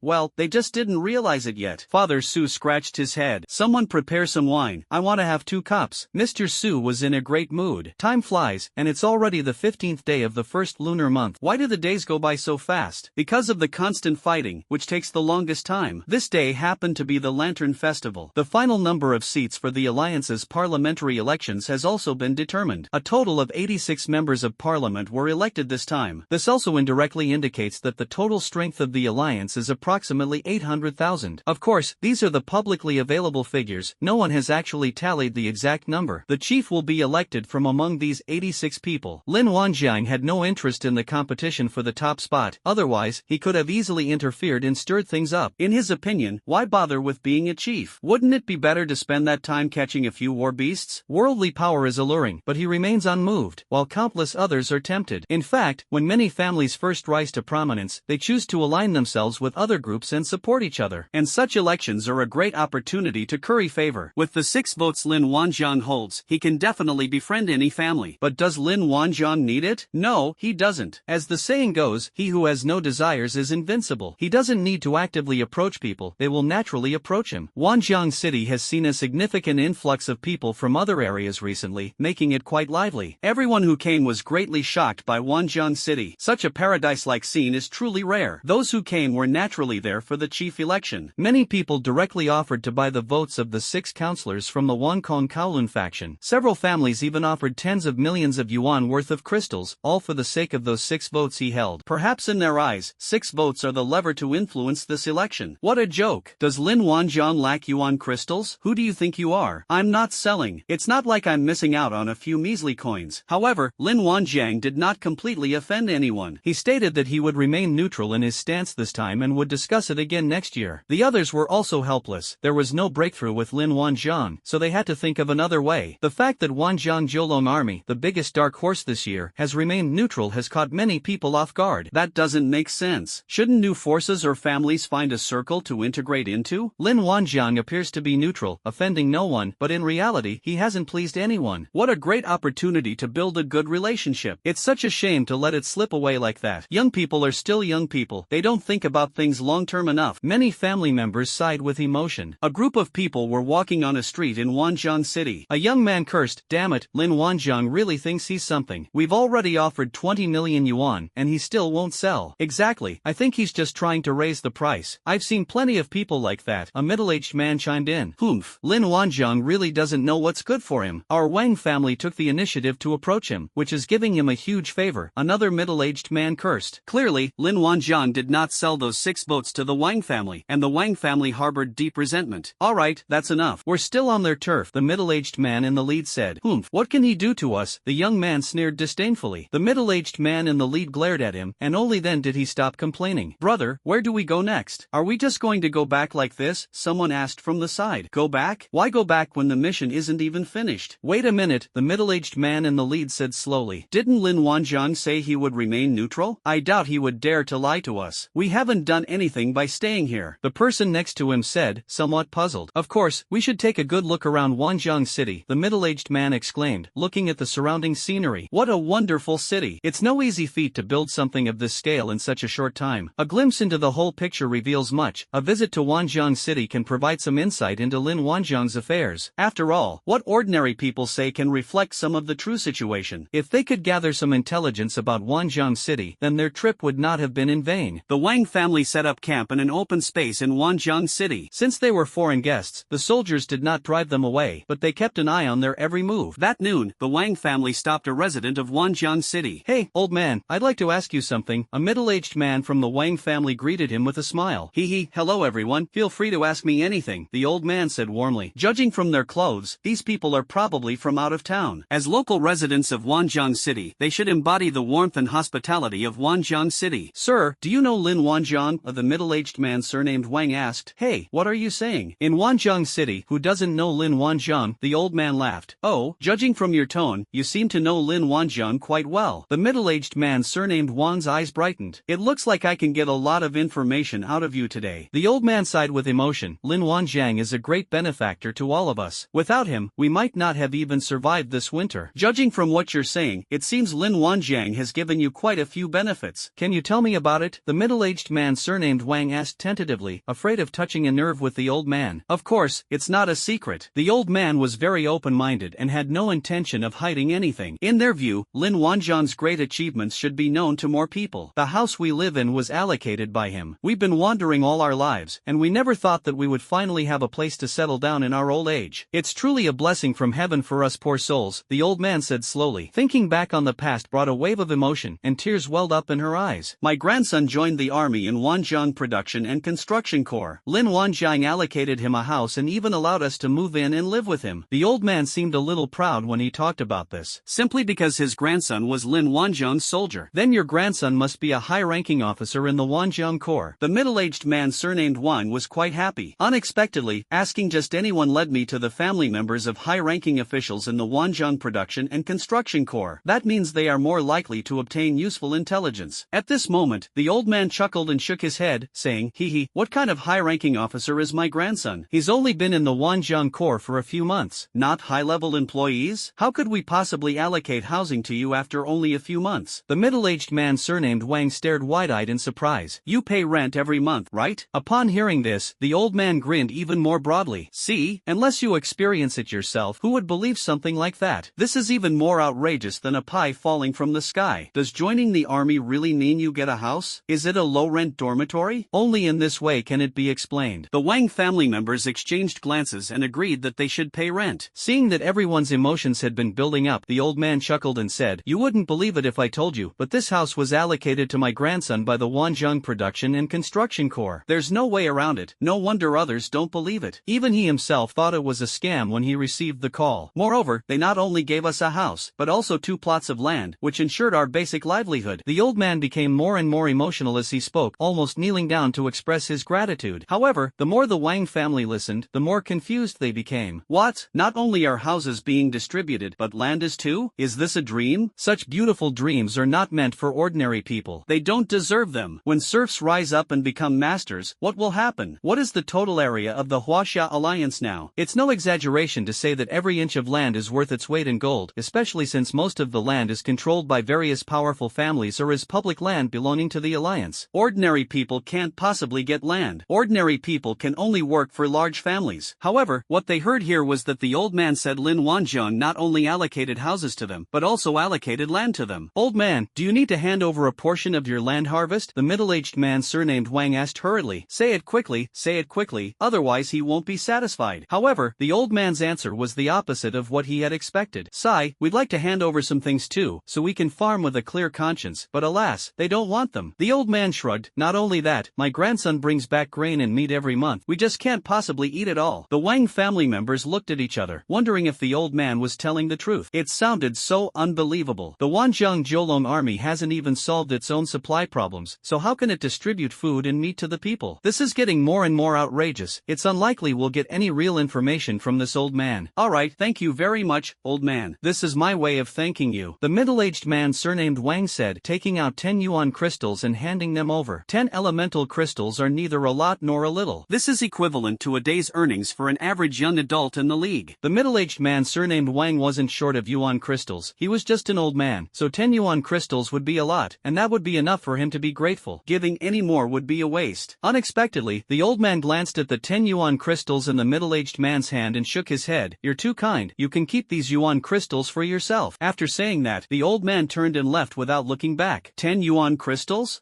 Forget it. I can't accept it. It would ruin Wanzhong City's reputation. I don't know how many yuan crystals his grandson brought back for the new year, but it was a whole sack, and I think there were 10,000 of them. Life is getting better. We no longer have to bow down for 10 yuan crystals. The middle-aged man surnamed Wang looked at the old man's departing figure with some doubt. He doesn't even want the free yuan crystals? Those country bumpkins probably think 10 yuan crystals are too many and dare not accept them. The young man surnamed Wang sneered, but his eyes are too calm. It doesn't seem right. The middle-aged man surnamed Wang couldn't figure it out. Was it too little? Have the people of Wanzhong City all reached such high standards? No, that's impossible. This must be an isolated case. The old man has no desires or wants anymore, so they found a middle-aged man to inquire about the situation. "Hey bro, I need to ask you something." The middle-aged man stopped and looked at the Wang family with a puzzled expression. "You're from out of town, aren't you? You need directions, right? There are street signs." Brother, we're from the Wang family. We've just arrived in Wanzhong City and aren't very familiar with this place, so we'd like to ask you for some information," the middle-aged man surnamed Wang said with a smile. "The Wang family? You're also surnamed Wang?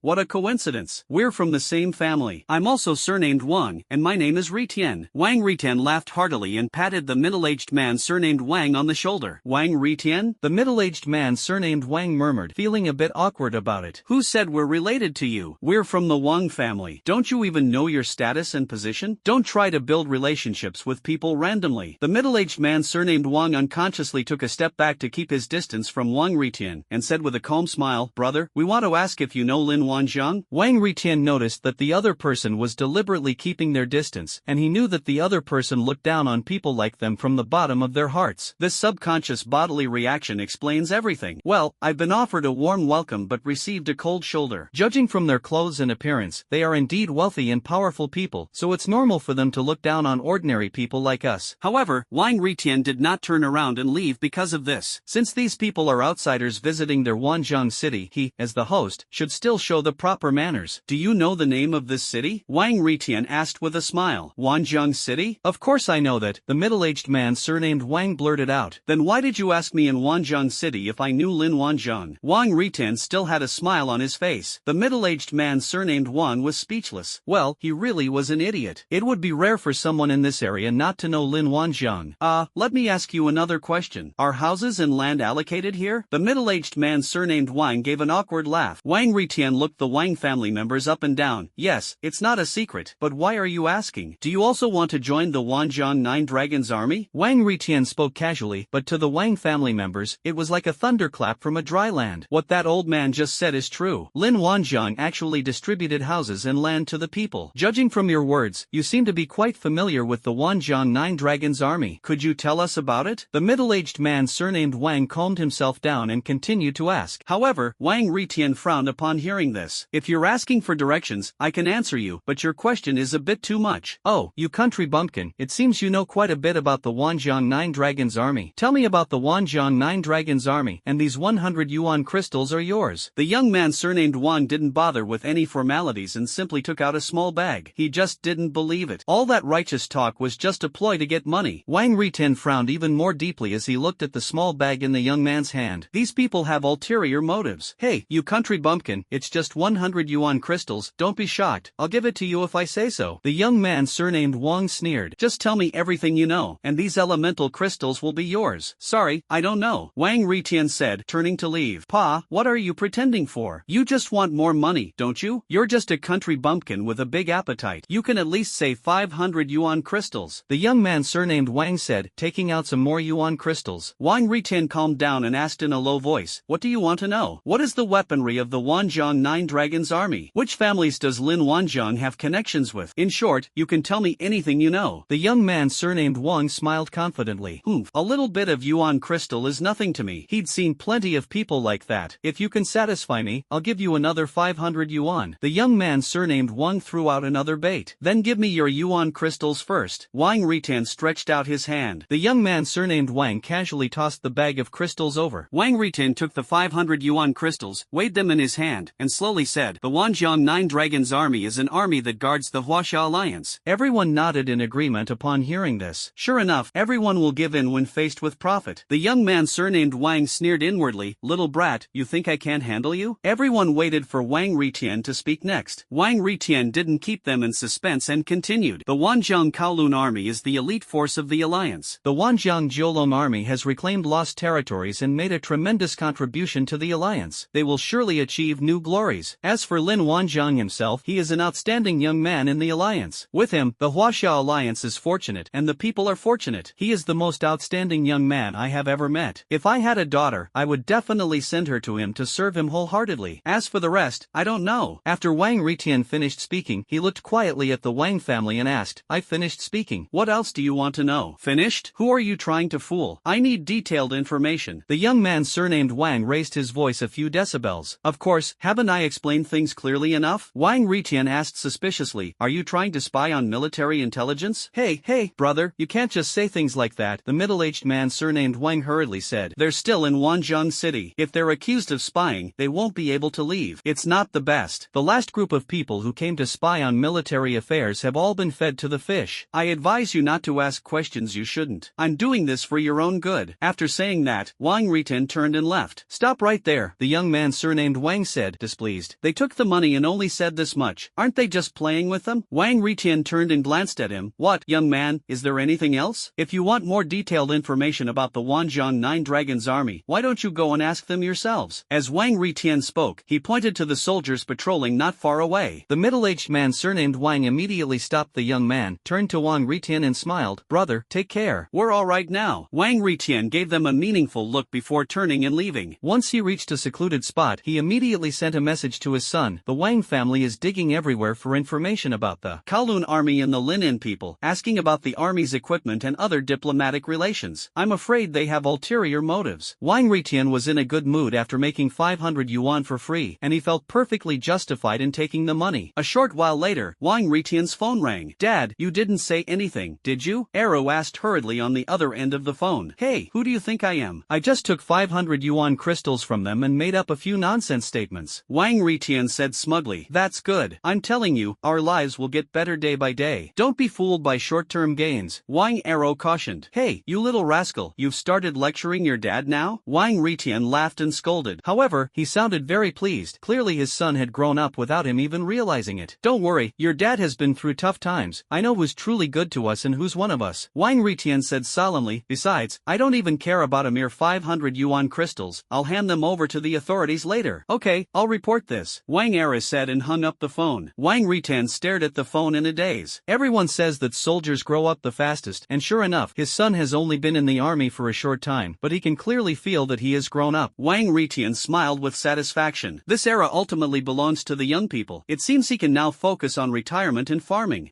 I wonder if this brat has a girlfriend yet? Old Lou next door said he would introduce me to someone, but then nothing happened. No, I have to go ask. The young man surnamed Wan was angry the whole way. He had clearly been fooled. Wang Ritan had no intention of telling them from the beginning, and then he just rambled on for a few meaningless sentences. He wasn't distressed about the 500 yuan crystals. He could easily toss them away without batting an eye. The main reason he was upset was the attitude of the people of Wanjiang City towards Lin Wanjiang and his Wanjiang Nine Dragons army. As fellow young people, why does Lin Wanjiang receive such widespread support? He really didn't believe that the people of Wanjiang City, a mere newly established city, were truly as solid as an iron barrel and impossible to move. Next, they found a couple who were carrying manure and planning to use it for farming. This time, the young man surnamed Wang volunteered. After all, young people also need to grow, so there was no objection. The young man surnamed Wang stepped forward arrogantly and said, "You country bumpkins, I have something to ask you." The middle-aged woman stood with her hands on her hips and said, "Who are you calling a country bumpkin? Can't you speak properly? You have no manners. Here are 1,000 yuan crystals. I'll ask you a few questions and then I'll leave." The young man surnamed Wang tossed a bag of yuan crystals over directly. The middle-aged woman picked it up with some skepticism, and it really was yuan jing. "What is it? Ask away." The middle-aged woman's attitude softened considerably. After all, you can't hit a child who gives you money. The middle-aged man watched quietly without saying a word, but his face was full of vigilance. "Do you know who is secretly funding Wanjiang City?" This time, the young man surnamed Wang wasn't as direct. He learned from his mistake and realized that the people of Wanjiang City were quite aware of fraud prevention, at least more so than people in other places. The people in his royal territory could be fooled by him without any consequence. Wang Ritan had just made him feel extremely aggrieved, so he changed his question. That way, it wouldn't be considered spying, and it would also lower other people's guard. The middle-aged woman looked the Wang family up and down, and asked suspiciously, "Is that all? Why don't you ask something more difficult? Otherwise, I won't feel comfortable keeping this money. Just answer whatever I ask, that's all." The young man surnamed Wang waved his hand impatiently. He had absolutely no patience to communicate with such lowly people. "I see. Well then, everything in Wanjiang City was given to us by Lin Wanjiang." The middle-aged woman answered as if it were the most natural thing in the world. The young man surnamed Wang rolled his eyes. "He can give you all this by himself? I mean, does he have someone else sponsoring him? Hey, are you stupid?" The middle-aged woman looked at the young man with an expression of concern for a child who said Lin Wanjiang is a person. "Oh, then tell me quickly, which family is supporting him?" The young man surnamed Wang thought he had gotten to the point. At this moment, he couldn't be bothered to care about the woman's rude gaze. "What family stuff? I don't know what you're talking about. Don't you know that Lin Wanjiang is the leader of the Wanjiang Corps and the Kowloon Army?" The middle-aged woman said mysteriously. "The Wanjiang Corps and the Kowloon Army together number 50 to 60,000. With so many people supporting him, he certainly isn't alone." The young man surnamed Wan was speechless. How could he not know these things? So that's what this woman meant. "Do other families usually come to Wanjiang City? Do they bring any supplies?" The young man surnamed Wang took a deep breath and continued to ask. "What kind of question is that? How could we country bumpkins who farm the land possibly know about such things?" The middle-aged woman looked at the young man as if he were mentally challenged. The young man almost vomited blood. Yet another person who knew nothing when asked, "Do you think the money is too little? I can give you another 1,000 yuan. You know, that's enough for you to live on for more than half a year." The young man surnamed Wang gritted his teeth. "You're an interesting child, always asking questions I don't understand. Here, I'll give you directions, he might know better. You can go and ask him directly." With that, the woman began to give directions. "See this? Go straight along this road, turn right after 10 intersections, then turn left after 6 intersections, then go straight through 5 intersections, and the house on your right is it." The young man surnamed Wan looked completely bewildered. "I'm telling you, you're not kidding me, are you? Don't worry, Auntie would never lie to you. Go on." The middle-aged woman said, picking up the manure, "Make way, I need to fertilize it." As the woman walked past the young man, she suddenly twisted her ankle, spilling most of the bucket of excrement onto his trouser leg. The young man immediately bristled. "You're asking for it." As he spoke, the young man prepared to make a move. However, a quick-thinking middle-aged man surnamed Wang stopped him. "Don't meddle.